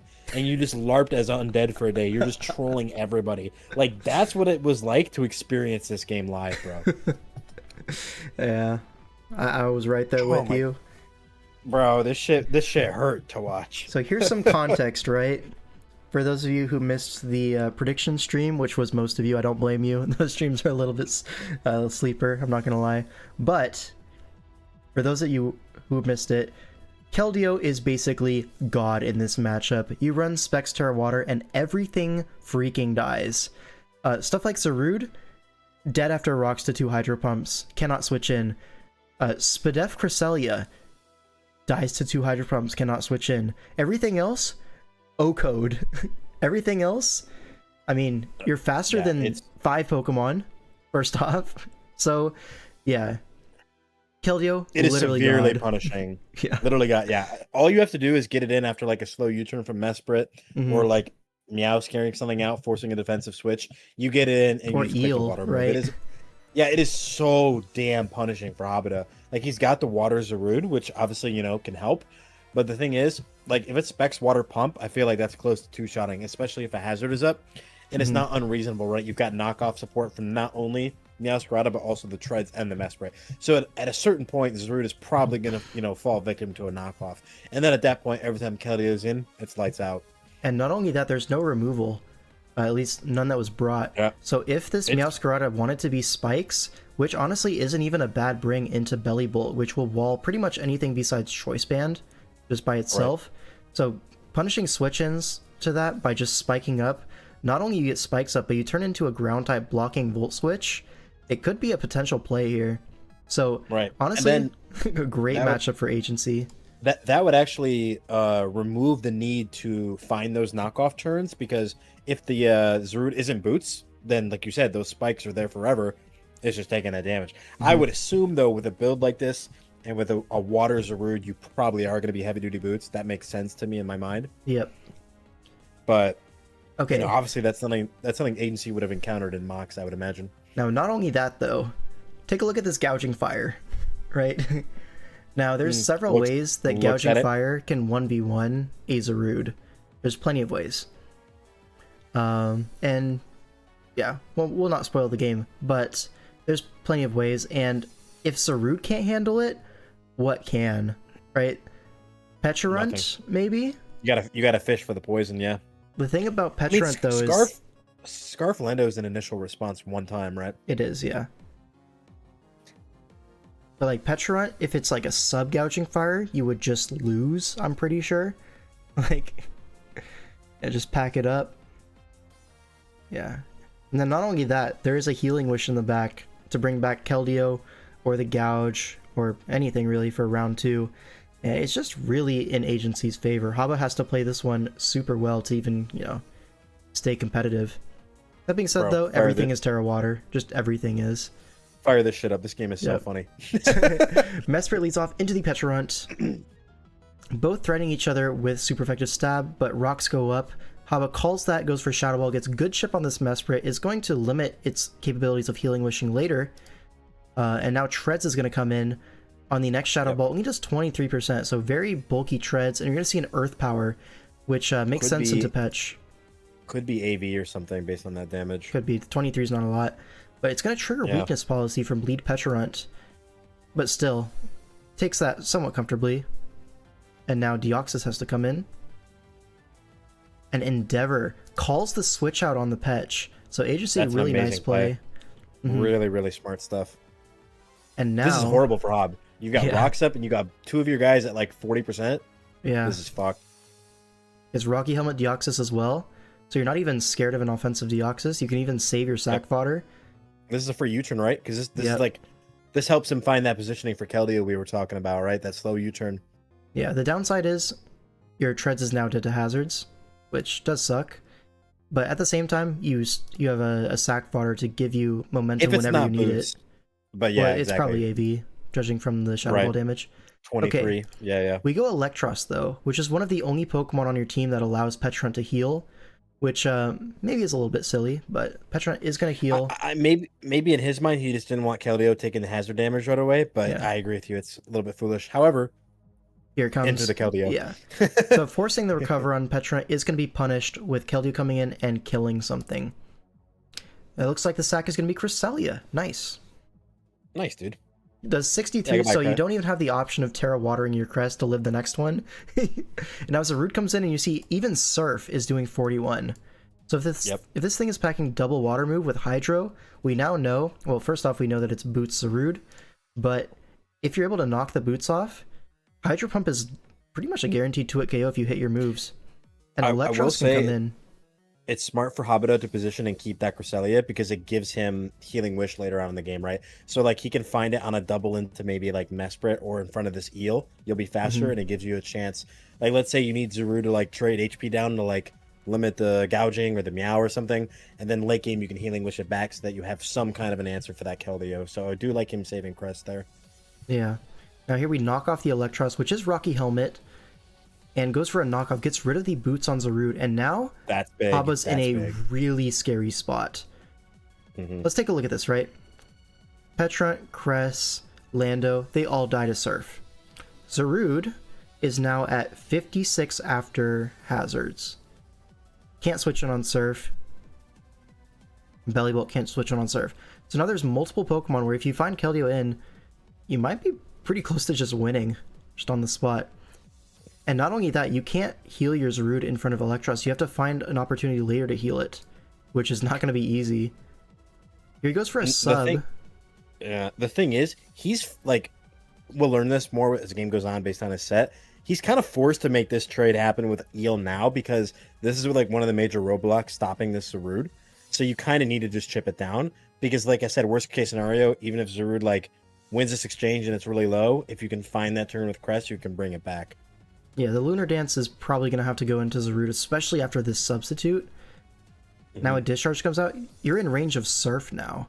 Like, it's just ridiculous. Goes for the Synthesis, but Discharge is going to bring this thing right back to the same amount of HP. Synth again on the next Discharge. He's trying to fish for a U-turn, just hoping that it happens, but now a Para comes out. And we really are just completely cooked in this position. This is so dire. Yeah, this is a horrible position for Hob. Now we go Bellybolt, and Bellybolt's going to get knocked by this Eel as well. So now you've lost boots on everything. Bellybolt goes for a Volt Switch. Now it's at 58 after hazards. Crest comes in. Right. You have to Lunar Dance now. It's like not an option at this point. You have to Healing Wish your Zarude. Importantly, though, you could Lunar Dance here and then maybe go Lando because that will force out. Then you go for like a U-turn or something, and Yeah, then yeah, you U-turn into Zarude. Right, but I guess he just goes right into it. Yeah, the problem with that I have is that if U-turn doesn't kill for whatever reason, which I guess it would, but like even then, say you kill this, you go to Zarude, it's just a free Meowscarada, and it's just a kill, I think. Right. Knockoff is pretty scary. You'd have to like fish for a static or something. So he gets the Zarude healthy and then goes Bellybolt. Here, And this makes sense because you need a little bit more damage to put Eel in range. I really would have preferred a U-turn on that turn. Keep Bellybolt low. Oh, I agree. Yeah, Like yeah, Zarude yeah. is not staying in there. It's an impossible play. It's to so make. obviously yeah. Yeah. So now Bellybolt gets to heal for free, and we actually sack Treads. I really don't like this play either. I feel like we could have gone Mesprit and get our own Healing Wish into Treads, force the spin. I feel like the spin would have gone so far. I remember watching this turn live, and I think like there were some layers to this turn. So, right, if you're agency and you want to keep the fucking gas on and be really aggressive, you could have gone Keldeo there because you're basically calling that Hobbit is going to go for the slack off, and then you have the Spec Surf ready to get the KO. Obviously, the danger in that is if Hob reads that and goes for the Volt Switch, you're like giga fucked, right? So it's like kind of a 50-50, although I would say it probably favors agency more because like it's easier to call that heal.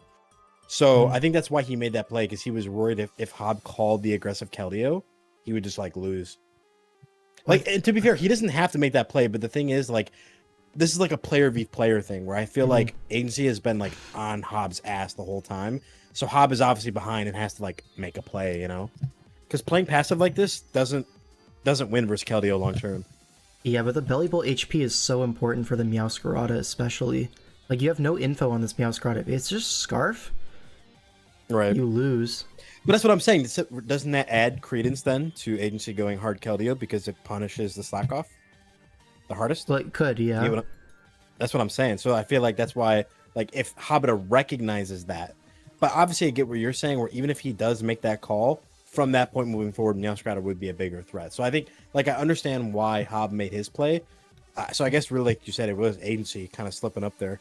Yeah, I really think that this was the opportunity to get the healing wish off, because Mesprit is slower than everything else. You need to get it off versus Belly Bolt, or it's not happening Right. at all. And then now you're playing with double hazards up the whole time. Oh, to H-wish the treads, eel. yeah. No, you want to the H-wish treads. treads. Oh, for the spin. I want to spin. Yeah, I can see that. I want to spin. Yeah. Well, to be fair, I mean, Pet just, I guess Pet gets 2 code by Earth Power, yeah. Yeah, and Petch was doing 23 to treads with Shadow Ball. That's a really damn good point. Yeah, he probably should have just U-turned into Mess and then got the H-wish off. Yeah. Because that would have, like, because it's revealed later that gouging is not boots. Yeah. So if you got that spin off, like, gouging was super free. It just wins, dude. It just freaking Yeah. wins. You're No, I first see on what you're Morning saying. Sun as Reflect Doesn't goes feel up, great. but Yep. Now, to be fair, this could just win from here, right? mhm. Because you're going to see the set in a second here. Now, it hasn't been revealed, but this gouging is Dragon Tail. Yes, So it is. you would think, right? Like, you could just kind of go for it here. It's pretty free. Yeah, if you look at the Sarud, what can it actually do to hurt you? Nothing really. And you want to prevent it from like setting up alongside, I guess, which is why you are Dragon Tail. But you're gonna see here, Haba makes the grand reveal. Dragon Dance and it is a grand reveal, but dude, this is just agency being a dumbass. Like, why did you not Dragon Tail? Like, come on, Dragon bro. Tail is pretty much a guaranteed win. Every time something that isn't Sarud is on the field, you just attack. Or like, I guess Reflex up, so you DD versus like Belly Bolt. This is just him like flexing way too hard. Like, at +2, you had everything you needed. Because at +2 speed, you're faster than Scarf Landorus. You kill it with Heat Crash. And Dragon Tail forces out this, like you literally had to win. Like, on turn 22, the game was over. All that had to be clicked the next turn was Dragon Tail, and it was over, right? Looks like we're having some buffering issues. Is my internet okay? I hope my internet's okay. The stream is a little bit, it's done a buffering thing once or twice, I've seen. Alright, well. But do you hear what I'm saying? Like, surely when you're at +2 with gouging, next turn you detail and the game's 100% over, right? Yeah, it really looks like it wins here, but Roar comes out, and now we go Meowscarada on the knockoff, trying to save Sax, which isn't going to do anything for you. Are you using Streamlabs? I am, yes. Drop your bit rate just a little bit. It's not going to affect anything. If you can do that manually right now, that'll help your buffering a lot. I think changing the bit rate doesn't do anything midstream. It's like it resets. I think it actually does. I could be wrong. I'll try it. If it lets you change it, try it. I'll do that. Because you are buffering, yeah. Yeah, alright. Hope my internet stops being stupid, but yeah.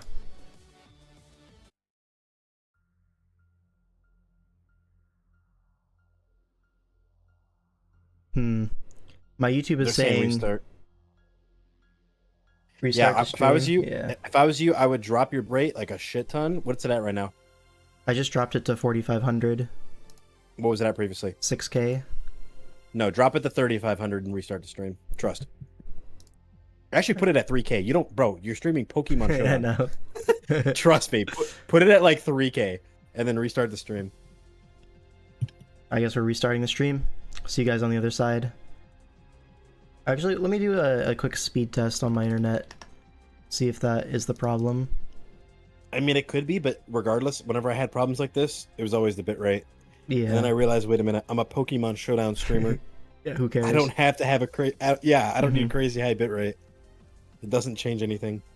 Okay, my upload speed is really bad right now, so it's definitely my internet. But obviously, like, lowering the bitrate will help that as well.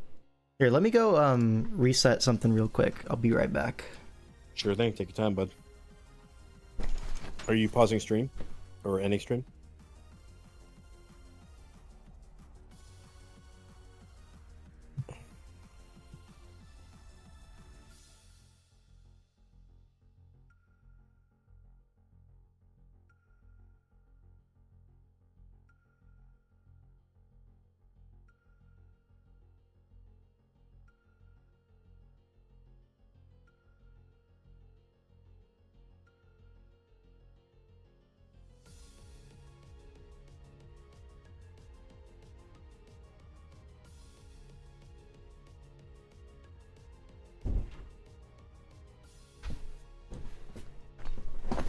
is better. Zooch says it's better. Let me just test.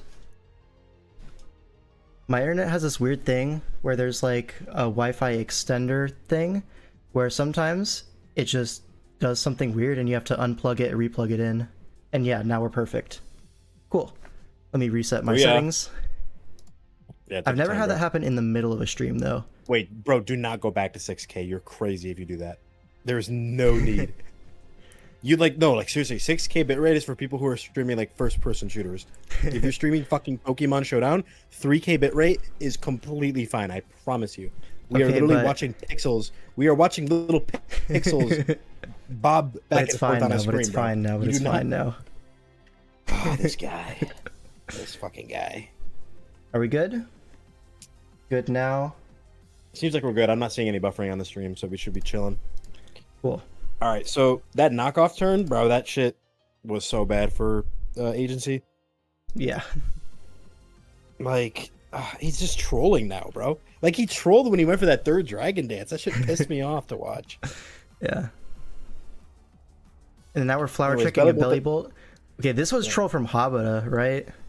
You just slack off there. I think, again, from him, I think this is where he actually was trying to catch the Keldeo. Trying to catch the Keldeo, yeah. Because it literally got a kill. Literally. Literally. Yeah. So does the root even beat Detail Gouge? No, it doesn't. No, it doesn't. But it doesn't. It should have lost. We saw it beat it. Yeah. Bro, that shit he should have lost on turn 22. Should have been fucking curtains. Crazy work. Yeah. Now Keldeo comes in on a U-turn. Which is so fucked. Which, like, we just sack belly bolt, go back to Lando. And Lando's back in with the scarf, yep. Yep. And now you can just click crunch. There's no resist to crunch. So Electros goes down. Gouging Fire would be 2-hit KO'd after hazards, I think. Yep. So now the thing is for Habata, you got to be careful. You don't want to lock into a ground move at any point, because if you do, you allow the Healing Wish to go off, and then you can H-Wish the Meow or the Keldeo. Yeah, so here's the Dragon Tail. But now he's kind of forcing a position where Lando has to Earthquake. Otherwise, you're just going to Dragon Dance and win. So this allows the Healing Wish. Bro, this shit was like... This pissed me off because Agency had the far better prep. He had the matchup too. Yep. Right, like everything was in his corner. And he just decided to style, like for funsies, I guess. Yeah. And now you're just getting swept. A U-turn into Scarf EQ, which, by the way, if we didn't let our Meow get knocked, we also won this. Like, bro, you could have let the Gouging take the knock. You could have let anybody else. This shit was trolled like all hell, bro. It really was. How Haba managed to win this one? He's just crazy? a magician. You know what's crazy? If fucking Agency was Aquajet on Keldeo, he still had it. And he just wasn't. Diabolical.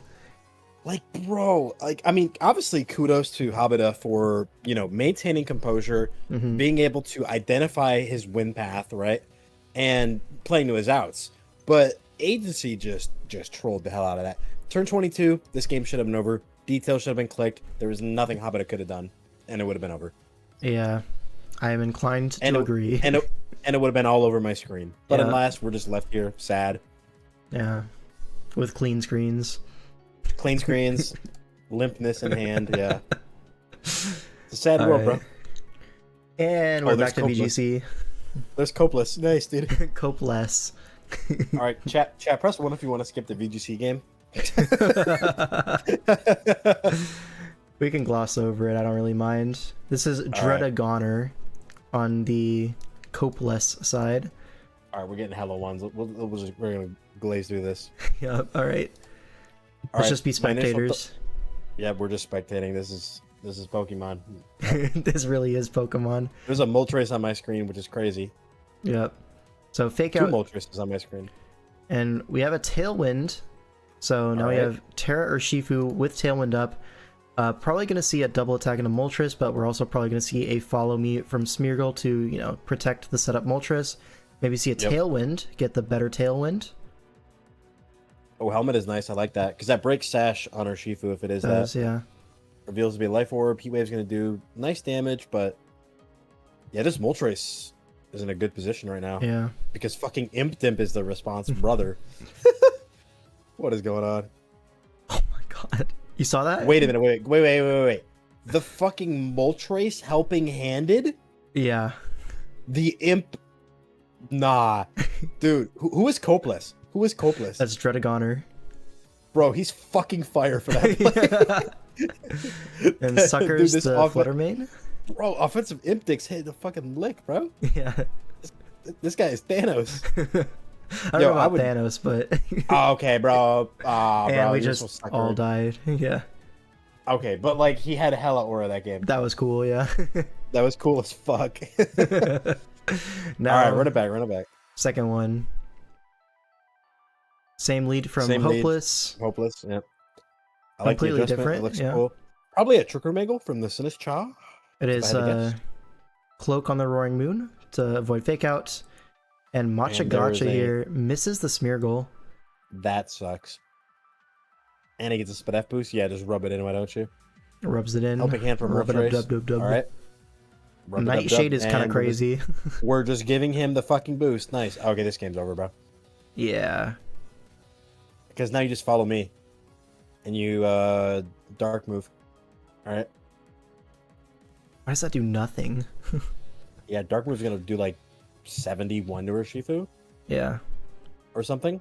Oh, matches the Tailwind though. Oh, okay, That's he's even just worse. better. Oh yeah, time for Deep Gleam. It's Yeah. over, bro. Yeah, This this is- shit's wraps. Two guys that are just giga offensive threats, and the Jet doesn't Yeah. even kill is crazy. That is really sad. I mean, nothing you could do there. Yeah. I mean, Roaring Moon will kill off the... Oh, we targeted the wrong slot. You need to kill the Moltres, bro. He was banking on Aqua Jet killing, I think. Right, makes sense. Alright, well, Ursula versus the world, right? We The can do it. world is gonna win, let me tell you. The Aw, world just damn it. obliterated it. And you know what? Sometimes, guys, the world is just really unfair. Dude, someone nerf the world. Bro, fucking Jeff in chat said, whoa, Glop knows ball. How he know what follow me when Smeargle gets every single move? He's just raw like that. And bro, just, call it intuition, Yep, and now we're back to singles swag. So Iron Boulders is going to be Toxic, Yo, aka challenge. Hisu and Avalug, and then Lucas. Challenge Iron Boulders unlocked. Yeah. I thought someone else joined the call for a second there. I was like, who is that? All right. Well, this game I thought was a really cool end game, so I put it on the thumbnail, and you guys are going to see it was pretty cool.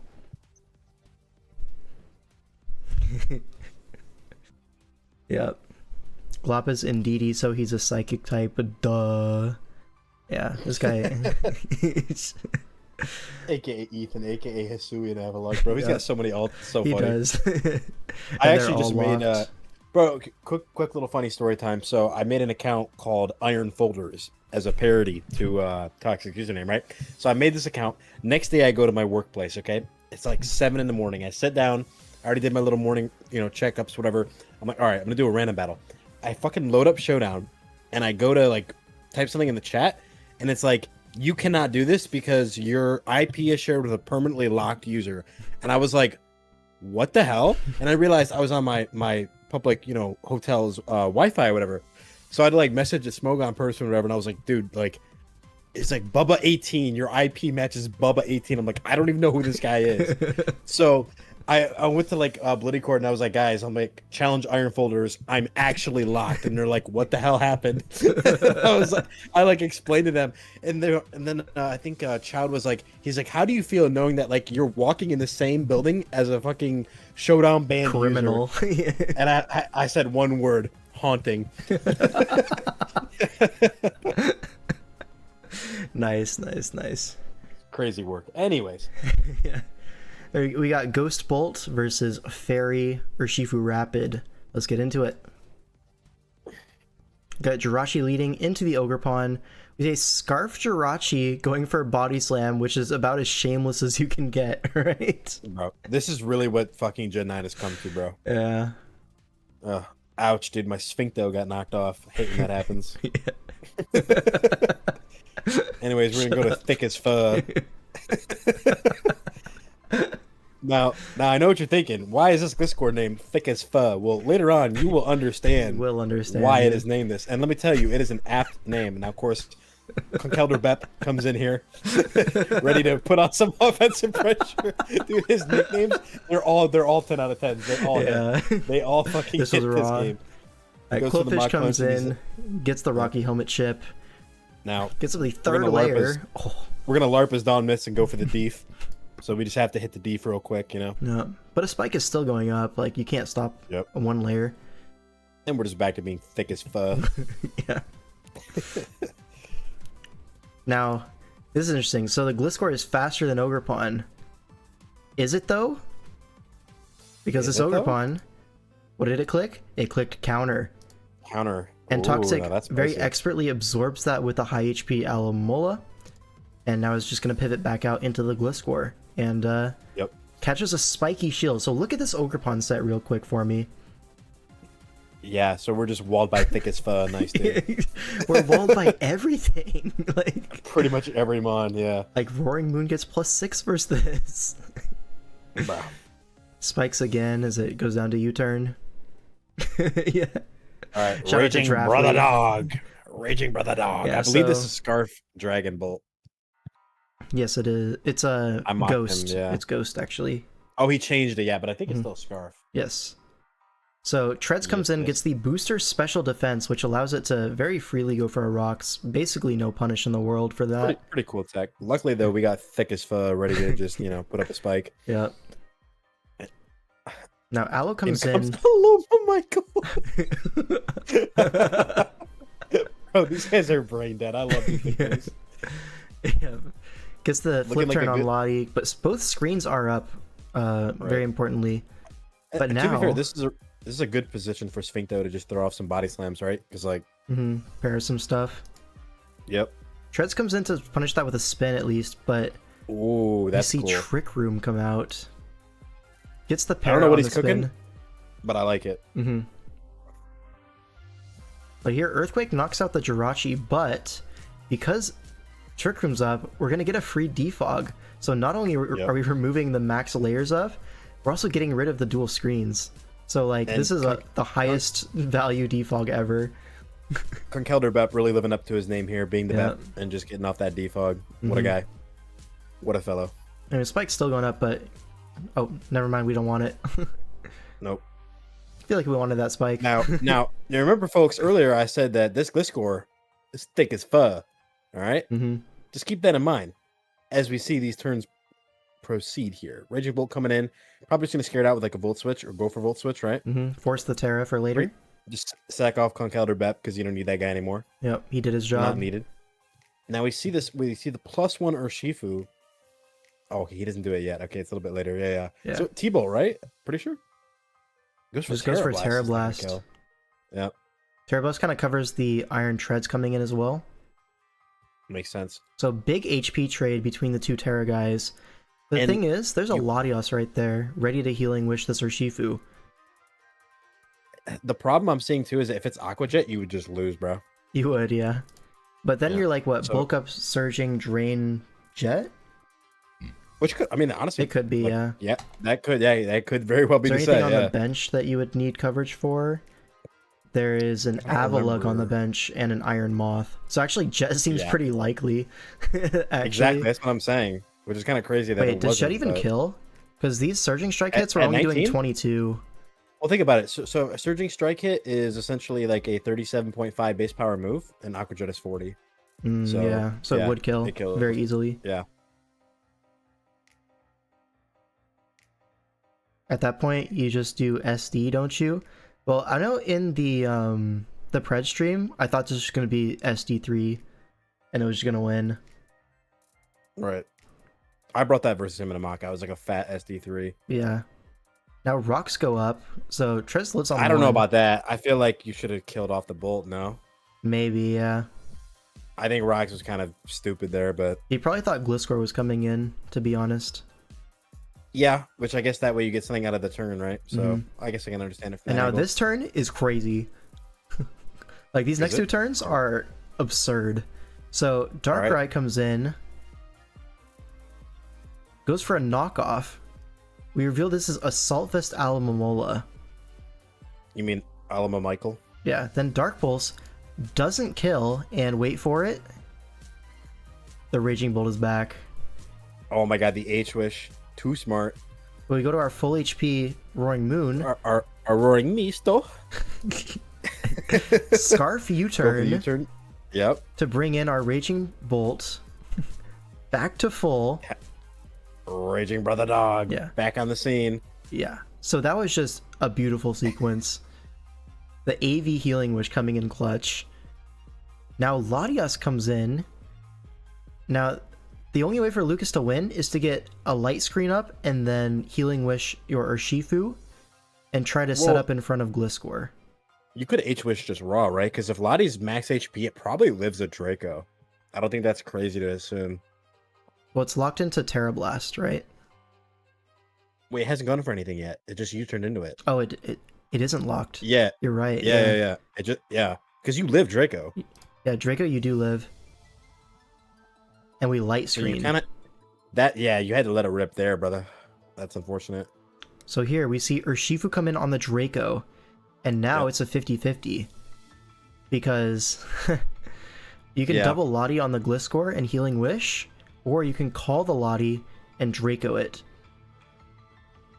Now I don't know exactly how that would go, but Well, you could theoretically, your mid ground, you could go to Moon, right? Because if he attacks you and kills you, then you just come back in and you Terra Blast Ghost, right? mhm. Wouldn't that be the way wouldn't that be the cover all play? Well, light screen's up, so if it's a Drain Punch on Roaring Moon, I think you just lose. Right? Okay, yes, that is correct, yes. So, but obviously then, yeah, I see what you're saying. It's tough. So it's really hard to switch. This Roaring turn Moon. pretty much, this turn pretty much decides the game. I think if you're coming at this from Iron Boulder's perspective, probably just sack Gliscor, go Roaring Moon, and then you just like knock off spam, I think. Right. Because Quillfish can't kill you back. I think your knock is stronger, and everything else dies to knock, so that's probably what I would do. We go Gliscor, and do we see the double? We do see the double to Latias on the Gliscor. So the Healing Wish is going to come out. And there it is. Free Spike. And now Urshifu comes in. Now wait for it, folks. This is where you need to understand the true power of Thick as Pho. This is also where you need to understand the power of just being Sword Stance on your Urshifu. Like, oh my god, Right? stop running this stupid-ass bulk up set. Bulk upset? But it's cool, whatever. 20 is good damage. Now look at this, folks. We Thick. are just thick as fuck. Yeah. And I that chip could not is so believe- relevant, too. I was like watching this, I think with like somebody else. I think it was like Jod. He's like, no way it lives. I'm like, bro, it's Gliscor. I'm like, if this thing is Fizz Def, like this shit can live, right? Yeah. Surely. Crazy work. I think I remember there was a game I was playing where I was offensive Urshifu with a punching gloves, and I had to like, I think it was Terra Water as well, and I had to EV to kill Gliscor. Like, just wrap that into your mind. That's the power of the score. Yeah. He's too tough. But at this point here, Roaring Misto, easy entry point, go for the Iron Head. Does get a flinch, which, to be fair, if that shit was Drain Punch, it might have just made a comeback. Maybe, yeah. Unless T-Bolt kills. Assuming that's the last move, right? Surely. You would think. It could be Dragon Pulse, but T-Bolt definitely more likely. What percentage is Quillfish at? It's at 78. So dead to Yeah, everything. I feel if Roaring Moon had Earthquake, I feel like the sequence was supposed to be go Raging Bolt, T-Bolt, and then go Roaring Moon. Like and, here? like here. Yeah, You go T-Bolt Raging first. T-Bolt, and then Earthquake. If that kill, I might not kill though is the problem, because is that +1 defense? What's the light screen for the first hit? And then if Lucas calls that and goes for a drain on the Roaring Moon, he loses. But I think this is more correct. You think so? No, I'm saying like you go Raging, Bolt here, you T-Bolt. Oh, you T-Bolt. Yeah. And then hope he's in range of EQ. Yeah. But I don't know that he is, considering the +1. So that's what I told you. You got kind of lucky, bro. He kind of had to get that Yeah, flinch. he did. Yeah. Yeah, the raw GG is crazy from fucking Mhm. Toxic, bro. And that's gonna be the game. Okay, Loki though, think about it like this, right? If he was SD, then he wouldn't have won because he could have done the Thunderbolt into EQ play and it would have guaranteed the win. So he kind of needed to be bulk up to even force that chance. Okay, but if You know he what I'm was saying? Sword Stance, he would have won this like 15 turns ago the first time it was in, and it failed to KO Raging Bolt at +1. All right, well, all I can really say is that this was a raging brother dog classic. Who's to say? Who's to say? And a game 8 clutch from Tox, man. That gets Yeah. them the tie for the week, right? No, they still lost. Wait, they did? I thought they tied. Oh no, they did tie. They did tie. My bad. Hell yeah. They tied. Nice, dude, just lie. Yippee! Many such cases on this stream. Oh, perfect. VGC game. I'm gonna step out for like 1 minute. I'll be right back. All right, so this is the final series, which is Alliance versus the Infernal Armory. So good stuff here. And yeah, this is VGC. This was the first game to happen. We have Trace, who was by far the most expensive VGC player, versus Haya Papaya, which is going to be Robin or Lindworm on Infernal Armory. Yeah, Cineraz is what I was saying as well. So this game, I'm pretty sure this matchup, when I looked at it, now keep in mind, this is VGC and I am King L5 and I don't play VGC. I thought we just freaking lose because Qian Pao is so broken and stuff like that. Like, look at it, bro. It just kills everything. And then whoever's it's next to also kills everything.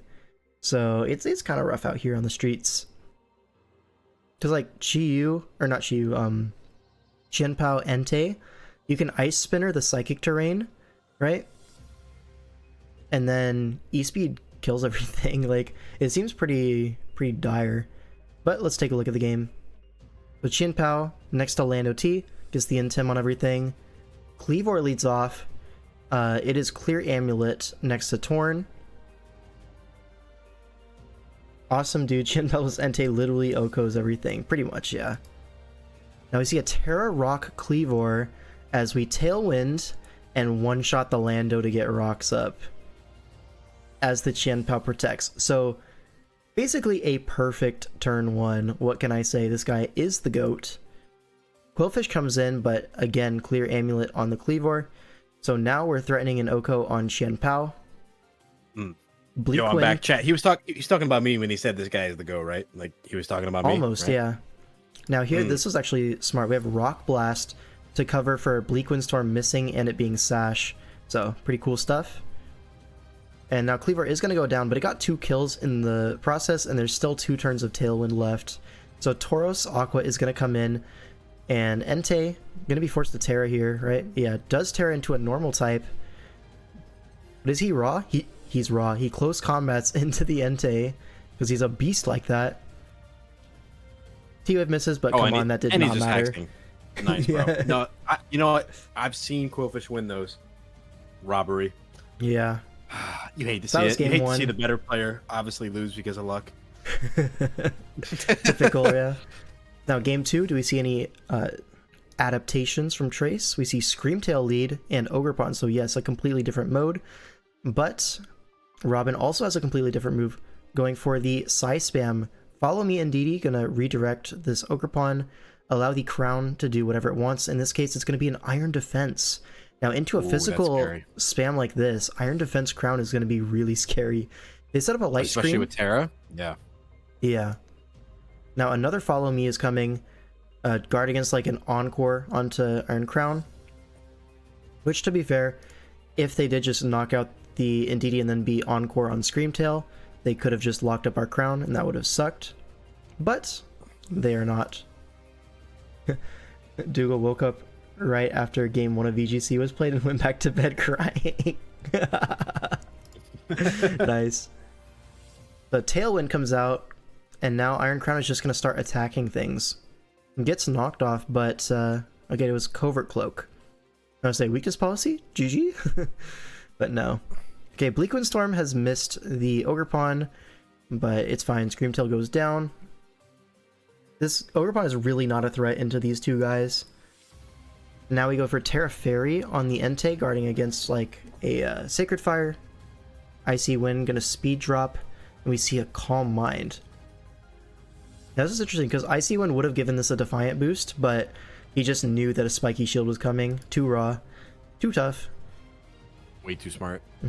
But Snarl is gonna, you know, negate that Calm Mind boost for the most part. But now look at this. The Ogerpon goes for a Terra, gets Bleak Wind speed drop, so another Defiant proc that was never to be. This could have been a +4 Ogre. Crucially, it allowed the Crown to be faster than the Ogerpon that turn because it negated the speed drop with Bleak Wind there.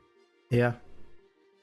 Because even with Tailwind up, Crown should probably be slower than +1 Ogerpon. Maybe. Based on its setting. It might be. It just depends on the speed investment, yeah. I see another Spiky Shield. See a crit Bleak Wind Storm into Stored Power, which doesn't KO Entei, but Snarl also doesn't KO Crown. So now what? Tauros comes in, big body Tauros, another Defiant that is not happening here because he Terra Ogerpon. This would be +6, by the way. Just throwing that out there. It would be +5, but who's keeping track?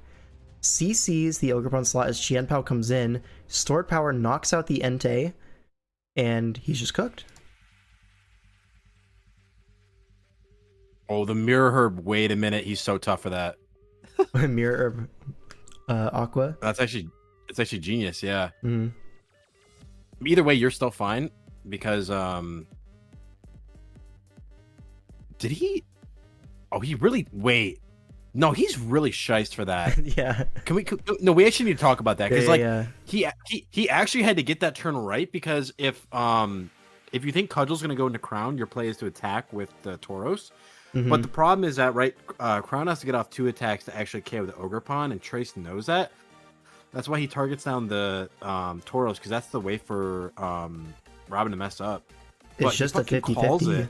Yeah. Yeah. No, Gets that it was right. What a beast, bro. Yeah. That's my boy. And Stored Power looks like it could be a roll, but it does knock it out in 2. That was just a #raw by Robin. Nice, that's my He too teammate. tough for Woo! Whee! Yippee! So that's a 2-0 against Trace, which is a really nice way to start off the series. Mm-hmm.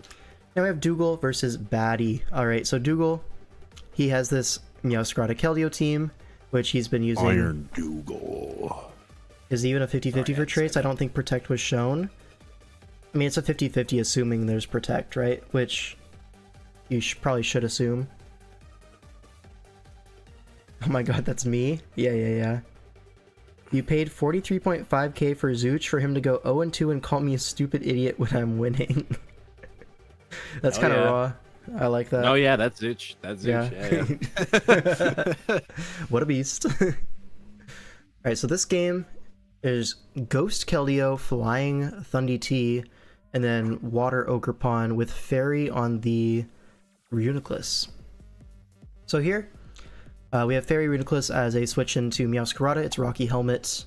Fizdef also covers the Dragonite quite well. Also covers Keldeo at least to trade HP into it. And yeah. Anything else to really go over? Not really. Alright, Dragonite leads off into Reuniclus. Forced out by the threat of Terra Fairy, which we do go for, and Psyshock the Mesprit coming in. Alright, now Registeel comes in to trade rocks, as that is what's going to happen. Dragonite comes in. Was Terra Blast just not a better click turn one? Am I missing something? Did we have it? I'm assuming we had it. I have no idea. on Reuniclus, I'm just gonna say, assuming we had it, why else would we be Terra Fairy? You know what I mean? I don't think we had it. Interesting. So Let's go, Reuniclus team. comes in, takes rocks. We reveal Encore Dragonite. Are we regen on this guy? We are regen. That was a Wait, change that's to kinda where I went to bed with it being Magic Guard and I woke up to it being Regenerator, and that's gonna be Oh hell yeah. a big problem because Fire Spin is clicked here on Focus Blast. So now Oh nah. Encore, and it's a dead Reuniclus. Nice, dude. Bro, I didn't see the first couple turns of this game. Oh hell nah, bro. No, you did my boy Reuniclus dirty. That's fucked up. Dude, the thing is, Reuniclus was so good in this matchup. Yeah, dude. Man. Like, We got our own Dragonite. oh hell yeah, he just Ice sacks it. Spinner, yep. Good stuff. Now Val comes in on the treads. I Gets a like speed Valiant the booster. tread switching. yeah. I like where this is going. Please tell me more. Knockoff. Tells you more. Oh, no, that makes sense. Yeah, because you don't know its item yet. Makes sense. Now Ogerpon comes in. Mesprit the response to that on a Trailblaze turn. Now U-turn is going to bring this Mesprit very low. Gets the Citrus Berry proc. Shout out to J. Ricky. As Crook comes in on the Encore. Alright, trying to guard against a Swords Dance turn. Wow, what a moron. Alright. Knocks off Oh, the nice, yeah. Roselli Berry from Keldeo. Sure, dude, just lose your Roselli Berry. You didn't need that. Yeah. Registeel able Icy to come Wind. in on Keldeo like a beast. Dougal, this guy's in your fucking head right now, bro. What's going on? Ogerpon on a taunt? Oh my god. Bro, he just is- put the fries okay, in yeah. the bag. Yeah, just keep DMing him your plays, bro. Like, nice. Awesome, man. And gets the Trailblaze on Mesprit sack. We're just blazing for Trailblaze fun. again. Nice. Yeah. Oh, yeah. Now what? What's supposed to come in? Thunderous? In comes Probably Thunderous. Thunderous. Defiant, yeah. Get some U-turn chip, I guess. Okay, 20 is crazy from U-turn, no? It is a lot, yeah. Yeah.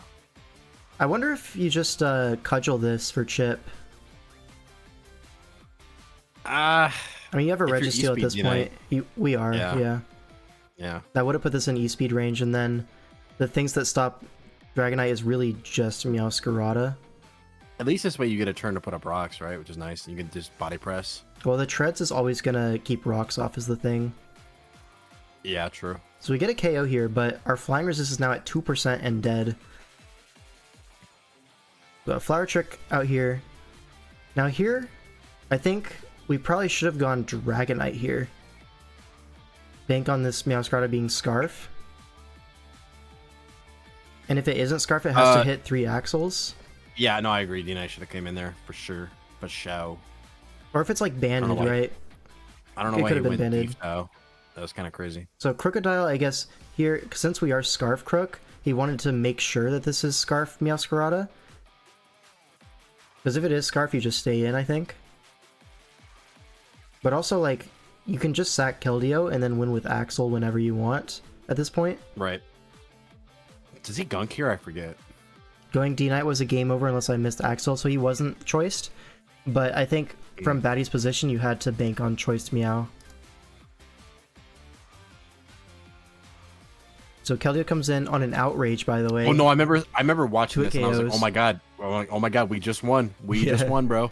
Yippee! Scarf Outrage. Yeah, but this Thunderous is also Scarf, and KOs are Crook. Yeah, I saw this, and I was like, yeah, just die, Dougal. Nice, Yeah, dude. Just fucking cheat. yeah, it can happen. Now here, there's a few things that you could do, right?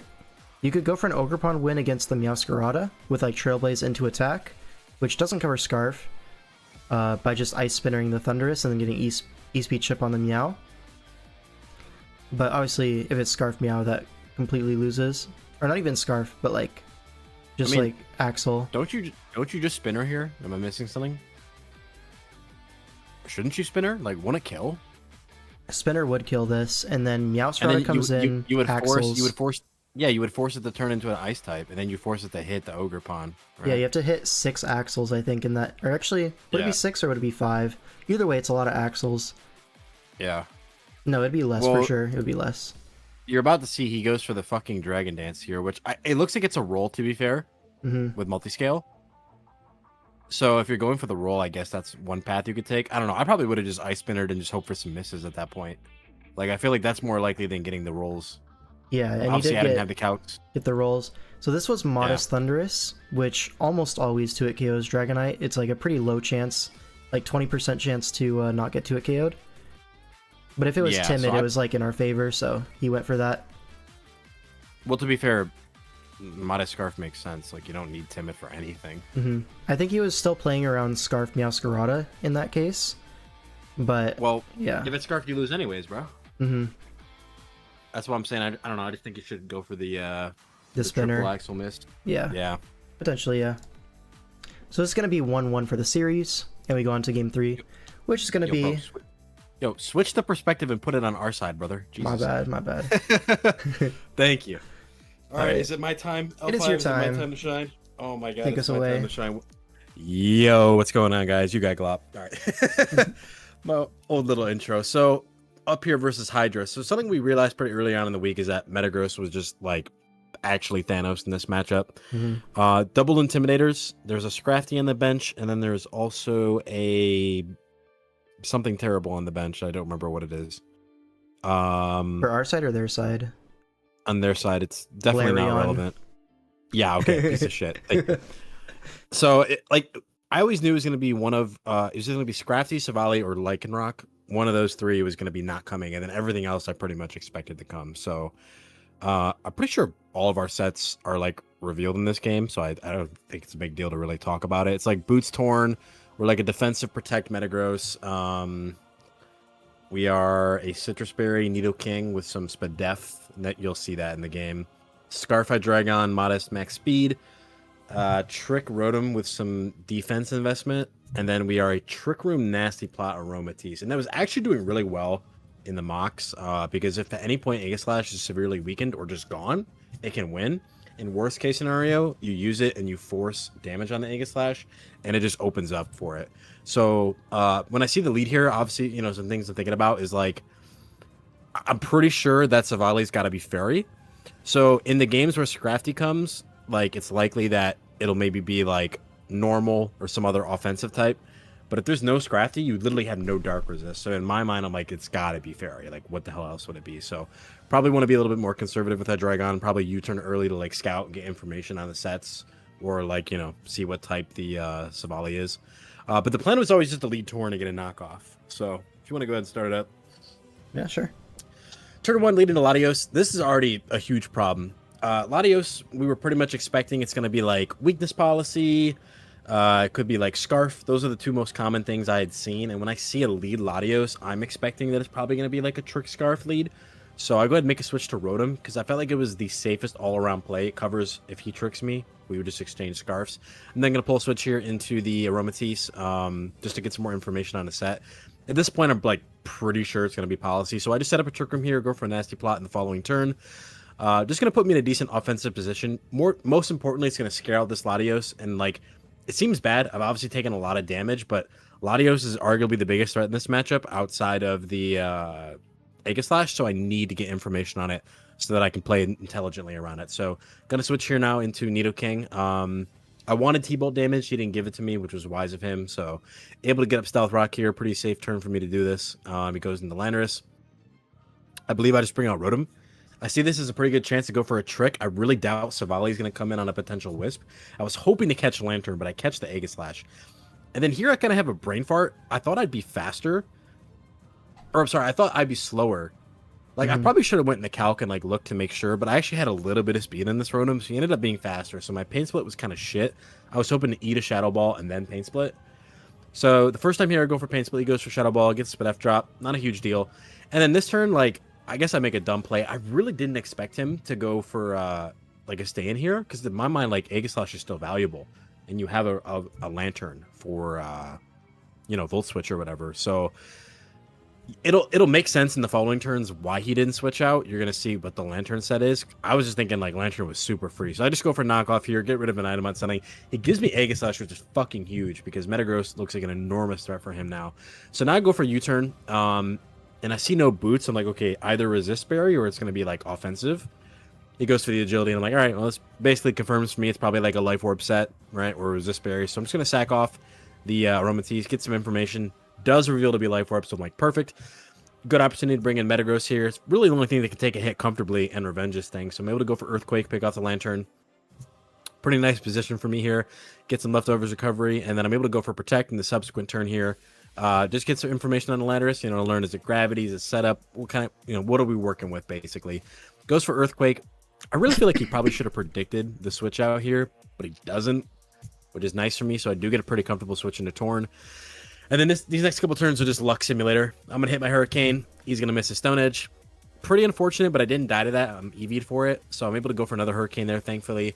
Able to live this Stone Edge pretty comfortably, and I can just pick him off with a Heat Wave here. So really fortunate exchange on my end. He's going to go into Lycan Dusk here, and at this point, like, I don't know, like, scouting for Scarf doesn't make sense. If I switch there as it goes for Life Orb CC and I lose Metagross, it's like a horrible position. So I was like, worst case scenario, I lose this thing. It's not the end of the world. I can probably still win with my Metagross in the back. And also, like, look at Hydreigon, right? Looks great. Assuming it's not Savali Steel. Or Fairy, sorry. Which he switches hard into the Meteor Mash. I'm like, oh, well, this is quite nice. A nice dude. 87% just blow this thing up. And then right here, I was like, okay, Protect is really obvious. Like, he's either going to set up or he's just going to try to get damage on me. So I go hard into Hydreigon. Kind of a ballsy play, but it works out because I'm able to pick this thing off with the U-turn now. And at this point, the best way to position is just put Metagross in the field, and it more or less secures the game. Because he can't, like, Agility and Calm Mind at the same time. So either way, I'll be able to handle the situation. I just go for the Ice Punch, can't miss. It does activate his weakness policy, which I was trying to be, proactive on, but it doesn't really matter at this point. Metagross has done its job, able to sack it off. And then I do want to talk a little bit about this turn here. So this turn could have been a 50-50. I'm going to go for Dark Pulse because the move doesn't miss, and I know it kills the Latios. He's Scarf on the Lycanroc, which means that it likely has some HP investment, because really the only thing you need to creep on my team is my Mienshao, if you want to creep that. So from his perspective, if he goes into Lycanroc, the game actually becomes a 50-50. Because he can go for CC if he expects me to stay in. That would KO the Hydreigon. And then he would have Latios versus the Nidoking, and he would just pick it off with a Psyshock. The alternative is you call my switch to Nidoking, you go for the Psychic Fang, and then I lose the Nidoking, I come back in with Hydreigon, you sack Latios, and then come back in with the Lycanroc, and you close combat. So if I wanted to have the best odds to win this game, my play here was probably just to go for Draco Meteor, which gives me a 90% chance to win the game, right? Because it'll kill Latios if it comes in. And then at that point, there's no move Lycanroc can lock into. Alternatively, if he switches to Lycanroc, obviously it KOs that. And then I would just switch out, sack off Magneto King, come back in, go for Dark Pulse, win the game. But I just go for Dark Pulse here. He doesn't make the switch, thankfully. So that is going to secure the game for me at that point. Latios going to go down. And then obviously Lycanroc come in here, knock me out with close combat. But we preserved our Nidoking's health, so able to get a very narrow 1-0 victory in my favor. Definitely trolled the Rotom turns. Rotom sequences were pretty ugly, but for the most part, I want to say I really had matchup here. This was a really tough matchup for him to break through, and it was just a matter of me not fucking up as much. So, whoops. I just wanted to say, on this turn, if you Dark Pulse as the Lycanroc comes in, would it not be in Rock's range more often than not? Because it's coming in at 75. No, it can live, bro. I looked at the calcs. Like, it can live Dark Pulse. But does it live Dark Pulse into another Rocks afterwards? Because if not, you don't have that Sakalati come back in later play. Well, no. If he lives, then it's a 50-50. Well, he would have to live and then still be above 13% HP. Like, so what are you this saying? Turn, like, he would, 28. he would. So he would what? What would he go for then? Let's say he comes in and lives. Well, what move do you go he for? would have to come in, live on enough HP to take another Rocks afterwards. That's the important thing. And I don't know if Lycanroc can do that. Right? I don't think he You're modest Hydreigon. Oh, wait, I see what you're saying. Because if he goes for Psychic Fangs and reads my switch out, I would just come back in, but he can't switch in again, and then I just sweep Dark Pulse. And if he CC's on the switch, it's not a 2-hit KO unless But he that would- crits. But that would still be a 50-50, no? I don't think so. No, because think about it. If he comes in and then he close You combat, would always switch Nido. You would always switch Nido. Because if Psychic You're right, Fangs, actually. Hydreigon KOs Latios, and then it's dead to Rock. The Lycan's dead to Rocks. And if he CC's the Hydreigon, then Nidoking takes 2, assuming no crit. Which, like, no, you open right, yourself actually. to 2 crits, but at that point you can't cover for everything like that. The close combat only did like 28, right? Like, yeah, he would literally need 2 crits to get the win, right? And Max Modest Hydreigon Dark Pulse does 63 min, so he literally can't live the attack plus Rocks. Right, assuming that he's at 96 HP. He's probably a little bit less because I think he would have had I think it would be speed less. from Mienshao. Mhm. Probably something like 45, we'll say, or 48, whatever EVs. So yeah, I guess I see what you're saying. If he does, I always go hard Nidoking. I feel like I would have if I saw it at 12, if I sat there for, because I usually use my timer in games. Like my timer always runs low. Then I'm pretty sure I would have found that, unless I had another wild charge situation. Like, yeah. like my game versus Craig. Otherwise, I think I would have had it. But I mean, still, really, really close game. I do want to give props to Hydra. I think he played like pretty well considering how fucked this matchup was. Like this was really hard for him to win. I just think like Metagross was unremovable by most of his pieces, and it just threatened like a Oko or 2-hit KO on every single one of his Pokemon. Yeah, so he really had to like maneuver around that. And like also too, right? Like my Metagross set, when you see this matchup, I don't think that jumps out to you as the set, right? Like I think when they see it, they're like, oh fuck, we need to prepare for agility Metagross. Yeah. We need to prepare for weakness policy. We need to prepare for banded. Like those are way bigger, like in your face kind of stuff. Yeah, kind of set, like right? They jump out this in set matchup. I decided to take a more like, because I think in draft, if you have a good matchup, like sometimes you kind of want to play like, usually you want to bring a more defensive, it just depends who you're playing, but usually you want to bring in a more defensive team because it gives you more leeway to like make plays and have options. And so when I saw that, I was like, this matchup is really good. What if I just ran this like weird defense protect Metagross? Like I don't think they'll ever see that coming. And in the mocks, it was just always like, it was always getting at least 2 kills because like nothing could trade like positively into it. Yeah, it trades favorably into like all 6, like if you really want to, besides maybe Landorus. And even with Aegislash, like it from full, like my set lives Modest Max Shadow Ball, and my set, like I think it 2-hit KOs max HP Aegi after rocks like 84% of the time. Like it just had all the right amount of stats to get all the KOs I needed while also avoiding all the KOs from his end. Yeah. So it was just like, it was a really hard matchup for him, dude. And he played it really well, to his credit. So, yep. And now we have this Zooch idiot guy. God. Oh, fucking moron. Nice, dude. So he's playing against Odin. Odin is using this team that's 6-0'd by fairy types. So we have Terra Fairy Torn, obviously. Behind the Tinkaton Hammer is an Ogerpon Cornerstone. It might be the GOAT, and I hate this guy. Back-to-back messages. Yeah. That's just funny to me. Yeah. Fairy Torn, gonna be nasty plot. Gonna be a massive problem for Odin. Really not a whole lot that he can do to revenge it outside of maybe like Sludge Bomb Darkrai. And that's not really switching in, is it? So, I think Zooch had a great matchup in this game. And let's see, can he convert it? The other side, there's a Steel Urshifu Rapid and a Rock Cornerstone. Wait, the comment, Blood brought 4 Mons and a hammer. That's really what it looks like on the lineup. It really is. Here's the plot immediately on the Tinkaton switch. Heat Waves, and we're one berry for the T-Wave. He really does think of everything. That's a god exchange. Yep. That's like game winning, bro. Yeah. So Tinkaton quite clearly is their rocker. So now we get to play the entire game with no rocks up, which is really important when you don't have boots on your Torn. But yeah. Now Petch can come in on Ogerpon, and it does Terra, which is interesting because where max defense Petch takes 36. Nice. Broken Mon. Wow. Yeah. This shit is crazy. Go for a Toxic. Toxic is a really nice aggressive play there. I think that's good to catch Chomp. Confuse the Chomp. If it wants to set hazards or something, then it has a chance to not work. It turns out to be an offensive Garchomp with Fire Blast, but 23 LOL. Just trying to catch the Skarm coming in, I think. How is that damage real, bro? That's a 110 base power move. Torn is so broken. Yeah. And now it's just a free Terra Blast, but this Ogerpon reveals to be like very specially defensive. So with Synthesis, it should be able to stave off our Torn for a while, but every time it comes in, Skarm's going to come in to get a layer.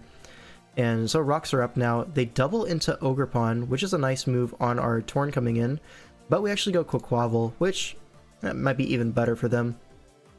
Regardless, we go Pecharunt on Power Whip, and that was doing 10, let's be real. Free recover. I want to say he was doing like 13 actually, but go on. Okay, buddy. And then, yeah, like this is offensive Chomp, but like it's a nice catch, but it's just not enough. Yeah, right? this is regenable, and free Terra Blast. We see a double to Latios, covering both the Earthquake and the switch to Ogerpon. So a really heads up play there. And now that Tinkaton's dead, so yeah, I mean, Draco's a kill. Just Giga free. Shout out J Ricky there. Shout out to Ricky. You needed quite a few more shoutouts to J Ricky if you wanted to live that Draco. Now Ogerpon comes into revenge kill, but there's a full HP Petch, a full HP Skarm. There's like options, right? We go Skarm this time, mix it up a little bit. He goes Darkrai predicting the Pecharunt, so mixing up to Skarmory, we're threatening a body press here. And to be honest, you don't really need the Skarm at max HP if you wanted to just body press the Darkrai. It's a pretty reasonable trade, but there's a full HP Tinglu, so why would you take that trade quite so early? Just go Ting. It's a Life Orb Darkrai. It's like barely a 3 at KO. Cool. And now just an Earthquake. There's no ground resist, so Earthquake is just free. Now Petch comes in, or Shifu, which is going to Swords Dance. None of that bum bulk up garbage. So is going to 2 at KO Petch. Go for Malignant. Do we get the poison? No such Hell luck. no. Yeah. We're just never lucky. Yeah. Literally never. Yep. And our top players is getting robbed. Love to see it. Mm-hmm.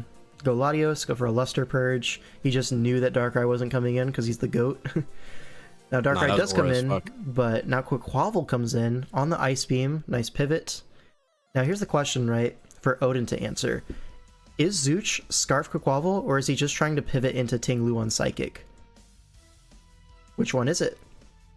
Either way, it's tough for the Darkrai, right? So, he's not going to play those games. He's going to go Swalot on the Aqua Jet. So, Zooch was just sacking this, but to Odin, it didn't seem like that. Like, the body language, it felt like Scarf. Yeah, because he saw Zooch's body while he was playing the game. Yeah, Nice. exactly. Alright, Yo, Swalot. fun fact, 05, there was never a ground resist to begin with. Yeah. Takes the time to Nice set team, bro. spikes. So these hazards are going to be really nice for the Ogerpon switching in. That's just charity work. He's just putting up those layers for the fans Yeah. at home. Like, Then come on. doubles to Quaquaval. Nice. And then goes Skarm on the Power Whip. Or Synthesis. That works too. But now Ivy Cudgel comes out to 51 because Ogerpon's broken like that. Yep. And it is a 2 at KO on Skarm. Clay says they played on Skype. yeah. But now Latios is going to be, what, Scarf here? And just go for an Aura Sphere. Yep. Can't miss. Kills the Ogerpon. Wait. That was such an aura play. I don't get it. Check. Can someone explain? Please, I need some help. Wait. I just want to say, I made that joke, and I watched your viewer count go up by 3. That was aura. That was raw. Okay, Swallow living that Earthquake is kind of crazy, though. But the game is just completely over. Darkrai goes for an Ice Beam, but... Ignore me in chat saying grabs my Misto and cries out in pain. Nice. Bro, I just be saying weird shit when my teammates are playing. I get it, bro. I get it. Alright, so now it's the series, right? We are... Are we up 4-1? We're up hella right now. God damn. We might be up 4-1. Oh my god. Yeah, we're up 4-1. Looking God really damn. good, right? It's looking Yeah. like, hey guys, let's win the week, you know? That'll be awesome, yeah. So now you have Roller K versus Kyle. And this is a matchup where this Zarude is just gonna win. Like low key. Once this thing gets the ball rolling, it's very hard to stop. With Terra Water, the only thing stopping it is Bolt, which is Terra Ghost. So Exactly. nice, dude. Weak to knock off. Nice, dude. Yeah, cool. Just lead off with the Zarude, get the Terra off immediately. Now we have a Cinderace check. And we knock off the Cinderace, which is Citrus Berry, but we have Jungle Healing, so no long-term progress is being made here. Anti-shoutouts, J. Ricky. So sad. Yeah. So, Zarude hits us with the Max Revive or Full Heal, whatever it is. Knocks off the Custap Berry because we're Max Spadef, basically, and take 28 from Moonblast. Cool. Now, Ticketon comes in trying to get rocks up as Bolt comes in, so Roller K looks like an absolute beast for that. Rocks are just going to go up here, I think. He's just been on his ass these first 5 turns, yeah. Okay, doubles to Latios, predicting T-Bolts. Interesting. And then now you go back to Tinkaton, predicting... Okay, baits out the Terra and Dragon Pulse, threatens Encore, now it's even freer rocks. I think he just Encores here, if I remember correctly. Yeah, he does. Dude, what a beta. Yeah. If this You know was what's so court sad? change... Spoilers. Yeah, true. But if rocks went up there, it was so good for us. Yeah. Now Zarude comes in on Wisp. Again, this doesn't make any progress, but it does allow these the switch to happen for free because you have to jungle healing this turn. So Weavile does get an entry point, and knocking off this Zarude would be a pretty big deal, so we don't really want to stay in on that. No sir. We have a Tinkaton just for this. We'll just be choice banded Weavile, but we're Rocky Helmet with Pickpocket, so we steal that away, and now rocks can go up. Now here, low-key, I was like, yo, can we rock again on the court change? Please, please, please, please, please, please, please, please, please. Bro, I would. You already know I Ben clicked that. Yup. But he makes the safe play, whatever. Can't blame him. We'll have another chance to get rocks up later. Now Wisp misses as we go for a Terra Blast, and the Cinderace is getting quite low. And now what? Do we just bulk up? No, attack again. And now jungle healing. Pretty safe. The Cinderace is taking damage, we're not, so good trade. Raging Bolt does come in on the jungle healing, and now I believe we could just go Tinkaton and get rocks up because T-Bolt without the booster doesn't kill. So that's what he's gonna do. Go hard Tinkaton, guaranteed rocks this turn, and then there's no removal outside of court change, and we already saw this Weavile is not boots, the Enam's not boots, the Cinderace is not boots. The Cinderace would be dead to rocks. And then, yeah, the Raging Bolt's not boots. Nice. 3 rock weeks. Nice, dude. Yeah, looks good. Oh, okay. Awesome. Bro. Yeah, cool. Just hacks our guy. Those rocks up would have been pretty freaking nice, I'm not gonna lie. Now, Rhyperior comes in. We don't have anything that Okos this from full, so just have to trade HP, unfortunately. Now, Latios comes in. Again, just trade HP. Because this Pokemon is broken. Now Zarude comes in, it's finally in knockoff range. Now here I think it was probably reasonable to go for a bulk up. It's 6-3, you have to make something happen, right? And you're obviously saving the Bolt to Healing Wish it with Enamorous. This is like basically full revealed Zarude. It's a pretty free Healing Wish. The problem is, even if he bulks up and then bulks up again, I mean, as you're going to see a little bit later on, it wouldn't have even mattered though. Well, you do get +2, which is definitely better than not getting +2. No, I agree, but the H-Wish is always going off in the Bolt. It is always going off, yeah. Yeah. But also, we're like max Spadef versus no longer having booster Bolt. So T-Bolt into Thunderclap might not even kill our spread. Which, if it doesn't, we might just win the game on the spot. So instantly, yeah. Yeah. Then there's also mind games of jungle healing on Thunderclap, which would also instantly win the game. So there were outs there. Now we go for a Rapid Spin. And Flamethrower on the switch to Metagross, like a beast.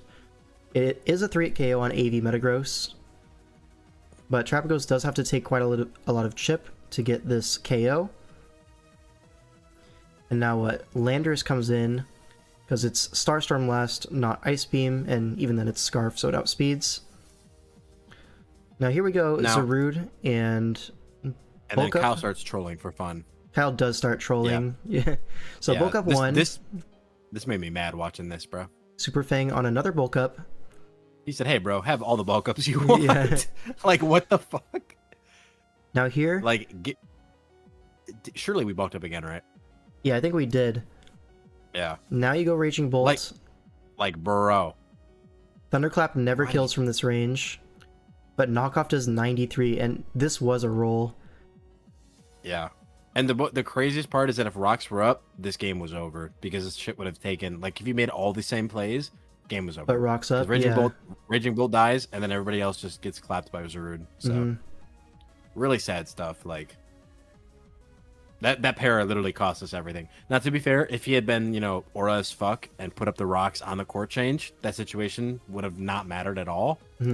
So there were actually like 2 chances we had, but I understand being conservative, like, because realistically, right, it's a lot less risky to come in on a T-Bolt and put up rocks than it is to, like, put up rocks again in front of a fucking Cinderace. Yeah. But even still, I feel like the court change was, like, super telegraphed there, so I don't know. Obviously a hard call to make in game, but sometimes, like, the thing is, some games are won by the inches. Like, sometimes you gotta get that inch to make it the full mile. So sometimes you gotta risk it all just to get that small little step, because later on it could be the entire difference maker, you know?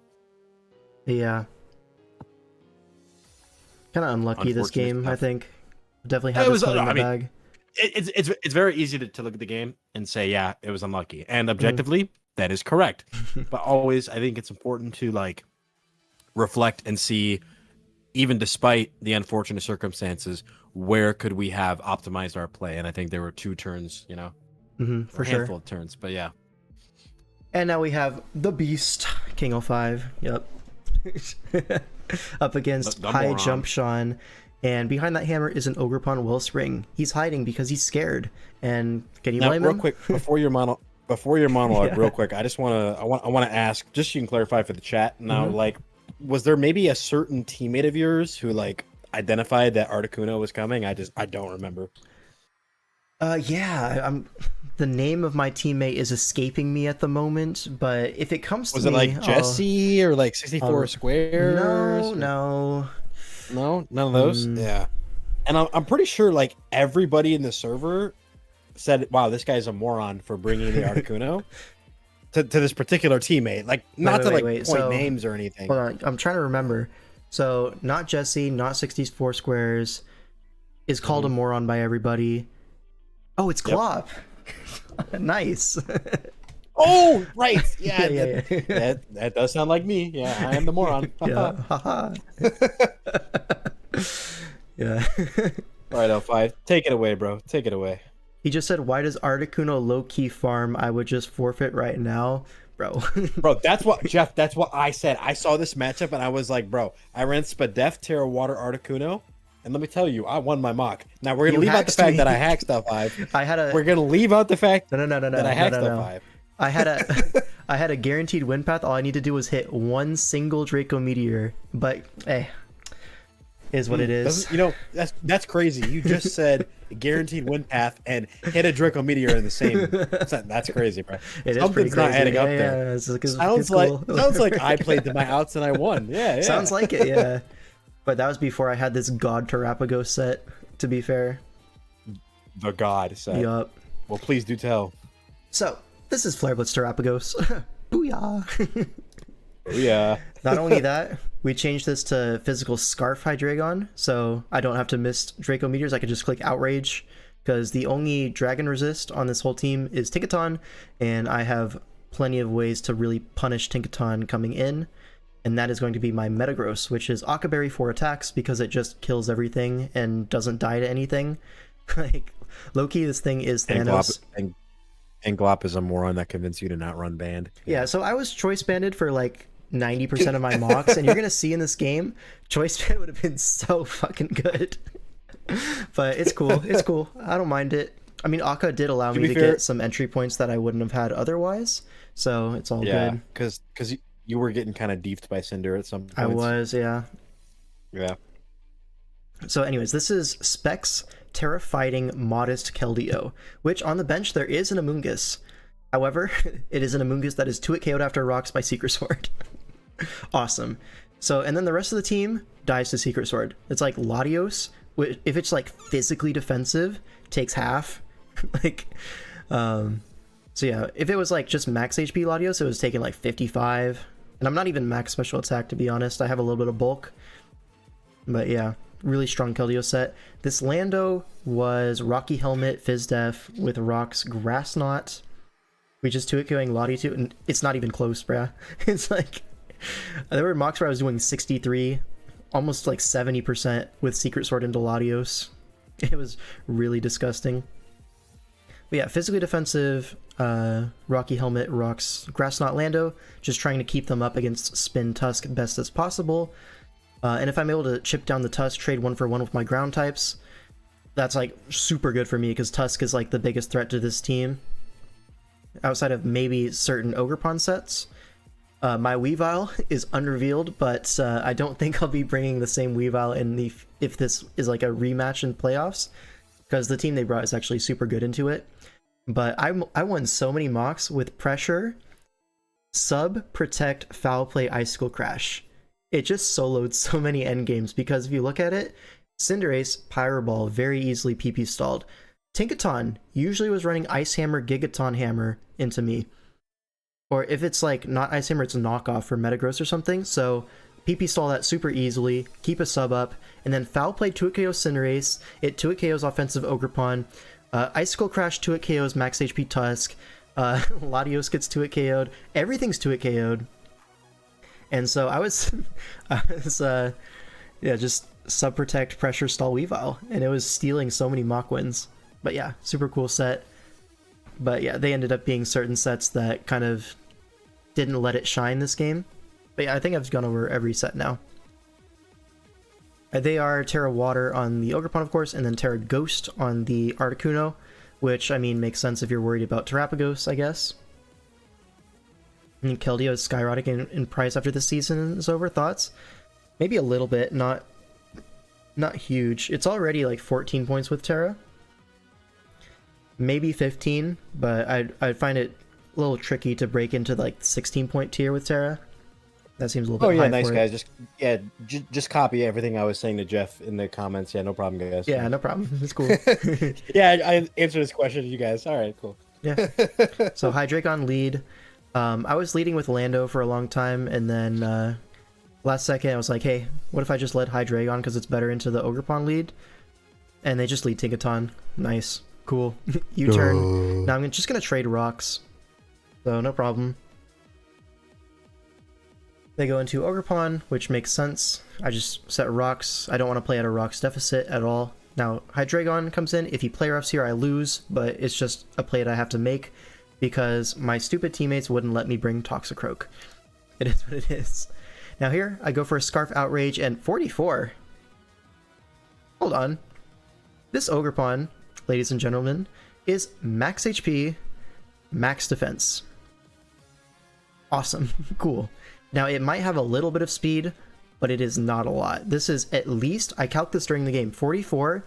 If it were a absolute minimum roll, this is max HP and like 176 defense, if I remember correctly. So, legally, this Ogerpon cannot outspeed my Keldeo. I already know. My Keldeo is faster than Ogerpon, and his fighting resist, where is it? It's just Latios, which dies to 2 Secret Swords. So, I know my Keldeo is instantly a massive threat, but this Ogerpon is going to, not take a lot of damage from Outrage, which, fair enough. But it also doesn't appear to have Play Rough, as it goes for another Ivy Cudgel. Also, this reveals 0 attack investment. So, judging that it's max defense with 0 attack, my Foul Play Weavile is looking a little bit worse for wear, but that's fine. I'm locked into Outrage. If he stays in, cool, I get Chip. If he goes Tinkaton, that's also fine because I get an entry point for my Metagross, which is Thanos, and will kill something right now. So Gigaton Hammer. And now imagine if I was banded here. That would be so awesome, because Psychic Fangs is so free. Imagines it. This would be in helmet range, and I block the spin, and my Lando's full HP. Arg. Smiles ear to ear, starts kicking my feet. Yeah. So here, I do Psychic Fangs the Great Tusk, which was, even without Choice Band, this is a fantastic turn for me. I can't overstate how much of a threat Great Tusk is. So getting a Psychic Fangs on this, he expected a Heavy Slam, obviously, which is 40 base power into Tusk. But Psychic Fangs, big damage, and now I'm just going to go Lando on Predicted Spin. You have to spin here, like, come on. Rocky Helmet it, and then now I get to set rocks up because Ice Spinner doesn't even come close to killing me. And 2 helmets is going to kill him, so he can't spin here. If he spins, he'll die to helmet and the spin doesn't go off, so we're just going to trade ground types, which is about as good as I wanted from my landers. This is like ideal. Now Ogerpon comes in, but I'm going to go Metagross. The reason I go Metagross is because I'm Occaberry, and at 70%, that's the max roll of Choice Banded Cinderace into my spread. So I basically can trade versus literally anything on the roster. The Ogerpon comes in, and it's going to reveal Synthesis here, which is not a surprise when it's max defense. I just go for some Psychic Fangs. What I want to do here is I want to force an Ivy Cudgel turn and find that as my entry point for Keldeo. So not only will that keep the Ogerpon low, but it'll get my Secret Sword KO. Or Big Chip on the Latios, whichever comes first. So here, he synths up to full. If he's ever going to attack, it's going to be right now. Synth to full and a low roll Psychic Fangs. So I know an Ivy Cudgel is coming out this turn. So I'm going to go Keldeo. And by the way, you're never really running knockoff if you're this set. It's probably Swords Dance and Zen Headbutt, if I had to guess, trying to cover for the Toxicroak, because Ivy Cudgel kind of covers everything else, and Zen also covers for Keldeo. And we revealed no play rough earlier, so that's the set that I'm thinking in my mind. This Ogremon is probably SD Zen.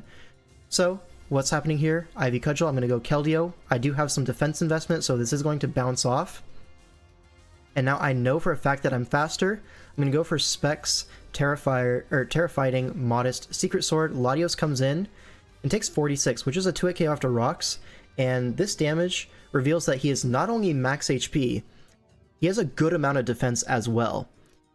So it's actually somewhat reasonable to assume that my Keldeo is faster than this. However, I have no reason to risk this because a recover is coming, and that's a free entry point for my Metagross, which the Ogerpon can't really switch in very safely because Psychic Fangs and a Bullet Punch after rocks would knock it out. So I'm going to go to Metagross as he goes for the predictable recover, and now he's thinking, hey, if I switch to Ogerpon on Psychic Fangs, I will lose the game. So I know he's not going to make that play. That's ridiculous. So I actually stay in. He reveals Dragon Pulse as his only way to hit me, which is kind of funny. And this physically defensive Latios takes 71 from Heavy Slam. Again, imagine if I was Choice Banded, right? But fortunately, it does put it into Bullet Punch range, so no harm, no foul.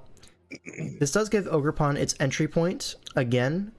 Now, I don't know if this is going to Ivy or Synthesis. I'm just going to sack my Metagross, but here he makes a play scouting for Custap, like, Explosion Metagross, I guess. That's the only way this makes sense.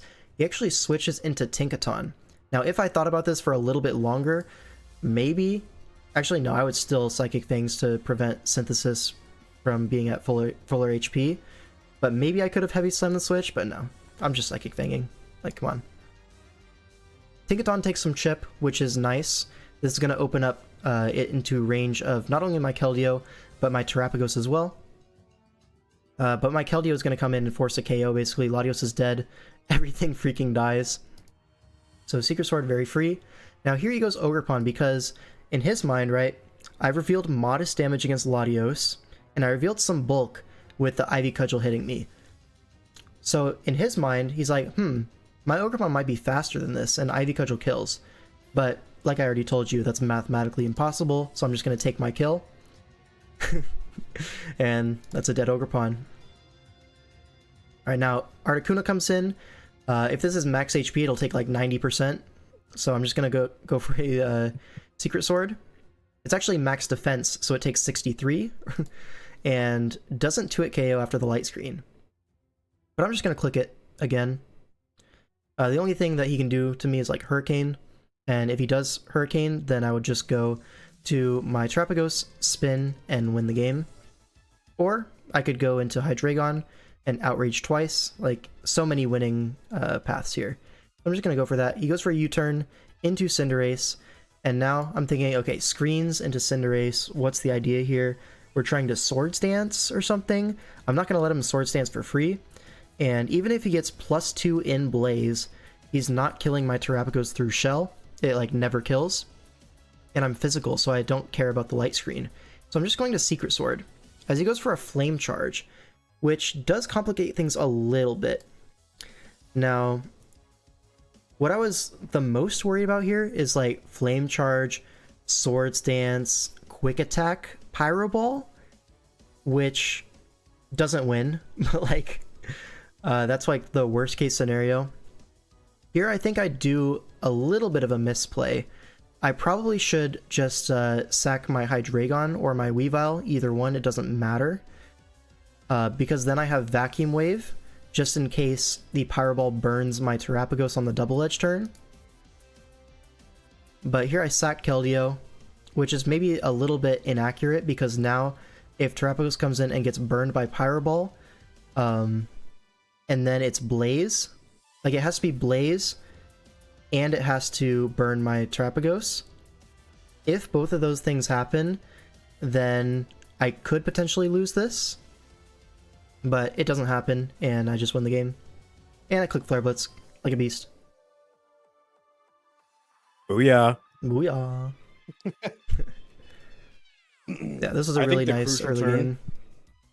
The crucial turn in this game is when you Psychic Fanged into Great Tusk, because Yes. the whole week you were shitting your pants about that Great Tusk. And to be fair, it was really strong into our team. So the fact that he just let it take 60% for free was fucking amazing. Because at that point, you being able to force that Lando exchange with the rocks and like forcing him to basically trade with you was just like, it was instrumental. I mean, It felt just like I won allowed the your game to on the play out. spot. Yeah, like it was definitely a game-winning sequence right there. Mm-hmm. Then not only that, I think the Keldeo on the Ivy Cudgel was also like really, really a strong play that really like just advanced my position to basically unlosable. For sure. And then here, I could have played a little bit safer, I think, but still, it's like a super high chance to win no matter what.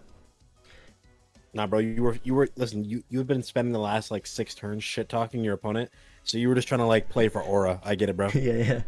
Preserve the diff. I did get into it in the chat. You did, Like- bro. You were getting into it. No, I comped it. I said L5 being toxic in his own game. Nice, dude. Next. I'm funny for that. Okay, and actually, I miscounted earlier. This was the 4th win, and now we're up 4-2. Earlier, 4-2, we were yeah. up 3-1. Now it's 4-2. We have 2 chances to win the game, or win the series, and one of them is Aster J versus II. Look at us winning the Keldeo versus Ogre matchups. Yup. Keldeo is so broken. Okay, so Aster versus II. This was like a pretty interesting matchup because it's Hoopa versus no Dark Resist, which initially looks pretty scary, but we did kind of find a Torn set that solves pretty much every Hoopa problem ever, which is going to be bulky Choice Scarf U-turn, because every single Hoopa in Mox was Choice Scarf, just spamming dark moves, which, like, why wouldn't you, right? What is that, SM build? Which one? I mean, I'm thinking ours... he's talking about the fucking... No, bro, the fucking Kangaskhan, bro. Well, yeah. Well, ours is basically Nobody gives the Coco Zard team, but with Torn over Coco. Theirs is definitely unique. Yeah. Ours is aura as fuck. Theirs It is is. like... Bro, somebody was on drugs, made that shit. But, like, they cooked, kind of. Yeah. I mean, it's definitely a cool team. Alright, let's just get into it. So Mega Kang versus Zard lead.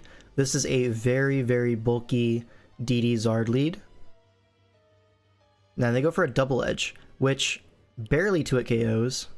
And we go for a Dragon Dance. So we now outspeed the Kangaskhan. +1 Flare Blitz does knock it out from here, but he just goes for a Roost, scouting a switch out or something like that. I think now he goes for a Flare Blitz, but this time the switch out occurs. No, he Roosts actually. Raw. Now Flare Blitz into the So raw. Steelix. Does 51 through the Akka, and we burn, which doesn't really matter because it's special Steelix. So, either way, it's going to be a 1-for-1 trade here. And now Zard is left at low HP, but Infernape comes in, threatening a Vacuum Wave.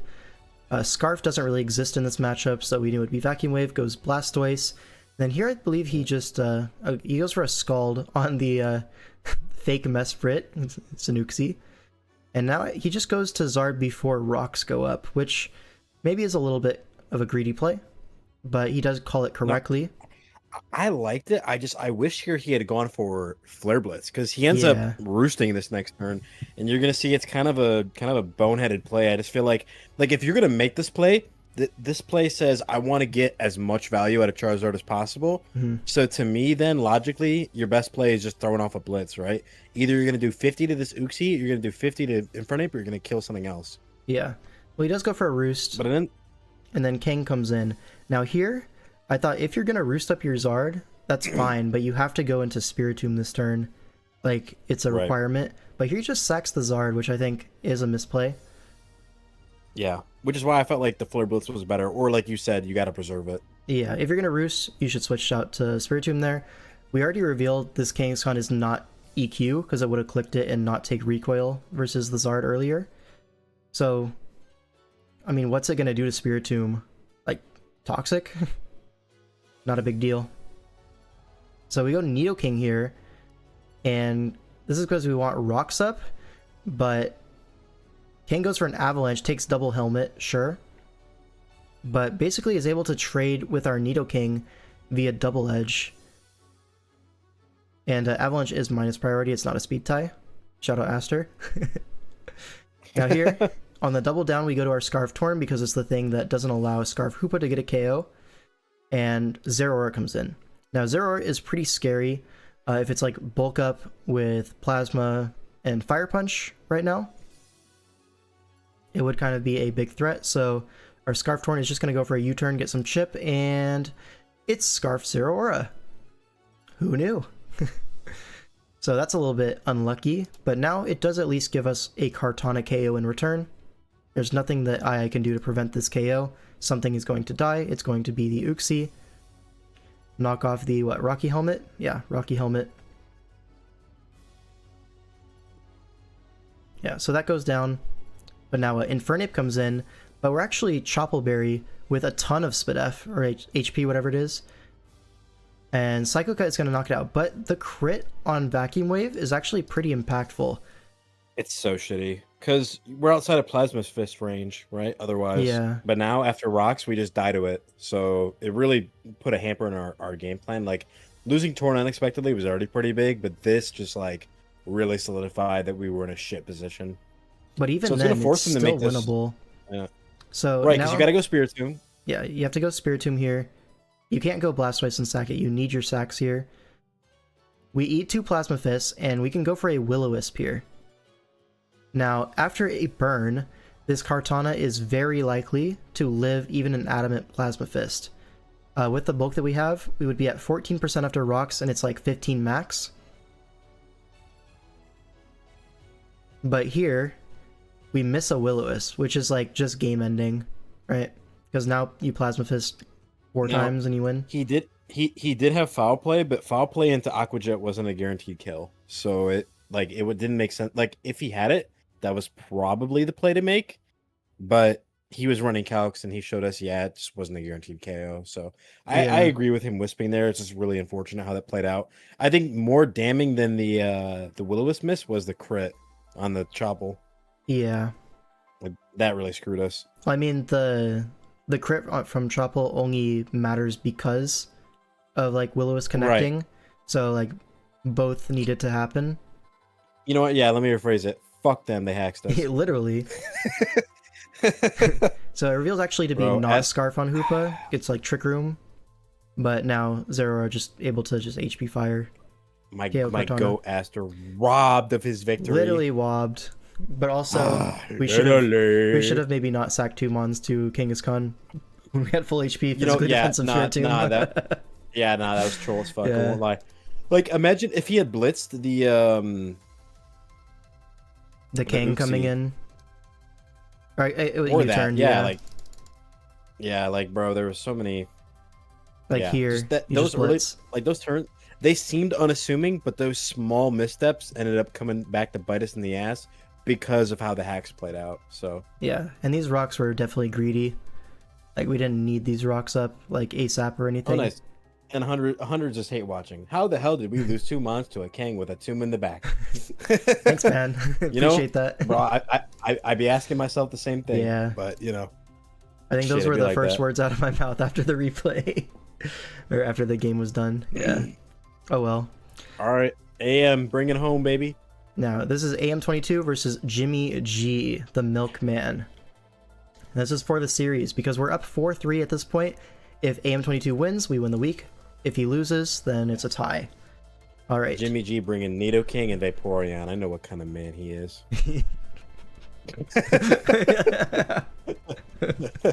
Awesome, dude. This guy. All right. So Dragonite lead into Landorus. Lead Dragonite is representing weakness policy, most likely. So our Landorus doesn't really want to go for a Rock Slide. We're just going to U-turn into our Balloon Tran. If it goes for a Dragon Dance, then obviously it can't kill us. And if it Ice Punches, which it does, there is the possible play of going back into the Landorus on the presumed Earthquake, just Rock Sliding this Dragonite into range of pretty much everything, because now the multi-scale is gone. But Jimmy G makes a fantastic read and Ice Punches the Lando on the switch-in, burning our Yachi Berry, and then now goes into Vaporeon on the presumed Rock Slide, but AM regains momentum with that U-turn. Nice chip, but now this reveals max defense Vaporeon. And now here, We go Heatran on Vaporeon, which definitely is a little bit of a silly, goofy goober play. Probably should have just gone Jolteon here, but he really wanted the rocks up because, you know, If Dragonite, Zapdos. if we were lefties, I would understand this more, but we're not. Yeah, we're not. We're So Air Balloon. all this damage is going to stick and be permanent, which makes Zapdos much more of a headache to deal with. It actually like makes Klefki annoying, right? So now Keldeo comes in on the Scald, and we go for a Calm Mind. This Vaporeon is about to reveal a crazy tech here. So Calm Mind and then Acid Armor. And because we are Secret Sword, this Vaporeon now kind of walls us. You know, And for wish the tech record, forever. I in the chat I said we should run hidden power fighting. I did say that. Okay. Not it's a lie. I never said that shit. Right? But like Hidden Power Grass or even Focus Blast would have just Focus immediately Blast, won the yeah. game here. But because we're Secret Sword, we basically have what, like 16 chances to crit? Yeah, 16. Now we are Lumberry on this Keldeo, so they need to get multiple Scald Burns, which, you know, we're fishing for a crit, they're fishing for Scald Burns. Let's see who gets it first. The answer may surprise you. Wait, bro, what do you mean fishing for Scald Burns? He has water absorb, bro. Are you stupid or dumb? Both. What did I The miss something? Vaporeon is fishing for Scald Burns on Keldeo. The Keldeo is I thought fishing you for said we're crits. both. I thought you said we're both. I misheard you. That's my bad. Yeah, okay. My apologies, L5. Please continue. Oh, my bad. Their Icy Wind is still doing 31, so good chip. And basically, will he crit? Will he get burned? These are the questions. So far, nothing is happening. Awesome. Now there's a little bit of a mini mind game where there's Protect on Icy Wind to save Secret Sword PP, because both these players are very well aware if Secret Sword crits here, the game is done. It's over. He's just cooked. So, Jimmy G, he's trying his best to protect, stall out these Secret Swords, but AM doesn't want to waste them, goes for Icy Wind on those protects. Just minor outplays. Just giving him more opportunities to crit, basically. But no one ever crits, and there's the first burn, but that burns the Lumberry. Bars. Mega Gallade can revenge? No, because of Oras mechanics. So in Oras, you don't get the speed on the first turn, so the Mega Gallade would be slower and die to Surf. So, yeah. Awesome. It would have to be Protect Gallade, which does not really exist in this matchup. Anybody else just love seeing two fat ass water types sitting on the field for 30 turns? Yeah, and now there's I don't know only, about you, but this is peak Pokemon. Yeah, there's only one Secret Sword left, and on the Vaporeon side, there's only 5 wishes left. So, a big exchange of PP. And now here, hashtag Raw goes Keldeo on the Nidoking, denies rocks up, and then doubles to Jolteon on the Vaporeon. Hashtag too tough. Now here, goes for HP Ice on the Nidoking, so he's starting to make some plays. This is really good progress. We reveal Spadef Nidoking, so Latios is going to come in on that for free. So much for those rocks not going up. Yeah, right. Well, it's what it is. So now that they're up, they were shice plays though. They were cool. yep. Now Heatran comes in on the Klefki, so at least prevents spikes from going up as well. And now Vaporeon comes in on a Magma Storm, dodges, so not even a little bit of chip. Sad. We're slower. We Why have is our Roar. fucking Heatran slower, bro? We have Roar. Bro. You went for a Roar? I guess I don't get know it for why. Wish. Yeah. Now here, Jolteon comes in, goes for a Volt Switch on the Nidoking switch, but now he stays in, goes for HP Ice, and Nidoking Ice Beams, predicting the Latios to come in, or Latios. Now here, he's too raw. Just gonna HP Ice, knock out this Oh. And we just lost the game. You know that Jolteon I fellow get was it, though. looking like really good. Yeah, get that is it. unfortunate. Dude, this item is broken as fuck. we need to ban this shit. Yeah. So Jolteon was our win con this game, unfortunately, and it's now dead. So Yeah, emphasis on was. Yeah, nice. Yeah. Nice. Shout out to past tense, one of my favorite tenses. Now Magnet Rise Klefki, but too obvious. Goes for a U-turn, but because it's a Rocky Helmet Klefki, now Orlando's in Rock's range. Gets a Toxic on the Keldeo, and yeah, we're just gonna see Vaporeon just stall this out. There's only one Secret Sword. Yeah, and it's just a slow death at this point. There is a little bit of hope, being that our Latios can kind of wall out everything besides the Klefki, which is walled out by Scizor. Like low-key, because this is not Toxic Vaporeon, and we defog the rocks, so switching around is actually pretty easy for us. Now Latios comes in, it's Screen Zapdos, so if this is lacking Roost, if it's like dual screens, Light Clay, like Volt Switch, Ice, which it could be, to be honest, then we have a chance. I just want to say, like, the way that Mega Scizor evolved thanks to its bond with AM22 is like so crazy now. Yeah. Like that Mega Evolution was so tough. So here, Gallade sets up in front of Latios, which is T-Wave, which does give us some outs here with full pairs and stuff. Light Screen is up, so Psychic is only doing 20 because Gallade is broken. But we actually do live one Ice Punch from +2 Gallade. And so, now we go Scizor on the Ice Punch. It's in Bullet Punch range. Now at this point, Dragonite does kind of win if it's Fire Punch E-Speed, but we can't cover for that, so go Latios. If it's a DD 3 attacks lead set, which it totally could be, remember this was the lead, then Latios can kind of come in and roost stall this, potentially, like get a roost up. Rocky Helmet is going to be chipping this Dragonite down, and all that, but it is E-Speed, and it's just going to end the game because it's obviously Fire Punch, and yeah.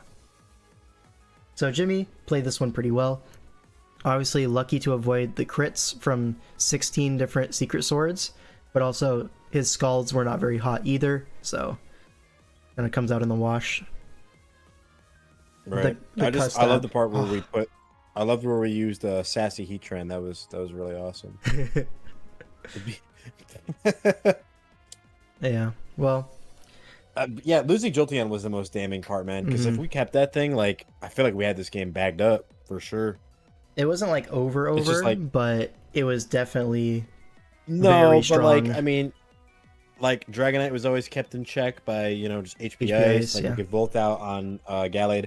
I mean, Zapdos would have been a problem, but we had the Latias, so I don't know. Yeah. Definitely unfortunate how it played out. So when the Custap hits, the Custap hits. Shout out to Addison. That shit is so broken, bro. Yeah. And that's going to be all the games. So to recap, we had a draw, a tie in this series. We had a tie in Tacticians versus Judgment. And then obviously Yoshi's lost against the Foxes. The way I said, obviously, there was so tough. Wait. But they lost only 6-2. Only 6-2, which is a new record for them. Right. Because they got 7-1 the first 2 weeks. Like, the comeback arc is imminent. Do not sleep. And then the Wishes were 6-2'd by the Surfers. Let's pull up the doc real quick. Can I add this to my Chrome? Yeah. Alright, let me adjust the dimensions real quick. Alright. So, if we look at the schedule, so this was the first 3 weeks. And week 4 is going to be after mid. So there's going to be a break week for the streams and stuff the following week. Then we'll be back in 2 weeks for the watch through for week 4. Look at the standings here. You can see ZFG is actually in first place, tied with Judgment Day. Well, not tied because they're 3-0 rather than two wins and a tie. Right? Is that a tie? Yeah, that's a tie. Yep. And then next place, we have a tie between Tacticians and Armory, both with 1 win, 2 draws. Wait, that's crazy. That is crazy. 1 and 2 tied and 3 and 4 tied? Mm-hmm. I feel like I've never seen that ever. That's kind of crazy work. Sorry. Like, wait, right. what did you say? You cut out. Nothing really. Oh, okay. And then, so these are the top 4, about what was expected from power rankings. Maybe some people would have Alliance over Tacticians or somewhere around these, but generally these are the top 5 teams and these are the bottom 3. I think there's very clearly a tier gap between, you know, some of these guys and the bottom 2 at least. The Surfers did kind of just completely demolish Make-A-Wish 6-2, so kind of prove that there's maybe a tier gap between 6 and 7 at this point. Maybe it's a race of the top 6 for playoffs. But yeah, this is going to be a good season. Because there's currently 4 teams undefeated. Yeah, pretty raw. And of course we got the punching bags at the bottom. 4-20, by the way, is a generationally bad start to a season. Like, this is worse than the worst start ever, which was DPL Season 6 by the old heads, where they started 4-16 because that was best of 7. Right, 4-16, or is it 4-17? It would be 4-17, right? Math is hard right yeah, now. 4-17. Shout out to the old heads, yeah. Same results each week for Armory and Tacticians. Yeah, we really are keeping up with each other. Now, the main difference is we haven't played the bye weeks yet, which is the Wishes and the Yoshis. Those are coming up next. Bye weeks is crazy. You cannot be saying that, bro. Look. Remember when you said we were doing a diss track for whoever we play after mids? Who do we play after mids? Wishes. Just punching down. Oh, bro. Yeah, that's crazy. That might be a little maybe, bit. yeah, maybe save that. Maybe save that for like week 6. You know? Yeah, Judgment. That would be actually raw. Yeah. Wait, who's on Judgment? Is there anyone on Judgment that would like diss track us back? Would Addison do that? Would diss track... No, she wouldn't. Who would diss track us back? I feel like if we did Foxes, I feel like Zing would maybe pull up with something. I feel like maybe, yeah. Or K-Crick or something, or like Undead. I feel like one of those guys. Yeah. Judgment. Oh, Yurdunk would actually. Yurdunk. Yeah, no. Yurdunk would like somehow like he would somehow rally like him. Yeah, he would like rally him, Lax, and Agency to like go on a track. Yeah. That's actually too raw though. We got to do that. All right, calling out Yurdunk. Have a diss track ready. We're dropping them at the same time. Week 6. Week 6, baby. Yep. And that's gonna be it for the stream. For everyone, thanks for watching. If you want to support the stream, leave a like. Helps out the algorithm with the VOD. And yeah, be sure to just subscribe, join the Discord server, all that stuff. Anything you want to say before we go, Glop? By the way, appreciate you hanging out for like 5 hours. Yeah, check out my YouTube. I don't upload anymore, but I will soon in the future, maybe. But always a pleasure to be here. Had a good time. Hope you guys enjoyed the commentary, and very much looking forward to the future weeks. Yeah, all right. That's going to be it for me.